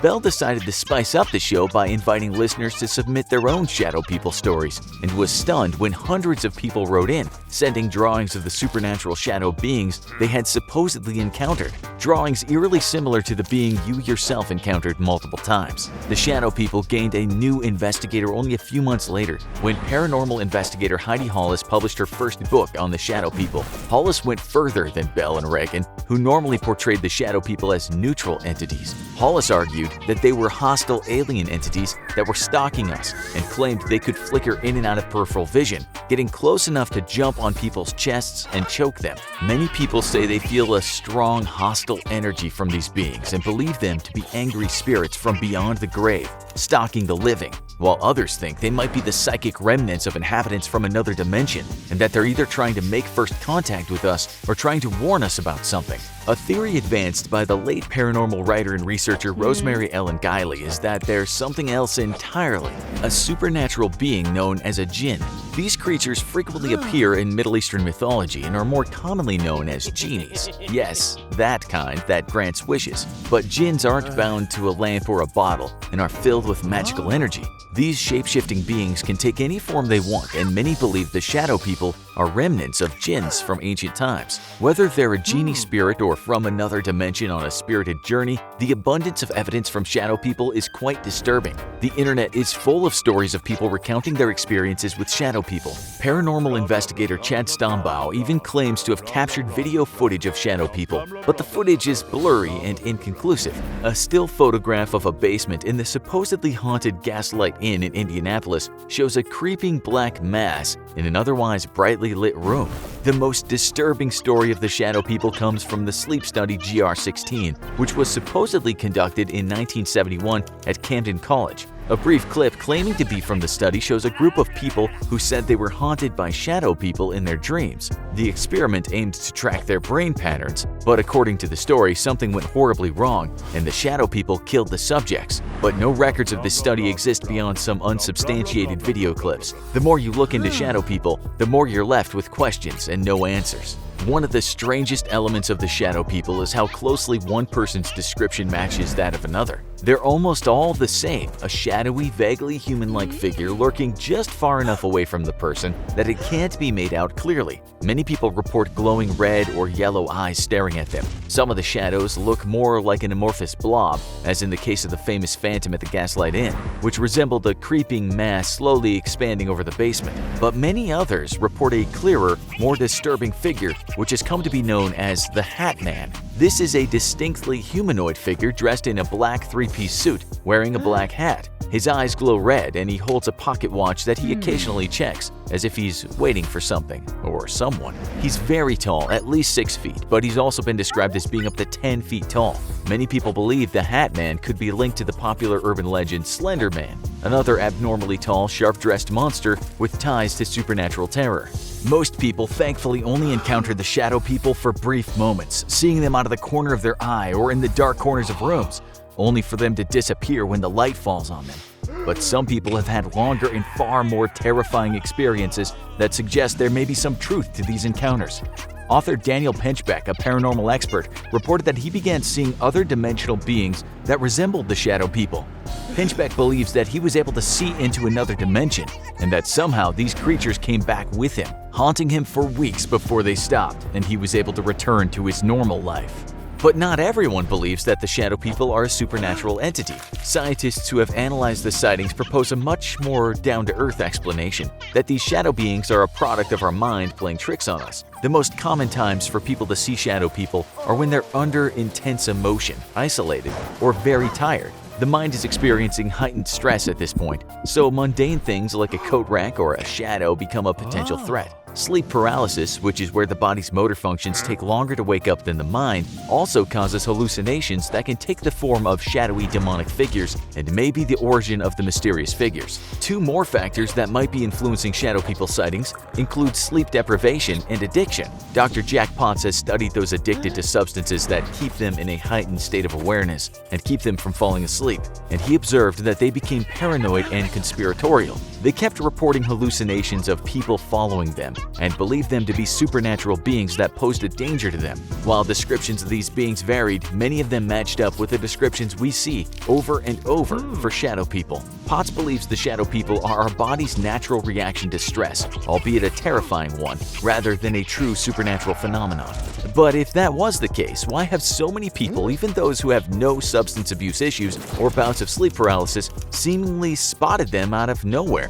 One thing's for sure, the shadow people have captured the attention of everyone who loves ghost stories and paranormal phenomena. These mysterious creatures have shown up in countless movies and TV shows, with perhaps the most famous appearance being in an episode of the rebooted Twilight Zone in 1985. In the episode titled The Shadow Man, the shadow person lived under the bed of a teenage boy and was a danger to everyone besides him until the twist ending. The 2013 film Shadow People spun out of the legendary GR16 sleep study, dramatizing it with terrifying results. And plenty of popular video games have you encounter the shadow people as enemies, giving gamers a brief taste of these terrifying beings without letting them get too close, we hope. Sightings go back decades, and hundreds of people are giving very similar reports of encounters just like the ones you experienced. But as you give up on your internet investigation for the evening, what still hasn't been answered for you is whether this is something mundane or truly a supernatural encounter. Was your mind playing tricks on you, or are there actually otherworldly beings stalking you? It's late, and you have an early start tomorrow, so you turn out the lights and get into bed. Your eyes are heavy, and you can feel yourself drifting off to sleep when your eyes fall on the corner of the room again. Is that your coat rack or something else? No, you tell yourself it's just the coat rack. Or is it? Is it a shadow person or just your mind playing tricks on you? You pull the cover over your head and decide it's best not knowing. Well, you think maybe just a peek. You slowly lower the covers and open your eyes. You will yourself to roll over and look at the coat rack in the corner. As you turn your head, you see it. 2 glowing red eyes, inches away from your face. Some of the world's most famous unsolved disappearances have happened in the mysterious Bermuda Triangle, but none are as baffling as the unexplained vanishing of the USS Cyclops. In 1918, the USS Cyclops set sail from Rio de Janeiro, Brazil to Baltimore, USA, making a brief stop in Barbados. After the vessel departed from Barbados on March 4th with 309 people on board, both the ship and its crew were never seen again. To this day, not a single piece of debris from the ship has been found. So how exactly did the massive USS Cyclops disappear without a trace? Let's go back in time and discover what happened.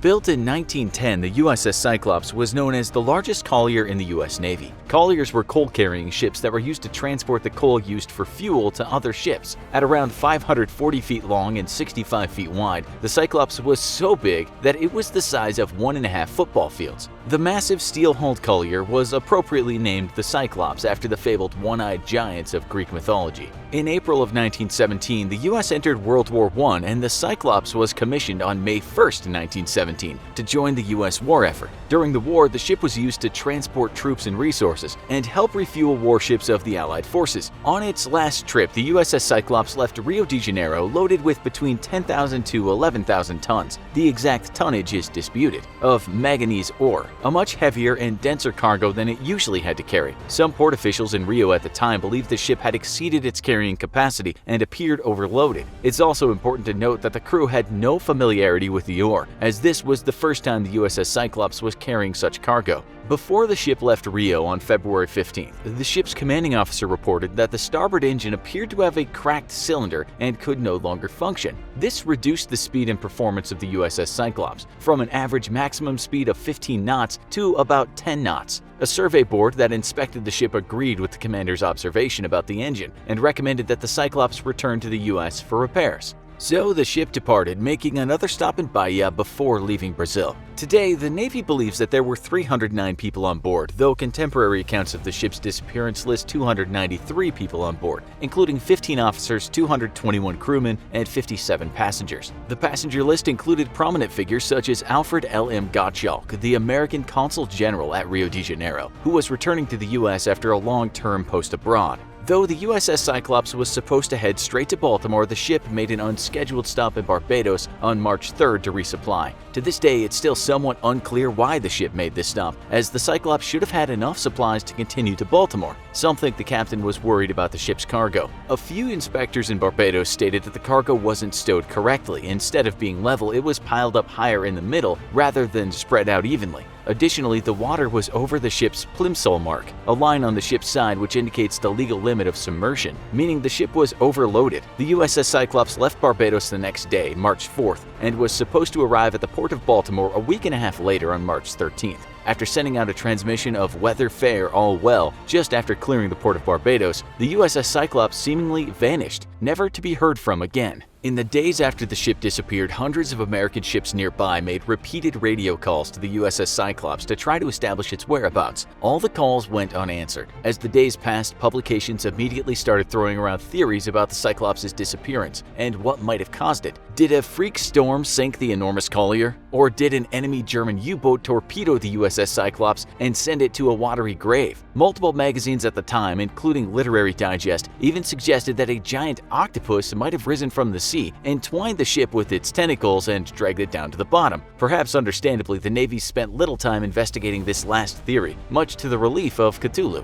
What was the actual fate of the Cyclops? Could a simple tropical storm have sunk the ship? After all, one of the reasons the Bermuda Triangle has so many disappearances is because the weather in the area is notoriously unpredictable, and storms can become very violent very fast. Most experts believe that the storm theory doesn't hold water, pun very much intended, because the Cyclops made no distress calls, and there were no major storms reported in the area at the time of its disappearance. Others point out that there are smaller thunderstorms known as mesometeorological storms that are unpredictable and hard to identify, especially with 1918 technology. Storms like those can start at sea and completely dissipate before they ever approach land. According to meteorologists like Joanne Simpson, these storms form very quickly, especially over the Gulf Stream, which happens to travel right through the Bermuda Triangle, and they may just last a few minutes before vanishing. However, while the thunderstorms are brewing, they are particularly violent, causing giant chaotic waves to form that put any nearby ships in danger. The lack of any distress call might be explained by these storms, as they sometimes also cause electrical disturbances that interfere with communication systems, such as the radio transmission on the USS Cyclops. Without any thunderstorms definitively identified in the area, however, this theory remains just that, a theory. How about the Germans? Is it possible that they sunk the ship? The USS Cyclops was a great asset to the Navy during World War I, and it would have made an excellent target for Germany. However, there was no evidence that any German submarines were in the area of the Bermuda Triangle at the time. Furthermore, no proof has ever emerged that Germany was involved, even after the US forces intercepted German communications and acquired German military intelligence. This makes it seem highly unlikely that a German military attack took down the USS Cyclops. However, part of the reason the theory about Germany destroying or capturing the Cyclops persisted is because of the ship's captain, Lieutenant Commander George W. Worley. Despite his English-sounding name, Worley was born in Germany as Johann Friedrich Weichmann and changed his name after moving to the United States. Reports came out that some crew members referred to Worley as "damned Dutchman," a derogatory reference to his German heritage, as the word Deutsch, meaning German, was confused with Dutch. Even while he commanded U.S. naval ships, some thought he might have supported Germany during the war and turned over the Cyclops to the Germans. However, as with the theory of Germans destroying the USS Cyclops, this seems unlikely. The U.S. military combed through German records after Germany was defeated in World War I, and no record of the Cyclops being captured or Worley working as a double agent was ever found. Even though Worley most likely wasn't some sort of German 007, the captain had other problems that attracted investigators' attention. At some point shortly before the ship vanished, there were unconfirmed reports of a mutiny against Captain Worley. Crew members allegedly accused him of being a drunk and completely unsuitable to steer the ship, both pretty undesirable traits in a sea captain. Several books and articles have described the captain as a strange character who had a habit of pacing the quarterdeck wearing just a hat, a cane, and his underwear. After the alleged attempted takeover of the ship by the crew, Captain Worley was said to have reacted harshly, imprisoning the mutineers and even executing one. It's unclear whether he dressed up for the occasion or gave out the execution orders in his hat and underwear. In a letter to the State Department after the USS Cyclops' disappearance, even the U.S. consul in Barbados said that the rest of the officers on the ship seemed to deeply dislike the captain. Offering their own theory on the disappearance, the consul wrote, "While not having any definitive grounds, I fear fate worse than sinking, though possibly based on instinctive dislike felt toward the master." In addition to the consul, many other sources suspected a mutiny on the ship during the time of its disappearance. They assumed the crew of the USS Cyclops, tired of their captain's strange behavior and harsh punishments, decided to seize control of the ship. However, even if a mutiny occurred and the crew were able to take control, it still doesn't explain why the ship was never seen again.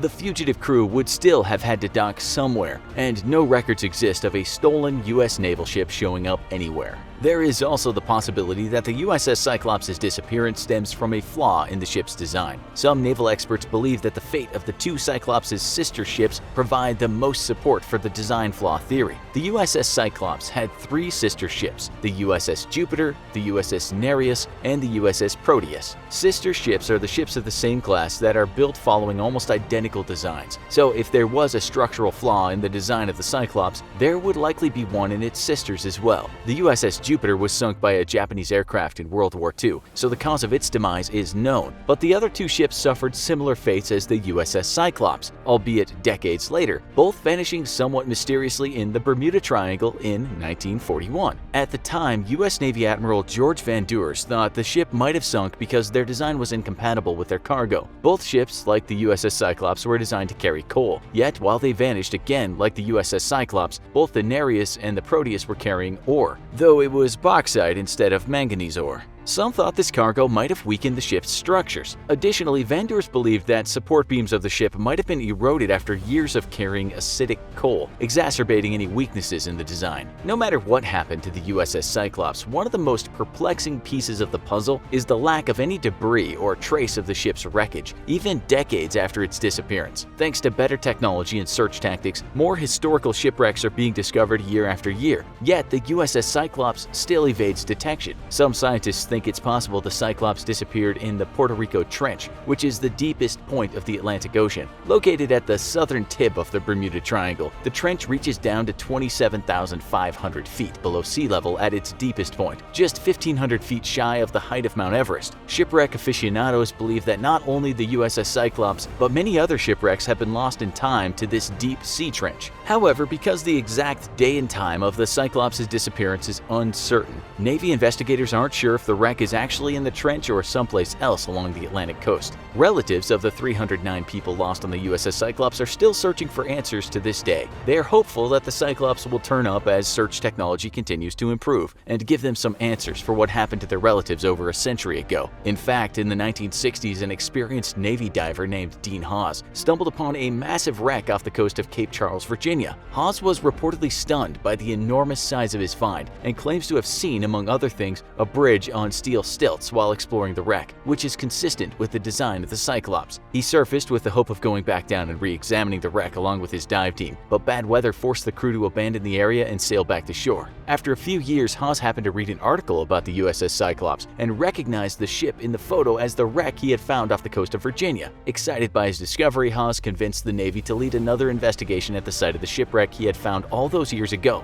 Unfortunately, a follow-up search of the area turned up a different wreck altogether, and no evidence of the USS Cyclops was found. There are also some, like astronaut Gordon Cooper and treasure hunter Daryl Miklos from the Discovery Channel, who believe that aliens may be abducting ships in the Bermuda Triangle. Using maps of the Earth drawn from space that his friend Cooper gave him, Miklos found a giant submerged object in the triangle's waters in 2018, which he couldn't definitively identify as a shipwreck or a natural formation. He believes it may be an alien craft. In Miklos' view, the Bermuda Triangle is an alien abduction hotspot, which explains why ships like the USS Cyclops go missing. What happened to the USS Cyclops remains a mystery for now. However, regardless of the reason for the ship sinking, the disappearance of the Cyclops was undoubtedly a huge tragedy. According to the U.S. Naval Institute, it remains the largest loss of life for the U.S. Navy in peacetime. On April 7, 1935, Kootenai Aquarium owner Bert Hobson thought he struck gold when he and his son Ron caught a 14-foot-long, 1-ton tiger shark. With its profits dwindling thanks to the Great Depression, Hobson thought this deadly sea creature would turn the tide for the struggling aquarium, especially in the midst of a spate of shark attacks in Australia. So he put the shark on display. 8 days later, as families wandered around the shark tank around 5 p.m., the tiger shark started to convulse. In front of a huge audience, it vomited a rat, a bird, and eventually a human arm. The shark was killed and the rest of its stomach searched, but no other human remains or parts were found. The arm would eventually be identified as belonging to former boxer and current saloon keeper Jim Smith. But was this a shark attack? Or had Smith been brutally murdered and thrown into the ocean, where the shark had found his severed arm and mistaken it for a lunch? If so, by who? Born in England, Jimmy Smith had moved to the Balmain suburb of Sydney, where he lived for many years with his wife and child. At the time of his disappearance, he was 40 years old. Smith managed a billiard saloon that attracted a shady cast of characters. It's perhaps here where he met a man that would change the course of his life, a criminal boss named Reginald Holmes. To all outward appearances, Holmes appeared to be a respectable member of the community. He was happily married, a member of his local Presbyterian church and the Royal Sydney Yacht Club, and father to 2 children. In his professional life, Holmes followed in his family's footsteps by running his own boat-building business. However, at some point he realized he could use his boats to make more and less legal money. Realizing there was a higher demand for drugs than boats, Holmes hired men to take speedboats out into the water and collect packages of smuggled illegal goods he arranged to have thrown overboard from incoming ships. A man of many criminal skills, Holmes also dabbled in other shady ventures like insurance scams and check forgery. Jim Smith began working as a builder for Holmes in the early 1930s, where he initially helped Holmes with small crimes, like scamming other builders out of supplies. Eventually, he moved into Holmes's smuggling operations and was even put in charge of Holmes's prized boat, the Pathfinder. Because crime apparently requires a good division of labor, Smith brought in one of his old pals, Patrick Brady, to help out with some check forgery scams. Brady would forge checks from Holmes's rich clients to steal their money. Things were going well until an incident with the Pathfinder boat. Holmes overinsured the boat and sent Smith out to sink it, but accidentally reported the sinking as suspicious to the police. The insurance fell through and led to Smith blackmailing Holmes. On April 7th, Smith and Brady met up for a night of drinking at the Cecil Hotel. This was the last time Smith would be seen alive out in public. Brady then took Smith to a small nearby cottage he owned at the beach community of Cronulla. A cab driver remembers encountering Brady later that night. He says he drove a terrified Brady from his cabin near Cronulla to Holmes's house that night. The driver also noted that Brady was hiding something under his jacket, although he probably didn't guess it was someone else's arm. Smith's wife Gladys became concerned after her husband failed to reappear from the fishing trip he told her he was on, and reported him missing. A mysterious man called her sometime later and told her that Jim would return in 3 days' time. Since Jim's arm was coughed up by a shark a few days later, that turned out to be a lie. When the arm was found, it was easily identifiable as Jim's because it had a large tattoo of 2 boxers fighting inside the forearm and a unique tattoo of Smith's. fingerprint analysis confirmed that the arm belonged to Smith. When the authorities determined that the arm had been cut off rather than chewed, they realized that this was not a Jaws prequel, but murder. Additionally, the arm had some rope attached to its wrist. As sharks are not known to tie up their victims before killing them, this made police reasonably sure that they were looking at a homicide. While looking for a possible killer, authorities uncovered Smith's connection to both crime boss Holmes and forger Brady. They arrested Brady and took him in for questioning, but after 6 hours of interrogation, Brady still refused to admit any involvement in Smith's death. Eventually, Brady agreed to speak to the police and immediately pointed the finger toward Holmes, stating that he ordered Smith's murder. Holmes was questioned about this but denied even knowing Brady. A few days later, with police still trying to determine what had happened to Smith based off a shark saliva-covered arm, things took an even stranger turn. Holmes took one of his speedboats out on a ride on Sydney Harbor. With him, he had a bottle of brandy and a pistol. Unsurprisingly, he got drunk. Surprisingly, he shot himself in the head. Even more surprisingly, he survived a direct gunshot wound to his head and kept driving the boat. As you can imagine, navigating a boat with a hole in his head proved to be difficult for Holmes. His boat driving was so risky and erratic that he almost hit another boat out on the harbor. The driver of the second boat called the police and told them to be on the lookout for Holmes. When asked how they'd identify Holmes and his boat, the witness reportedly told police, "You won't mistake him, he has a bullet hole in his forehead." Since relatively few captains speed around Sydney Harbor with air whooshing through their skulls, police found Holmes fairly quickly. However, the crime boss appeared to have little intention of surrendering. After shooting himself in the head and surviving, maybe Holmes imagined himself to be completely invincible. It's also possible his decision-making skills weren't great after his blood loss and the still open bullet hole in his brain. Police had to chase him for 4 hours before catching up to him. Holmes, now either completely delusional or just lying, said that someone else had shot him and that he hadn't stopped for the police because he thought they were the people that had tried to kill him.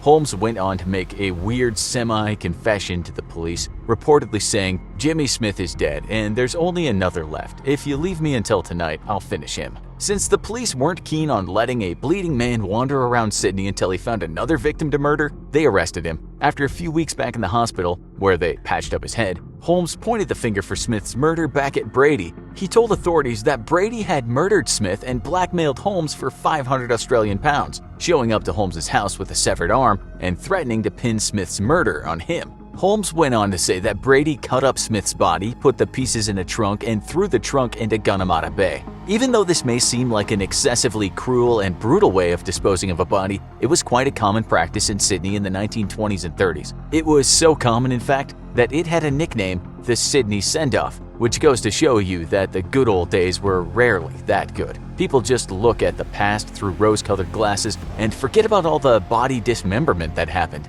Holmes told police he paid Brady off, after which Brady naturally left the arm with him and Holmes decided to throw it in the ocean. Authorities pressured Holmes to testify against Brady at the inquest on June 12th. This was made difficult by the fact that on the morning of June 12th, Holmes was discovered in his Nash sedan with 3 bullet holes in the chest. As Holmes' chest apparently had less internal Kevlar than his head, he was now officially dead.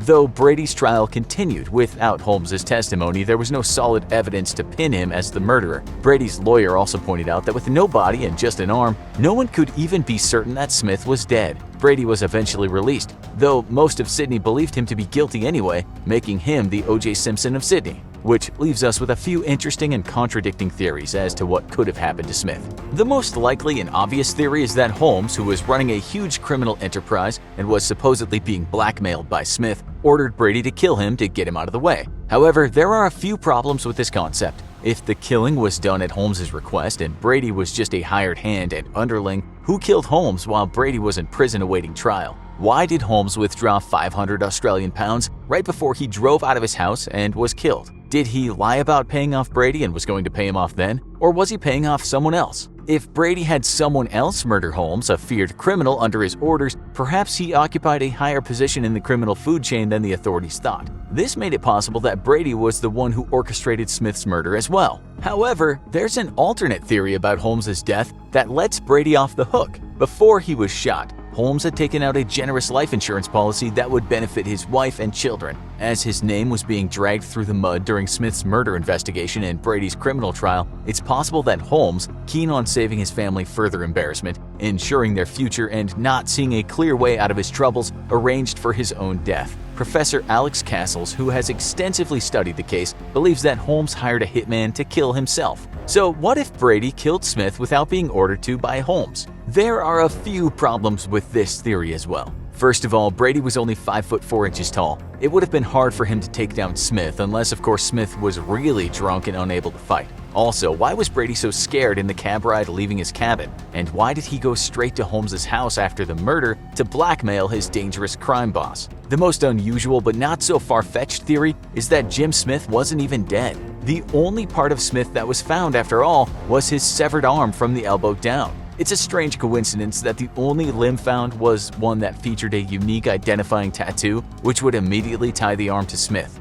Perhaps Smith had realized that he was in too deep with Holmes's criminal activity and wanted a way out. Either by himself or with the help of his wife, he could have severed his arm at the elbow and thrown it into the ocean. That way, when it was discovered, he would be presumed dead by Holmes's criminal ring, who would then leave him alone. Even though the arm was also confirmed to be Smith's via fingerprinting technology, so in theory, Smith could have just cut off a finger or two and still been ID'd. This technology was relatively new at the time and not commonly known. Since there weren't 7 versions of CSI floating around making everyone an amateur forensic specialist, Smith may not have known that he could even be identified via fingerprints, and thus wanted to make sure his whole forearm, tattoo included, was found. However, this theory has a couple of holes too. First and foremost, if Holmes wanted the arm found so he could be presumed dead, why would he throw it into the ocean? It would make more sense to leave the arm somewhere conspicuous, where it would be found almost immediately, rather than hoping a shark would get hungry, find it, and chew it up. Then again, perhaps Smith had left his arm somewhere more conspicuous, and then it was thrown into the ocean, either accidentally or by a passerby who found it and didn't want to report it or deal with it.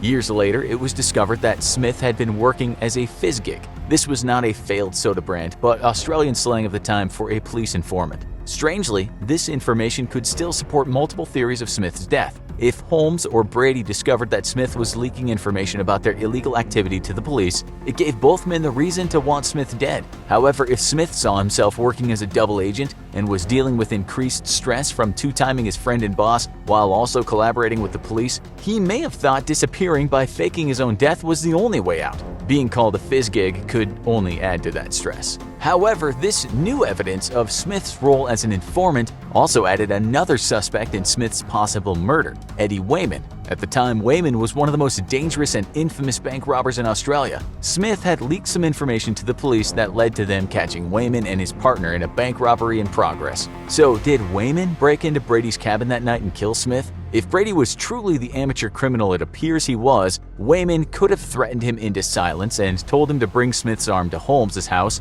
to show the crime boss that Wayman meant business. After all, if Wayman knew Smith had ratted him out, he could have easily believed it was done on Holmes's order. And that would also make Wayman a good suspect for Holmes's later murder as well, and could explain both why Brady seemed so terrified after leaving the murder scene and why Holmes tried to run away and kill himself. To his dying day, Brady continued to deny that he had any involvement in his old friend Smith's murder. Whatever may have really happened to Jimmy Smith, the most interesting thing to note is that in this mystery, a shark probably ended up saving lives. If the tiger shark in Kooky Aquarium hadn't thrown up Smith's arm, it's unlikely that Holmes's criminal empire would have come crumbling down so soon. That means it's possible many others would have been murdered thanks to Holmes's scams and drug smuggling if it wasn't for one shark's upset stomach. What we can all agree on is that no matter what, that tiger shark did not deserve to die. A shark getting food poisoning from a nasty human arm and then being killed after it throws the arm up is a horrible way to go. We here at Infographics demand justice for the Kooky tiger shark.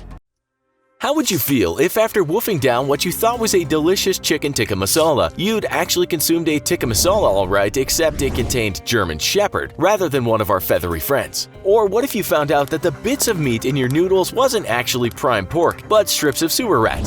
Or worse, you discovered that the tasty beef fillet you just enjoyed was a few days before your meal a living, breathing human being. Is that far-fetched? Well, the Smithsonian tells us that human meat looks like beef, but taste-wise it's closer to pork. Here's what one journalist said after trying human meat in West Africa in the early 20th century. It was like good, fully developed veal, not young, but not yet beef. So, had any tasty veal recently? Welcome to this episode of the Infographic Show, most horrific things ever served by restaurants. The Unstoppable Pest. Okay, so we're gonna start light and finish with meals that will make you want to vomit. When we say light, we mean one horrific thing served that happens time and time again and will keep happening just because some restaurants can't keep out invaders. You guessed it, we're talking about people being served cockroaches. There's no shortage of news stories telling us that customers have been less than impressed with something they ordered because it came with a cockroach. You'd think this happens to shabby restaurants with perhaps lax cleaning policies, but that isn't always the case. In 2018, it was reported that a restaurant in Oxford, England, which had been praised by food critics, had been investigated by the local council's environmental health unit. They found an unclean kitchen, but also food ready to be served that contained bits of roach. In 2009, one well-known critic had said this place served the best Chinese meal I have eaten in years and years, better than anything I've ever found in London. The restaurant was closed after Roachgate. How did that get there?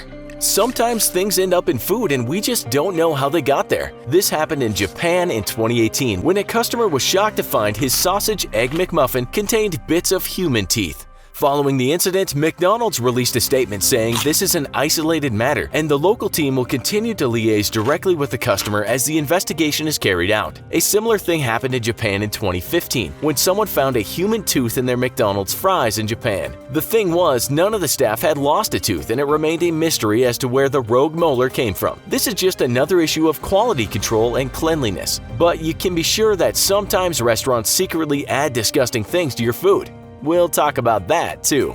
Randy Burger. Do burgers make out? We doubt it, but there have been cases when humans found unwrapped condoms in their sandwich. One such case happened in 2007 when an American man found a prophylactic in his burger at a Burger King in Rutland, Vermont. He told the press that after he bit into his Southwestern Whopper and found the condom, he sustained pain and suffering, vomiting, nightmares, mental and emotional distress. Of course he did. And that's why Burger King settled with him out of court. It gets worse. If you're going to discover an errant condom in any sort of food, then you'd think that clam chowder would be the most suitable dish. This happened to a woman in 2002 when she was dining in the seafood restaurant McCormick & Schmick's. She said she was enjoying her thick, creamy soup when she bit into something very rubbery. She thought it was a bit of tough calamari, but it turned out to be a condom. I ran into the bathroom with another friend of mine and I started throwing up, she told the press. In 2004, CNN reported that she had settled out of court. I'll take some lettuce, tomatoes, onions, jalapenos, and a big fat dead mouse. What a surprise a Subway customer had in 2015 in the USA when he found his baguette contained not just what he asked for, but also a large dead mouse. Subway apologized for the incident, saying it was unfortunate. The guy who bought the sandwich said he was lucky in that he didn't actually bite into the mouse. He told KGW it was wet and dead. His tail was curled up and you could see his two front teeth. He said he found it funny as well as gross. He didn't sue the company, but he did get a refund. Finger licking good. Our last fast food nightmare, there are too many to choose from, involved the restaurant Arby's in 2011. It was reported that a 14-year-old boy got more than he bargained for when he found a bit of human finger inside his sandwich. We are deeply concerned and apologetic to the guest involved in this unfortunate incident, said Arby's later. This time an investigation proved to be fruitful, as it turned out that the staff member had been using the slicer and had lost a bit of her digit. She survived but had to get some medical attention, and the young boy took the finger find in stride. Rat in a can. No one likes saucy baked beans as much as the British do. Beans on toast has been a staple of mainly the working-class Brits for many years, with the meal sometimes getting additions such as cheese. But we can say for sure that most Brits wouldn't be up for a dead rat with their beloved beans. That almost happened when a dead rat was found in a can of beans. The photo is gross to say the least. The rat had come to an untimely end, but was not possible to say if it had died before or after it got into the beans, investigators said. We will now move on from things found in food, but just to let you know that some things found in food have been syringes, bullets, animal heads, hearts, gloves, and tampons. Man's best friend. We all know that in some countries you might find dog at the menu at specialist restaurants, or perhaps when you venture into the countryside of developing nations. But you might also have read reports over the years that some restaurants serving up dog and pretending it was something else. In 2015, the British press told us that 6 restaurants in the Mexican city of Tijuana had been closed for apparently serving up dog and saying it was pork. When investigators arrived at one place, they found a headless puppy in a trash can, as well as caged dogs in some of the kitchens. The Daily Mail reported that at one place, police found the owner himself in the process of decapitating and butchering a canine carcass, putting the meat in a cooking pot. Caught red-handed, literally. Mystery meat. In 2013, the British press said investigators were stumped after looking into a dish at one restaurant that was supposed to have been lamb curry. Investigators had decided to buy a bunch of meals from restaurants and takeaways in London, following Britain's great horse meat scandal. At one place, they found that they couldn't identify the meat using a DNA test. They said it was definitely not lamb, but also not pork, chicken, or beef, or horse, or even goat. It's absolutely terrifying because if it isn't any of the meats we know, what is it? Said one of the investigators. This was all part of a documentary on British TV. That film also told us that investigators found meats containing no actual meat, but innards and the blood of animals. Things we don't often eat or don't think we're eating. Rat kebabs. There are many rumors that some Chinese restaurateurs will pass off dog or cat meat in Western countries as regular meat. These stories are 99% fiction, but in China, it's a different matter. While some people might actually want to eat dog, Hong Kong's South China Morning Post said in 2013 that there was proof that street hawkers have at least been serving up rats as lamb kebabs, but also possibly dog and cat meat. Investigators found that it's very likely rat meat that had been used, as people had been hospitalized in mainland China and doctors had found that they had fallen ill because they had consumed rat poison. SCMP also wrote, the inquiries showed that rat, fox, and mink meat had been sold as lamb in Shanghai. It said many Chinese people were outraged when news hit that their beloved kebabs were not what they thought. China's Ministry of Public Security also made a number of arrests after the investigation. How to tell if you're ever served up rat? Foreign policy tells us it's easy, as it smells like rat and tastes like rat. Apparently, you should just know when rat's in front of you. The problem is, in China and other parts of Asia, eating meat on skewers at night is often accompanied by a skinful of alcohol. Vegetarian cannibals? This bit of news is easily the pièce de résistance today, although there are a few takes on the story. Many well-established news outlets wrote in 2018 that customers at a Bangkok vegetarian restaurant had been outraged when they found out that their dish had included some small pieces of human. They had unwittingly become cannibals. The British tabloids wrote that people were horrified when they found out that a murdered customer had ended up in their ethical meal. Police had been called, and at the restaurant they found spatters of blood in the kitchen, as well as a deceased 61-year-old man who had been stuffed into a septic tank. The Daily Mail wrote, police alleged the owner's intention was to get rid of Praset's corpse by grinding it up and serving parts of it to customers. You might find many more instances of media reports saying humans were served as meat, but you can also find counter-reports proving most if not all of these stories are just lies or bad reporting. With that in mind, the Bangkok restaurant story, even though widely reported, may not have been as bad as we first heard. Yet a man was murdered and hidden in the restaurant after making someone lose face. That's hardly big news in Thailand, but was he served up and eaten? It seems it never went that far according to some reports. But would he have been if the cops hadn't arrived on the scene? We'll never know. A hooded man stands over you, wielding a hammer, dripping with your blood. You cower below him, head still aching from the force of the blow. You can't see his face, but you can recognize his voice. This man is a monster. He imprisoned you, tortured you, and just when you thought you'd finally escaped his clutches, he returned to finish the job. You thought you could escape me, he says with a laugh as he raises the hammer. No, you die here. Nobody can ever know. But before he can bring the hammer down and end your short life, there's a rustling upstairs. It's your foster family. They finally returned. When your hooded attacker hears them coming, he bolts, disappearing like a candle in the night. You breathe a sigh of relief, having staved off death for another day. But part of you knows you haven't seen the last of him. Part of you knows you never will. And worse still, when your foster family finally finds you, they see your wound and you tell them your tale, none of them believe you. But you know he's out there, the hooded man who once imprisoned you, the hooded man who wants you dead.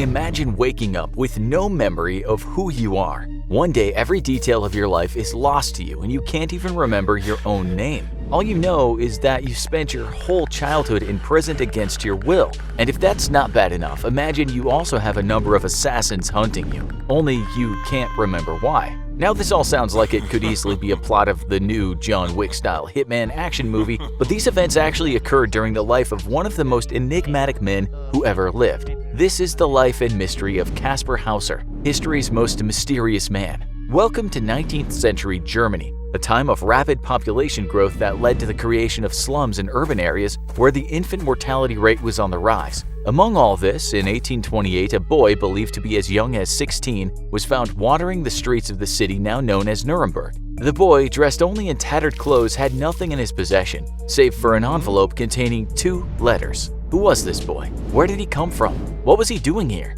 The answer to these questions, or in some cases the lack thereof, would go on to horrify everyone. The first letter, addressed to Captain von Wessenig, the captain of a local cavalry regiment, was seemingly penned by an anonymous laborer who had found Caspar and raised him. The second letter, however, was dated 1812 and believed to have been written by Caspar's mother. It stated that he was being sent to join the military as she could no longer care for her son. This strange feral child that had one day appeared walking the streets of Nuremberg in tatters must have been terrified of his new surroundings. Caspar had no clue that over the course of the next 5 years, he would quickly become one of the most talked about people in Europe. At first glance, Caspar appeared to be nothing more than a common orphan or a street urchin. Though appearances can be deceptive, he was initially unable to communicate verbally. His eyes, being unused to the sunlight, were reddish, and his feet were badly blistered from a long and agonizing walk. All these new and frightening sensations, pain, sunlight, exhaustion, must have terrified the teenage boy. Despite being a teenager, Caspar seemed to be a total stranger to the rest of the world around him. He was detained for being a vagrant and brought before the local authorities. While they tried to figure out exactly what to do with the boy, they noted that he only appeared to have very little ability to communicate. The phrases that he could say, "don't know," and "I want to be a rider like my father," were all he could use to express himself. Even when he tried to let the guards know he was thirsty, he seemed to only be able to write his name and couldn't describe where he'd come from or what had happened to him. His behavior was noted as being very abnormal. Caspar had no knowledge of how to eat using proper manners and would only consume bread and water. Strangely, the scent of things like meat, vegetables, and alcohol would cause him to suffer violent convulsions, and coffee even made him vomit. Something terrible had happened to Caspar. They just needed to figure out what. No one knew where he'd come from or what had been done to Caspar since his birth, and he had no way of explaining his origins. During his 2 months in prison, his care was overseen by one Andreas Hiltel. During his time there, Major Burgermeister Binder had taken a keen interest in Caspar and had the boy visit him to try and rebuild a more detailed picture of his unknown origin, and to offer Caspar education under a teacher named Professor Friedrich Daumer. Much to Herr Binder's surprise, it reportedly only took a mere few weeks for Caspar to learn how to read and write, greatly improving his communication skills. While some believed that at this time Caspar's speech was still not coherent enough to determine the events of his past, the mayor was determined to know where the boy had come from. According to Herr Binder, Caspar told him the following horrific story. He was kept from a young age in a small, dark room where he was made to sleep on a straw bed and fed only a diet of bread and water. The only other human being young Caspar had any interaction with was a stranger, an unnamed man who would leave bread next to Caspar as he slept. Occasionally, the man would also give the boy water that tasted bitter and, according to Caspar, made him sleep for much longer than normal. After this unnamed figure drugged him, the boy would awaken to find his hair and fingernails had been cut, and he'd been cleaned up as best as possible. The young boy was kept like this in horrendous conditions, made to live in an almost vegetative state, taught by the unknown man how to write his own name and say a few phrases he knew, but with no comprehension of what they meant. He was living the real old boy experience, and nobody knew why. The story of what had happened to Caspar, as interpreted by Binder, soon garnered a lot of attention, and speculation as to whether any of this was true became widespread. People all across Europe speculated. Some believed that Caspar had been raised in the forests, similar to a feral child, but with at least some prior parenting, hence the phrases he knew how to say. Modern-day theories range from Caspar being epileptic or having some sort of undiagnosed medical condition that gave him visions and led to a lot of his extravagant claims, while others argue that if the story of his abuse was in fact true, then the boy might have gone mad as a result, driven to delusions by prolonged suffering. Another theory posited that Caspar Hauser was actually a prince, It was speculated by some at the time that the infant Prince of Baden, who officially died in October 1812, was actually switched out with a different boy who died on the aforementioned date, leaving the prince to emerge as Caspar Hauser in 1828. The Grand Duke of Baden at the time had no male heir, meaning that his uncle Louis became the next in line. So it seemed plausible that there could have been a plot to put Louis in charge by taking the Duke's son out of the picture. After all, why would have Caspar been put through all this horrific mistreatment unless he posed some sort of threat to a person of great power? Despite being a popular theory, there's a lot of evidence to the contrary that seems to refute this tale of switched babies. A number of letters that the Grand Duke's mother wrote include the details relating to her grandchild's birth and the illness that led to his death in 1812. Things only got stranger for Caspar the older he got, as his dark past returned and the young man suffered a number of attempts on his life, or at least that's what he claimed. After being placed in the full-time care of his teacher, Frederick Dahmer, Caspar was discovered with a heavily bleeding wound on his forehead, hiding in Dahmer's cellar on the 17th of October 1829, when he was either 17 or 18. According to the boy, a hooded man had broken into the house and attacked him, telling Caspar, "You still have to die ere you leave the city of Nuremberg." He was understandably shaken up by the ordeal, especially as Hauser also claimed that he recognized the assailant's voice as belonging to the man who had held him captive. As much as this story seemed to fuel the Prince of Baden theory that surrounded him, some think it's possible that his head injury was self-inflicted and done so that Caspar could garner sympathy after a recent argument he and Dahmer had. The professor had told Caspar that he thought the boy was a liar. One thing no one could refute about Caspar Hauser: most of the stories he told of his life were undeniably exaggerated. Even the story about spending his early years in captivity seemed to have plenty of holes in it. For one thing, if he'd spent so much time living without light, he would have suffered from a disease known as rickets. This occurs when the body doesn't receive enough vitamin D, which we naturally absorb from sunlight and causes the bones to soften. But no reports ever mentioned Caspar having any skeletal deformities. The fact that he seemed to very quickly adapt to the new world he found himself in was also casting doubt into people's minds as to whether anything the boy had claimed was even remotely true. People suspected that the attempted assassinations on Caspar Hauser were nothing more than hoaxes, and that any injuries he sustained were carried out by the boy himself as a plot for more attention and further pity. Although this wouldn't have been much understood at the time, this is symptomatic of a mental health condition known as Munchausen syndrome. Those with this condition intentionally embellish details about their lives and can even go as far as inflicting injuries on themselves as a way to garner sympathy from those around them. The mystery was just getting stranger and stranger. Whether true or fictionalized, Caspar Hauser claimed on a further 2 instances to have been attacked by assassins intent on killing him. After the first attack, Hauser was placed under the care of Johann Bieberbach, a member of the local authorities. On the 3rd of April 1830, the Bieberbach household was shocked to hear the noise of a pistol shot coming from Caspar's bedroom. Hauser was once again found with a bleeding wound to the head. He claimed that an unseen assailant no one else noticed had shot him, but when pressed for details, Caspar said he could provide no details of his latest attacker. Was it the hooded man returning again to silence his extremely talkative victim? Caspar later changed his story, claiming that he'd accidentally knocked a pistol that was displayed on the wall down, causing an accidental shot that led to his injury. Much like the previous assassination attempt, this incident followed a similar argument wherein Caspar was accused of lying. Perhaps the harshest review of Hauser's character was given by Mr. Bieberbach, who called the young man full of vanity and spite. The authorities decided to move Hauser once again, and in May 1830 he was transferred to the house of one Baron von Tuchar. The Baron would also go on to make several complaints about Caspar Hauser's tall tales. The tallest of tales would come in December of 1833 when, now at 21, Hauser came home with another heavily bleeding wound, this time in his chest. His story was that a stranger lured him into the Ansbach court garden and stabbed him when he'd arrived, leaving a small bag behind as they fled. When the police searched the court garden, they indeed found a small purse containing a note in German that read, "Hauser will be able to tell you quite precisely how I look and from where I am. To save Hauser the effort, I want to tell you myself from where I come.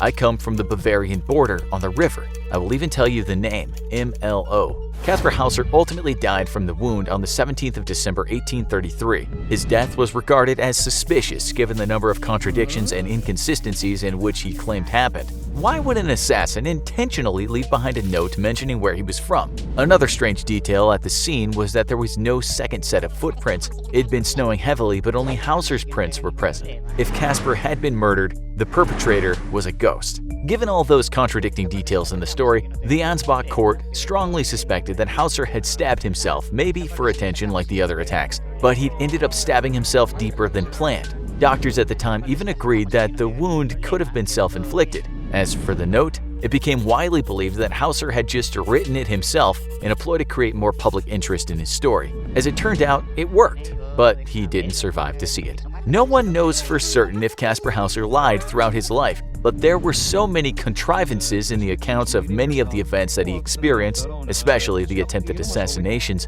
that just didn't seem to add up. In fact, the entire mystery that surrounded Caspar was probably thought up by Hauser himself, either as a way of attracting attention or as a result of severe mental illness. We may never know. All we know is that ultimately, the strange enigmatic boy who wandered the streets of Nuremberg won in the end, as his true identity is still debated to this day. The date is 2001, and in the Australian outback, a 64-meter radio telescope scans the sky for electromagnetic signals from deep space. With most of the electromagnetic energy in the universe being generated by stars and black holes, and outside of the visible light spectrum, the radio dish and the data it collects as it steadfastly surveys the sky is instrumental in making new discoveries about phenomenon millions of light years away. Unbeknownst to its operators and buried deep in the incoming data, the dish picks up a powerful 5-millisecond burst of radio energy, something unlike any observed cosmic phenomenon to date. The burst of incredibly powerful radio energy will remain buried in the data for another 6 years though, until in 2007 astronomer Duncan Lorimer assigns a student to look through the archival data from over half a decade ago. Stumbling across the mysterious transmission, it's first believed to be a technical glitch. But slowly, Lorimer and his student realize that this is in fact exactly what it appears to be, a massively powerful radio signal coming from somewhere in space outside our galaxy. The rest of the astrophysics community largely discounts what comes to be known as the Lorimer pulse though, assuming it to be faulty equipment or an inappropriately observed commonplace phenomenon. Then, in 2010, a survey involving many different radio dishes around the world picks up 16 pulses, now known as fast radio bursts. Immediately, heated debate begins among scientists, even as more FRBs are discovered year by year. Theories range from the incredibly unlikely, neutron stars caught in a specific set of circumstances near a black hole, to the flat-out incredible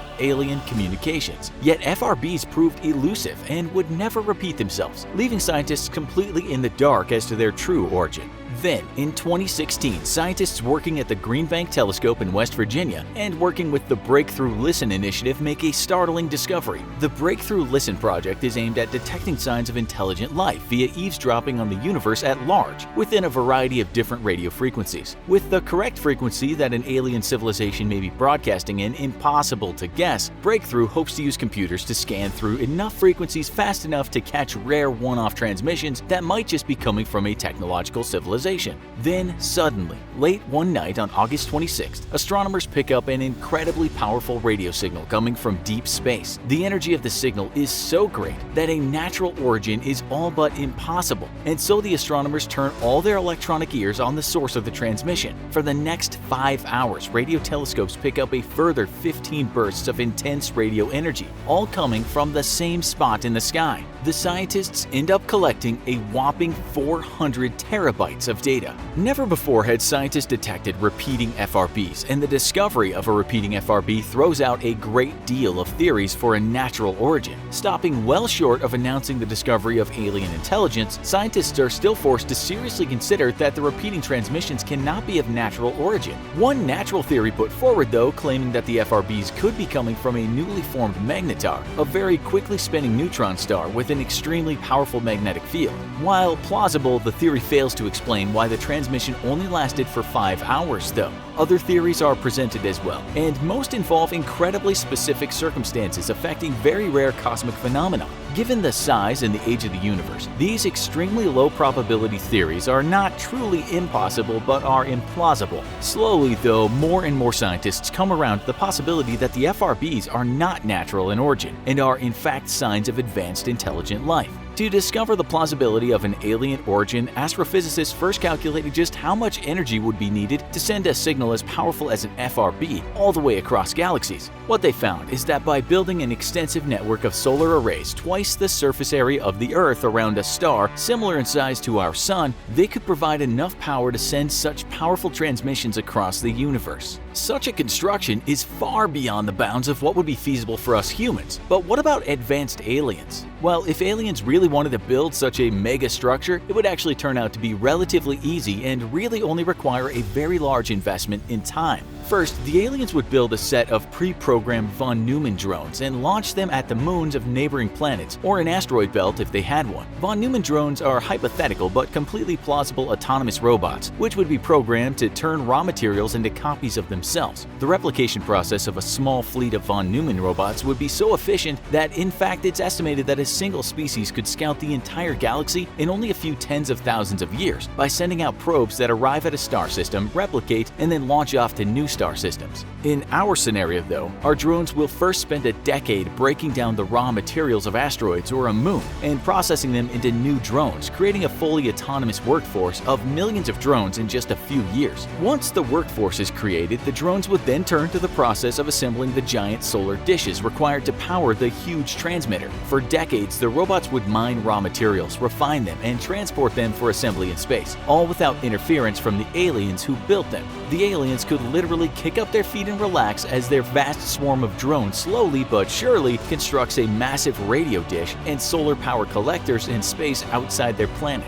Within a few decades to a century, the project would be complete, with the drones then breaking themselves down to use their own bodies as the final raw materials needed. Now that would be recycling on a galactic scale. With the huge radio dish and the solar collectors needed to power it completed though, the question is, what exactly would aliens want to do with it? Well, here on Earth, we have for a long time known of a way to propel spacecraft incredible distances at speeds approaching a significant fraction of the speed of light. Typically, these propulsion systems involve a large array of powerful radio antennas, or laser emitters built onto the surface of the Earth or in space, which would then fire microwaves or pulses of laser light at the rear end of a spaceship. With no friction in space to slow down a spacecraft, the tiny push of radio energy or photons on the hull of the ship would quickly add up and could propel a ship 20 times the size of a modern cruise liner to speeds that would make reaching nearby star systems a matter of years. An advanced alien civilization could thus use an array of huge radio transmitters to push spacecraft along electromagnetic interstellar highways. And with a powerful enough transmitter, they could even propel spacecraft across intergalactic distances. With a star powering the transmitter, the spacecraft could be powered for years, decades, or even longer if necessary, and the extremely high energy state of FRBs could make such a propulsion system effective even across intergalactic distances.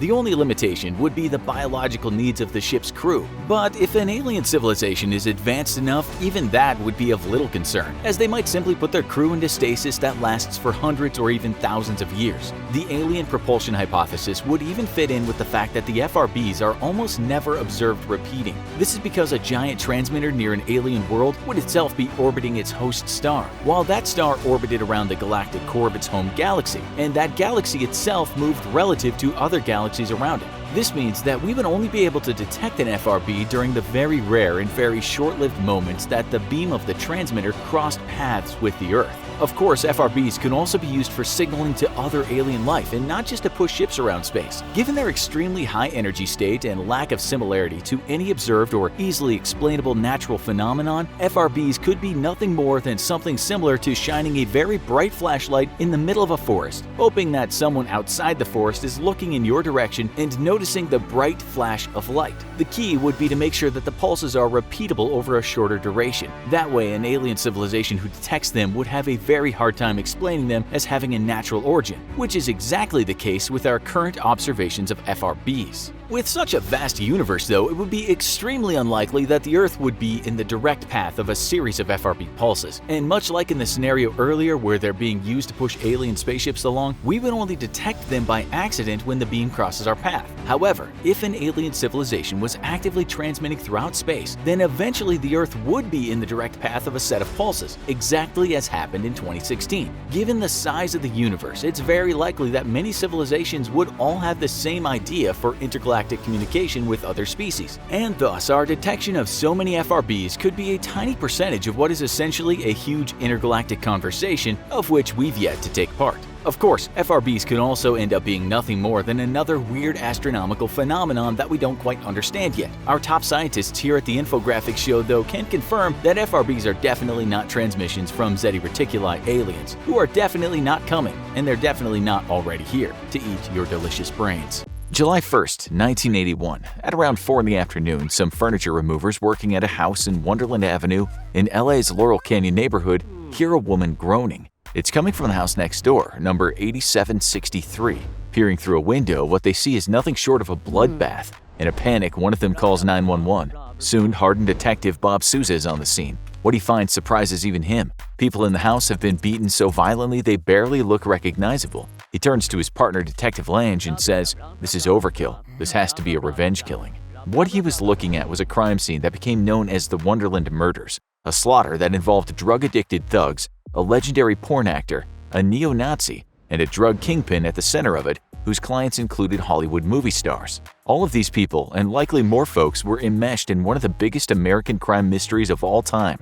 It's true that when Souza first witnessed the utter brutality of the murders, he knew this was a lot more than just some house invasion or a drug deal that had gone wrong. He later said he'd never seen so much blood in his life, describing the crime scene as even gorier than one of LA's other much publicized crimes, the Tate LaBianca murders, aka the Manson family murders. Souza and Lange survey the house once the groaning woman, Susan Lanius, was taken to the hospital. Drugs and paraphernalia were everywhere, as were the murder weapons, steel pipes and hammers. Susan was lucky to be alive, but the others hadn't stood a chance. Their heads pretty much crushed in by the sustained attack. Those victims were Ron Lanius, Barbara Richardson, Billy DeVerrell, and Joy Miller. When Susan was discovered, she was lying on the floor next to her bed. In the bed, still under the covers, was her husband, Ron, who was lying in a pool of blood next to the hammer that had likely killed him. The nightstand next to the bed had been ransacked. Miller was lying on a bed in another room, her legs hanging off it. DeVerrell was propped up at the foot of the bed against the television stand. His entire half-naked body was covered in blood from head to toe.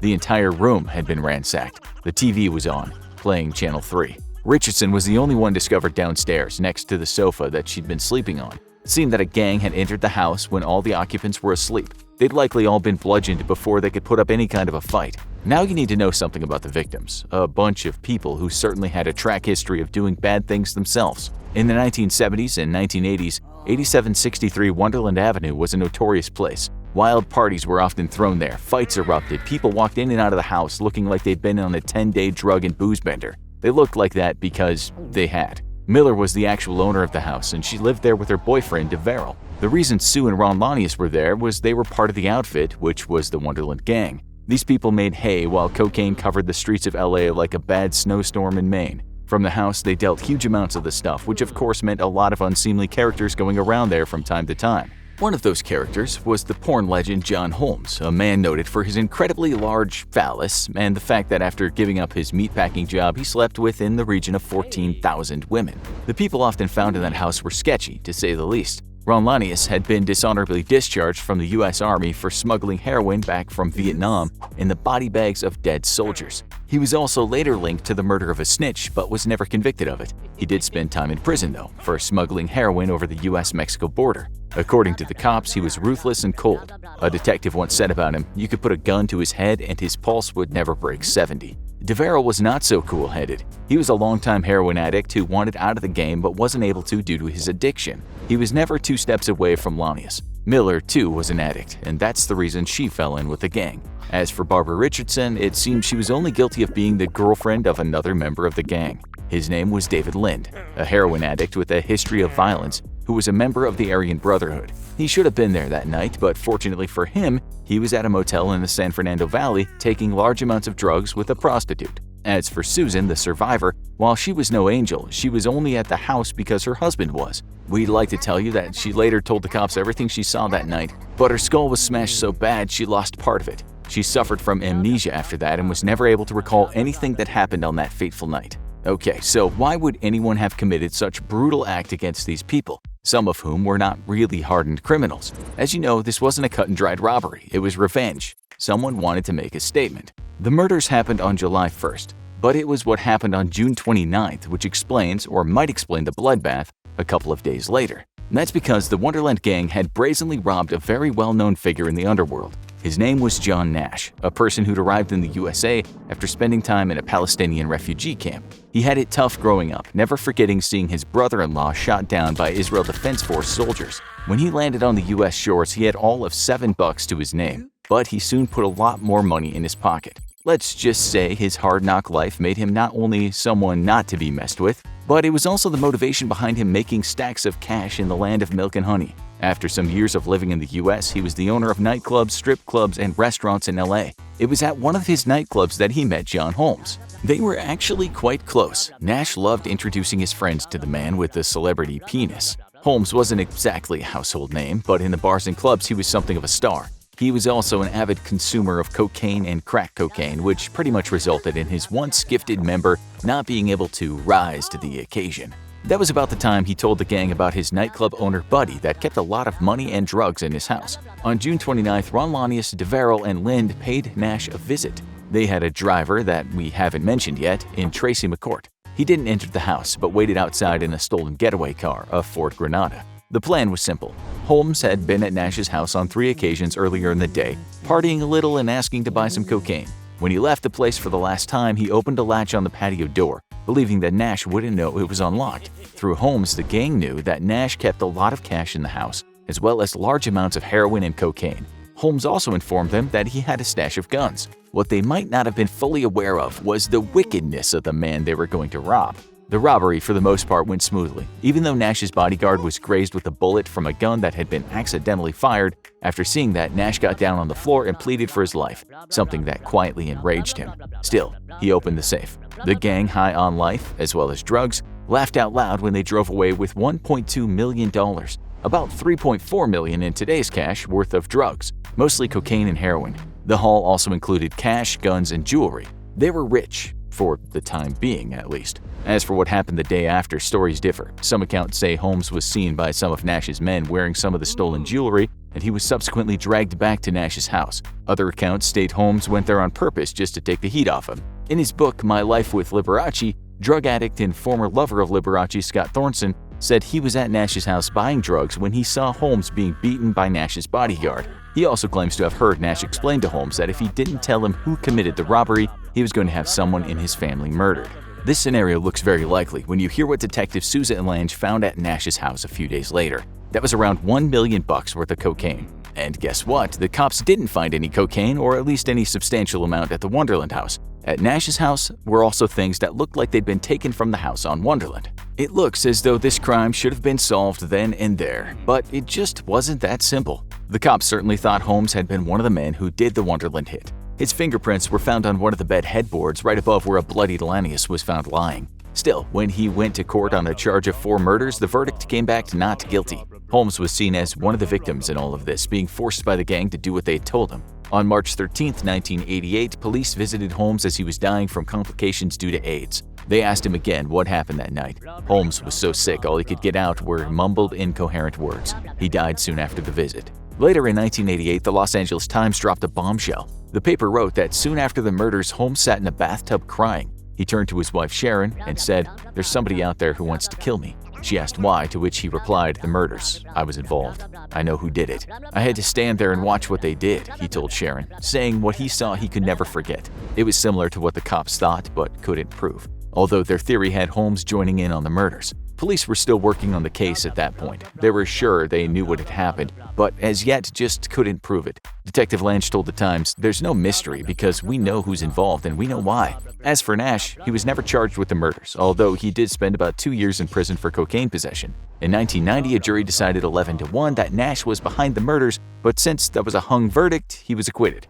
Many years later, he admitted he bribed the lone juror who voted in his favor with $50,000. He was convicted of money laundering and admitted to jury tampering, but in the end, he didn't go back to prison and just paid a $250,000 fine. He died in 2014, aged 85. But surely, if he had sent those men around to that house, the authorities would have convicted him. There's also the fact that no way could Holmes and the bodyguard have done it alone, if they had done it. Holmes' wife Sharon told the police that Holmes had indeed helped plan the robbery, but under some amount of duress from the gang. She said after the murder, he was held at Nash's house while Nash scanned his address book. Nash then listed some of the people in that book who would be assassinated if Holmes didn't tell the truth about the robbery. Holmes was known as being a liar throughout his life. That's why people didn't believe the story that Sharon came out with. An attorney would comment, "Based on the material given to us by John Holmes, that version of the facts is not an accurate one." Then there's Thorsen's story. He'd been in and out of prison himself after the murders, and for the most part, he didn't talk much about the Wonderland murders. Maybe he did know too much, because after testifying in the case, he was put into witness protection.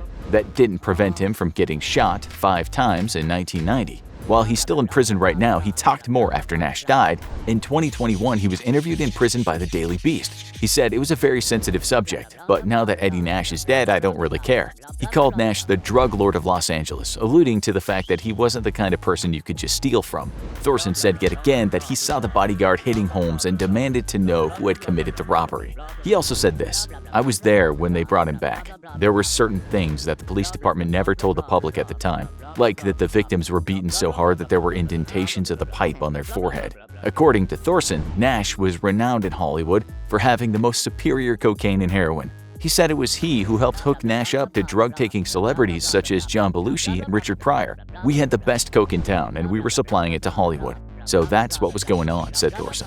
If you believe him, on the night of the murders, Holmes and the others had expected all the gang to be there, and killing the largely innocent women hadn't been planned. The question is, can you believe his story? Well, he might be the last survivor who can tell such a story because there really are no more people who can talk about those bad old days. Remember David Lind, the neo-Nazi who was at the motel the night it happened? Well, he died in 1995 from a heroin overdose. The bodyguard died in 1997 from liver failure. Tracy McCourt, the driver, passed away in 2006, although no cause of death was reported. There were almost certainly other assailants that night, so no doubt someone out there knows the truth. It's a wonder the crime has never been officially solved, although a journalist working on the case explained the main reason for that, saying, "When a crime is committed in hell, you're not going to find angels for witnesses." He still believes there are witnesses out there right now who can fill in most of the gaps to this grisly tale. There are a plethora of diseases out there in the world that are extremely rare and sometimes hard to diagnose. Some diseases, such as chronic fatigue syndrome, can hit a person and often doctors don't really know how to treat it. Sufferers can hardly move for days on end, and there's not much the medical community can do to help them. Then there's the mysterious Morgellons disease, described as people having small fibers or tiny particles emerging from their skin sores. It feels like things crawling on them. It can be ruinous, yet it remains pretty much a controversial mystery. And you certainly don't want the condition known as pica, which might drive a person to eat rocks, sand, glass, and in one extreme case, bicycles, TVs, shopping carts, and an entire Cessna 150 airplane.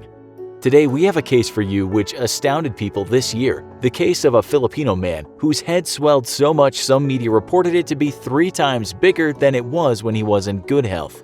There are numerous photographs of this man out there, as well as sad-looking video of him playing guitar and singing. What the viewer sees is something that could be said to be very strange and sad, so much so a person might wonder if these images had been doctored and it's all a big hoax. If it is a hoax, that hasn't stopped news media from all over the world publishing the photos and telling the story. The man we're talking about is called Romulo Pilapil. He was 56 when the news reports were circulating around the internet in July this year. You can see before and after photos of this carpenter from the Philippines, and the after photo is nothing short of extraordinary.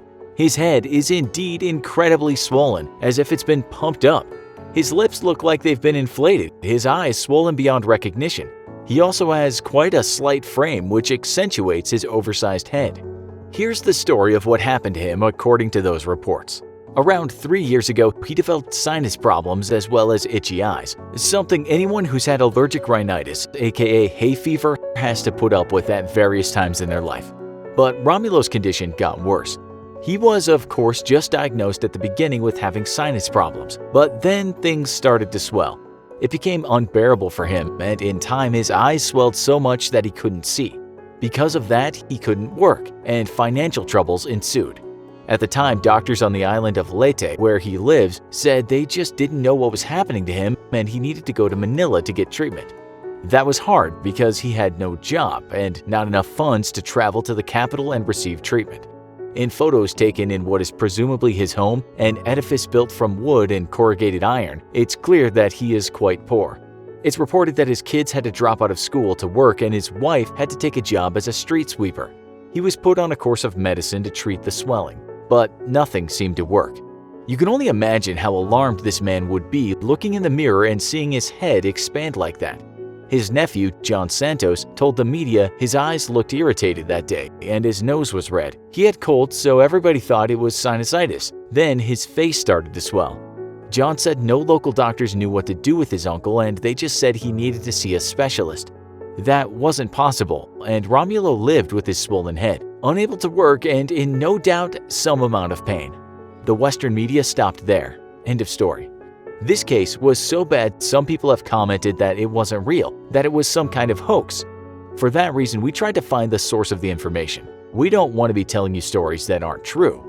We tried to find Romulo's story in the media of the Philippines, and it seems it wasn't reported in the oldest English-language newspaper, the Manila Times. We also searched to find it in the Philippine Star newspaper and the Manila Bulletin, and a Google search didn't provide us with a story. Is this a case of one tabloid writing a story and every other tabloid repeating the same story? What's sometimes called journalism, or possibly a case of fake news journalism? From what we can see, the stories from each news media organization or blog or website posting viral content uses the same photos, same quotes, and tell the same story. The news also appears on various video news media, but again, the source doesn't look like it did much investigating and instead repeated the story everyone else has told. In the comments section of various media and on YouTube clips, people do seem to believe the story, but we want to know for sure that this is not some kind of deep fake. Some people have made that accusation. Surely, scores of well-known media wouldn't publish a deep fake hoax as a real story and would have done their due diligence. From what we can see, some sources tell the story and then say something like, according to the Daily Mail, or according to the Daily Mirror, and that could be in numerous languages from different countries. We even tried to find a Romulo Pilapil on Facebook, and while we found a lot of people with that name, we couldn't find an account with a profile photo that matched our man, before or after. And as he can't see and is oldish and poor, it's very unlikely he'd have an account. We doubt social media is high on his list of concerns. Finally, we had a breakthrough. We found the Facebook page of a man named John Kevin de los Santos, the name of the nephew. He posted a story of Romulo and asked for help, and then left phone numbers for people to call. Of the 28,000 plus people that commented on one post, many of them left the hashtag KMJS, which stands for Kapuso Mo Jessica Soho, and is a television news magazine show in the Philippines. Some people even asked Senator and renowned boxer Manny Pacquiao to come to Romulo's aid. We went through John's photos, which were public, and indeed found more photos of Romulo from the past. In some of these, his head was bandaged, and it's a sad sight to see. We also found more video footage of Romulo sitting in a chair while what looks like his family standing around him. A woman seems to be praying for him, and while his eyes are swollen shut, tears seem to be falling down his face. At the end, everyone sings happy birthday to him. As we said, we just wanted to check this before we told you the story was real. We can say that it looks real, so now we need to try and understand what happened to Romulo. It's certainly a horrific case of swelling that must be very, very rare, and we hope that the man can get the money to find a specialist who can help him. Thousands of people have seen the video, and at least in the Philippines, many people wished him good luck and blessed him. One such comment, translated into English, read, "Happy birthday. Get well soon, Papa. God knows everything for the good, and you will get well soon. Just hold on. Don't give up." In fact, the majority of comments tell the sick man that God will look after him. And while we don't want to dispute this, we think what he also needs is some money to travel and see a medical professional who can reverse that extreme swelling. What Romulo needs is to see clearly again, to have his singing mouth back like it was in the past, to be able to blow out his birthday candles like he could do before he was visited upon by this unusual condition. But what could he have? What happened to him? Well, we've all heard of severe allergic reactions to certain foods, say peanuts or shellfish or tree nuts, and we know that these reactions could cause swelling of the face. This can be deadly as the swelling can make it hard to breathe, but with this kind of reaction called anaphylaxis, it tends to go down quite quickly. As we know, Romulo has been this way for a long time, and doctors would know very well if it was anaphylaxis. We found something called angioedema, which can also cause swelling of the lips and eyes, but in most cases this goes down too. This could be an allergic reaction to food or prescribed medicine, but it could also be hereditary. Britain's NHS tells us that hereditary angioedema can't be cured, but with medication it can be treated quickly. There can be severe cases, and it could have simply happened because an insect bit him. It might also have been caused by lupus or leukemia. but again, it should be treatable even if severe. Because Romulo has seen doctors and taken meds and his condition is still said to be mysterious, perhaps it's not that either. On the Facebook page of the nephew numerous times it said that doctors just can't come up with a diagnosis. We did find one story in the Atlantic, though, about a girl whose face swelled and she had rashes and it wouldn't go away. She was quoted as saying, "I awoke one morning with a thick swollen tongue, half-shut eyes, and red welts the size of $50 across my body." She went to see many doctors for months and they couldn't make it disappear. She said she had angioedema, but hers just hung around and made her life hell. She wrote, "Every morning there are new hives, different things swollen, perpetually tumescent. I've become a living blow-up doll." She says she's just learned to live with it, and while this must be very hard, it's likely her case of swelling isn't anything as extreme as Romulo's. We'd also like to think that Romulo has been given antihistamines and the immune-suppressing steroid prednisone, which is given to decrease inflammation in patients. We also found one report from the National Institutes of Health that said one 27-year-old American man suffering from angioedema was treated with steroids and antihistamines. He improved, but the moment he stopped taking them, it came back. That report tells us, consequently, we decided to try a course of inhaled cannabis as modulators of immune cell functions. The use of inhaled cannabis resulted in a complete response, and he has been free of symptoms for 2 years. Is there a chance that if Romulo had an extreme case of angioedema, that this could work for him? We looked at other conditions which could cause the face to swell, such as Cushing's syndrome, but from the example photographs we saw, people's faces weren't anywhere near as swollen as Romulo's. In fact, it's hard to find a case of facial swelling as bad as his. We did find one instance in which a man's face was terribly swollen, much like Romulo's face.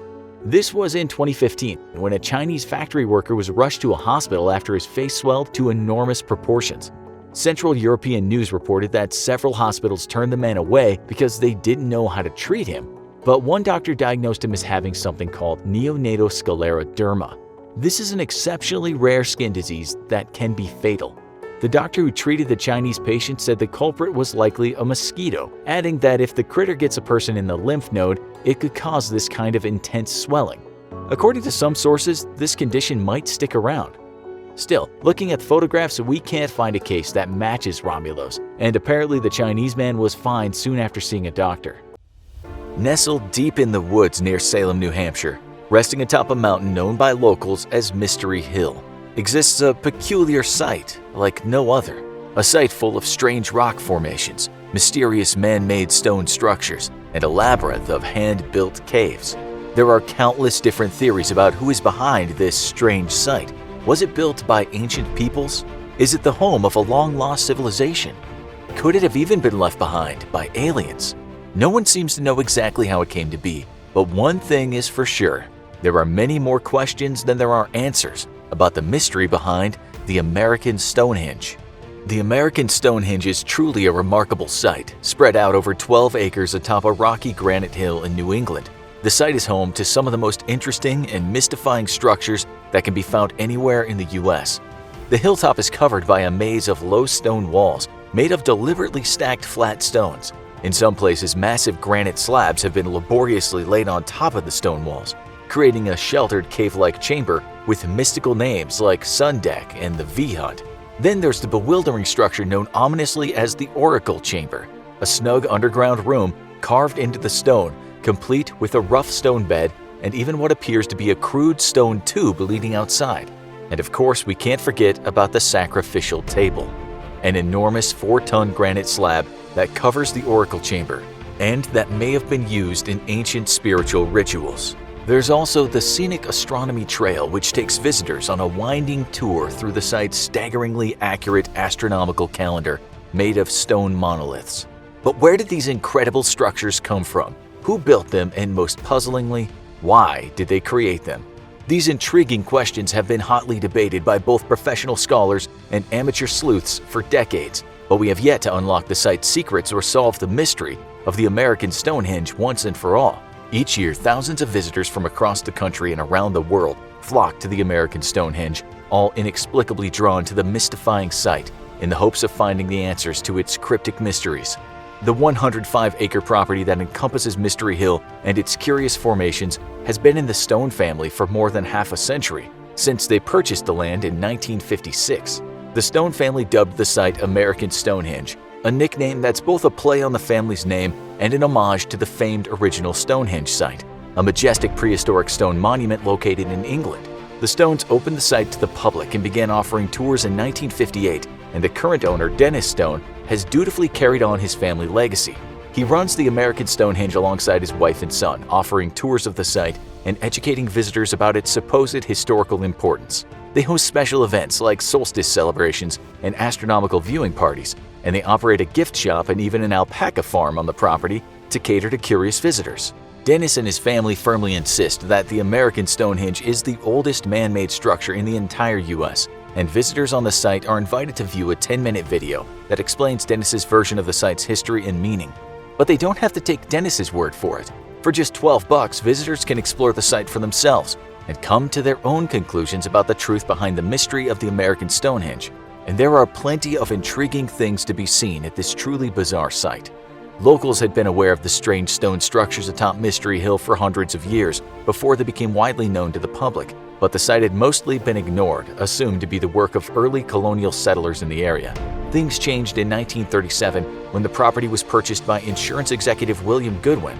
Goodwin was a very wealthy man and enjoyed spending his free time indulging in amateur antiquarian projects, such as searching for evidence of Vinland, the fabled North American settlement of the Vikings. Of course, we now know that Vinland does indeed exist. The site was found in Newfoundland, Canada in the 60s, and it's currently the only pre-Columbian site in North America that's widely acknowledged by experts. But back in the 1930s, Vinland was just a whispered rumor, and its location was still a mystery.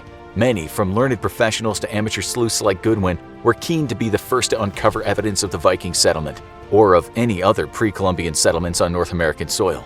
When Goodwin took possession of the Mystery Hill property, he was convinced that the low, roughly hewn stone walls were the ruined foundations of some ancient building, and that they were proof that the site had been home to a previously unknown group of pre-Columbian settlers from across the sea.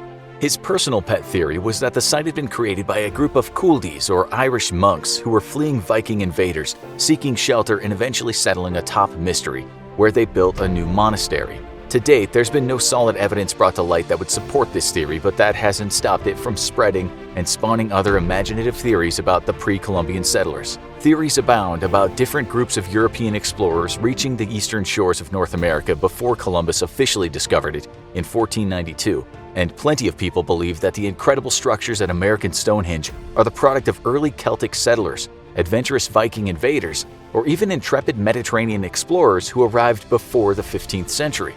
One of the most intriguing theories about the origins of American Stonehenge comes from a 1976 book called America, BC by author Barry Fell. Fell was a marine biologist by trade and an amateur historian in his free time, and he claimed that American Stonehenge held proof that ancient Phoenician and Iberian people had found their way to America as early as 1st century BC, leaving behind intricate stone carvings in the Phoenician language that should have only been found in the Middle East.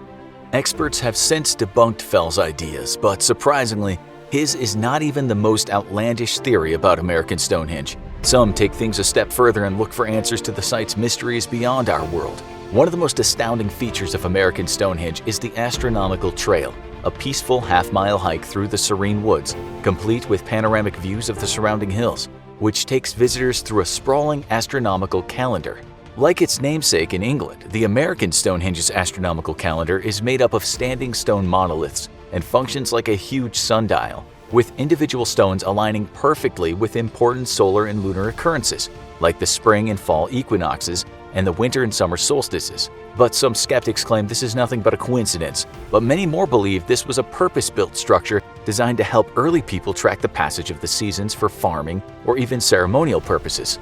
More than one credible surveyor has carefully studied the site and confirmed that the alignment of the stones is consistent with what astronomy would have been like thousands of years ago, which, because of the Earth's tilt, would have been slightly different than the alignment is today.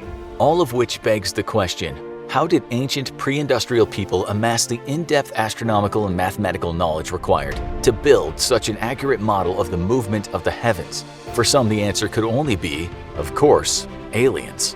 This theory is so popular that it was covered by the legendary TV show Ancient Aliens, in an episode that posited that the American Stonehenge was actually built by ancient druids who somehow traveled to North America to share the illuminating knowledge that they in turn had learned from their alien mentors, or something like that. Anyway, not all of the theories about American Stonehenge are quite so outlandish. One of the more popular and more palatable theories about the American Stonehenge is that it was created by the ancient Native Americans. Extensive carbon dating testing has proved that some parts of the site are indeed more than 4,000 years old, and archaeological evidence from the site and other nearby digs prove that early Native Americans definitely lived in the area. Fragments of bowls and stone tools have been found nearby, along with evidence of large fire pits of the type used to make pottery, and the area is rich in the clay deposits that would have been needed to make ancient pottery. Many of the site's massive stones also show evidence of having been quarried using primitive stone-on-stone techniques. Did ancient Native Americans settle atop Mystery Hill and build the structures that we can still see today? Or did they perhaps use the site for their ancient ceremonial rituals? Was the monstrous 4-ton stone slab actually used as a sacrificial table? There are grooves carved all around the edges of the stone that appear to have been designed to funnel liquid off the tabletop and into a bowl placed under the table. Is it possible that these grooves were used to collect the blood of sacrificed animals, or even humans, as part of a gruesome ancient tribal ritual? Beneath the slab is a tiny, cramped underground chamber connected to the surface via a crude stone speaking tube. Could an ancient person have hidden themselves away beneath the sacrificial table, speaking into the tube in order to magnify their voice to the gathered masses in a way that made it appear as if the voice was coming from an invisible spirit or god? It's unlikely that we'll ever know exactly how early Native Americans used this site more than 4,000 years ago, but we definitely know that they were there. We also know about another group of people who were most certainly in the area of Mystery Hill hundreds of years ago. Early European colonists flocked to the eastern shores of North America in the 17th and 18th centuries and established the first permanent colonial homesteads, permanently altering the existing landscape in the process. Could the American Stonehenge be the ruins of an early colonial settlement? Many anthropologists and archaeologists believe so, and they also have some rather less mystical explanations for the peculiar structures that can be found on the site. Historical records clearly show that a man named Jonathan Paddy, a shoemaker from Europe, settled in the area in 1823 and built his homestead atop Mystery Hill, on the very same site as the American Stonehenge. Experts are convinced that what at first might appear to be a sacrificial table used for gruesome and bloody ancient rituals was actually simply a stone table used by early colonial farmers to press fruit and collect the juices, or to extract the lye from wood ashes as the first step in the onerous chore of making lye soap. As for the caves, rather than mysterious ancient structures with unknown cryptic purposes, most experts believe that they were simply a crude form of food storage used by colonists in the days before modern refrigeration technology. Plymouth State University archaeologist David Starbuck is one of the country's foremost experts on the American Stonehenge, a site that he calls unquestionably provocative, puzzling, and above all controversial.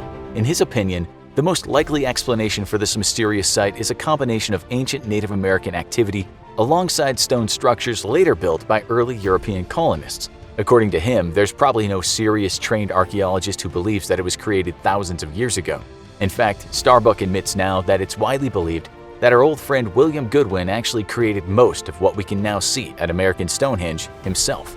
Theories abound about the peculiar site, but it's highly unlikely that we'll ever really know the full truth behind the mystery of the American Stonehenge. That doesn't bother Dennis Stone, who continues to believe that he owns one of the most important historical sites in America. They're kind of ignorant of all the facts of the site, he says of critics.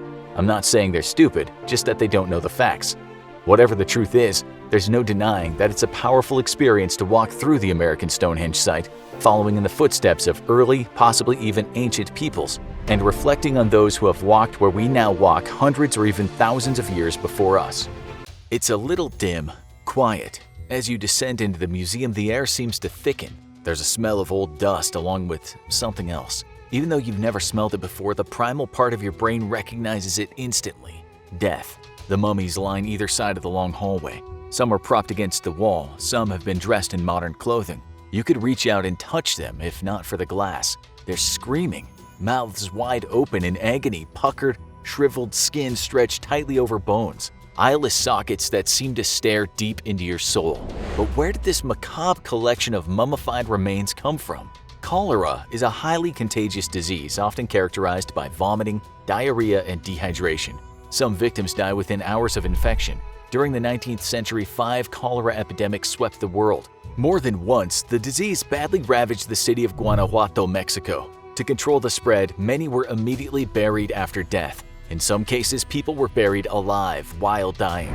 However, it's hard to know exactly how many Guanajuato mummies died after burial. When a person dies, their skin dries out and contracts. Also, their muscles relax. Contracting skin coupled with a relaxed jaw and natural mummification makes it look like the mummies are screaming.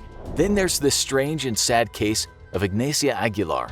She had catalepsy, a condition where sufferers can go into rigid trances. Body functions including heartbeat and breathing may slow down during a cataleptic fit that lasts anywhere from a few minutes to over 24 hours. Poor Ignacia had a fit, and her heart appeared to stop beating for longer than a day. Convinced that she was dead, her relatives had her buried. Later, when she was dug up, it was discovered that Ignacia had been buried alive. Why were Ignacia and the other corpses disturbed from their final resting places?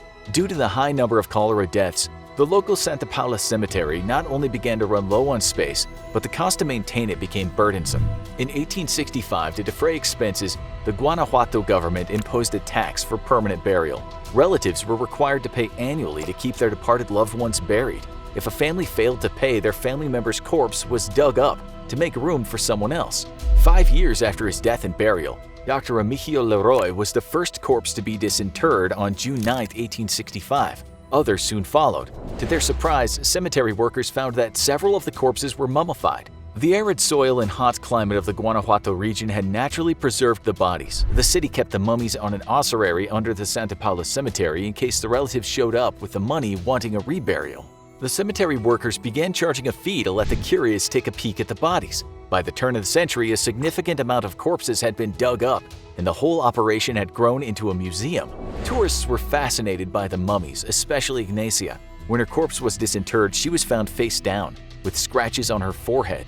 She was biting her arm with dried blood in her mouth. Apparently, Ignacia had been buried alive. Struggling to get out, she had rolled onto her stomach and, placing her arms underneath, had tried to use her back to push her way out. When that didn't work, she bit her arm in despair before dying. Guanajuato stopped digging up corpses in 1956, but the Museum of the Mummies continues to be a popular tourist destination. Currently, it houses the largest collection of mummies in the world, with 117 bodies. It even has the world's youngest mummy, a fetus just 24 weeks old that was buried with its mother. Some people find the museum disrespectful. They think that these poor souls deserve to lie in eternal rest, not to be gawked at by nosy tourists. However, the city of Guanajuato takes pride in its mummies, considering them to be an amazing part of the city's heritage. Ever wondered what goes on at the morgue? Employees reveal their scariest secrets. What if death wasn't permanent? Have scientists found a way to bring the dead back to life?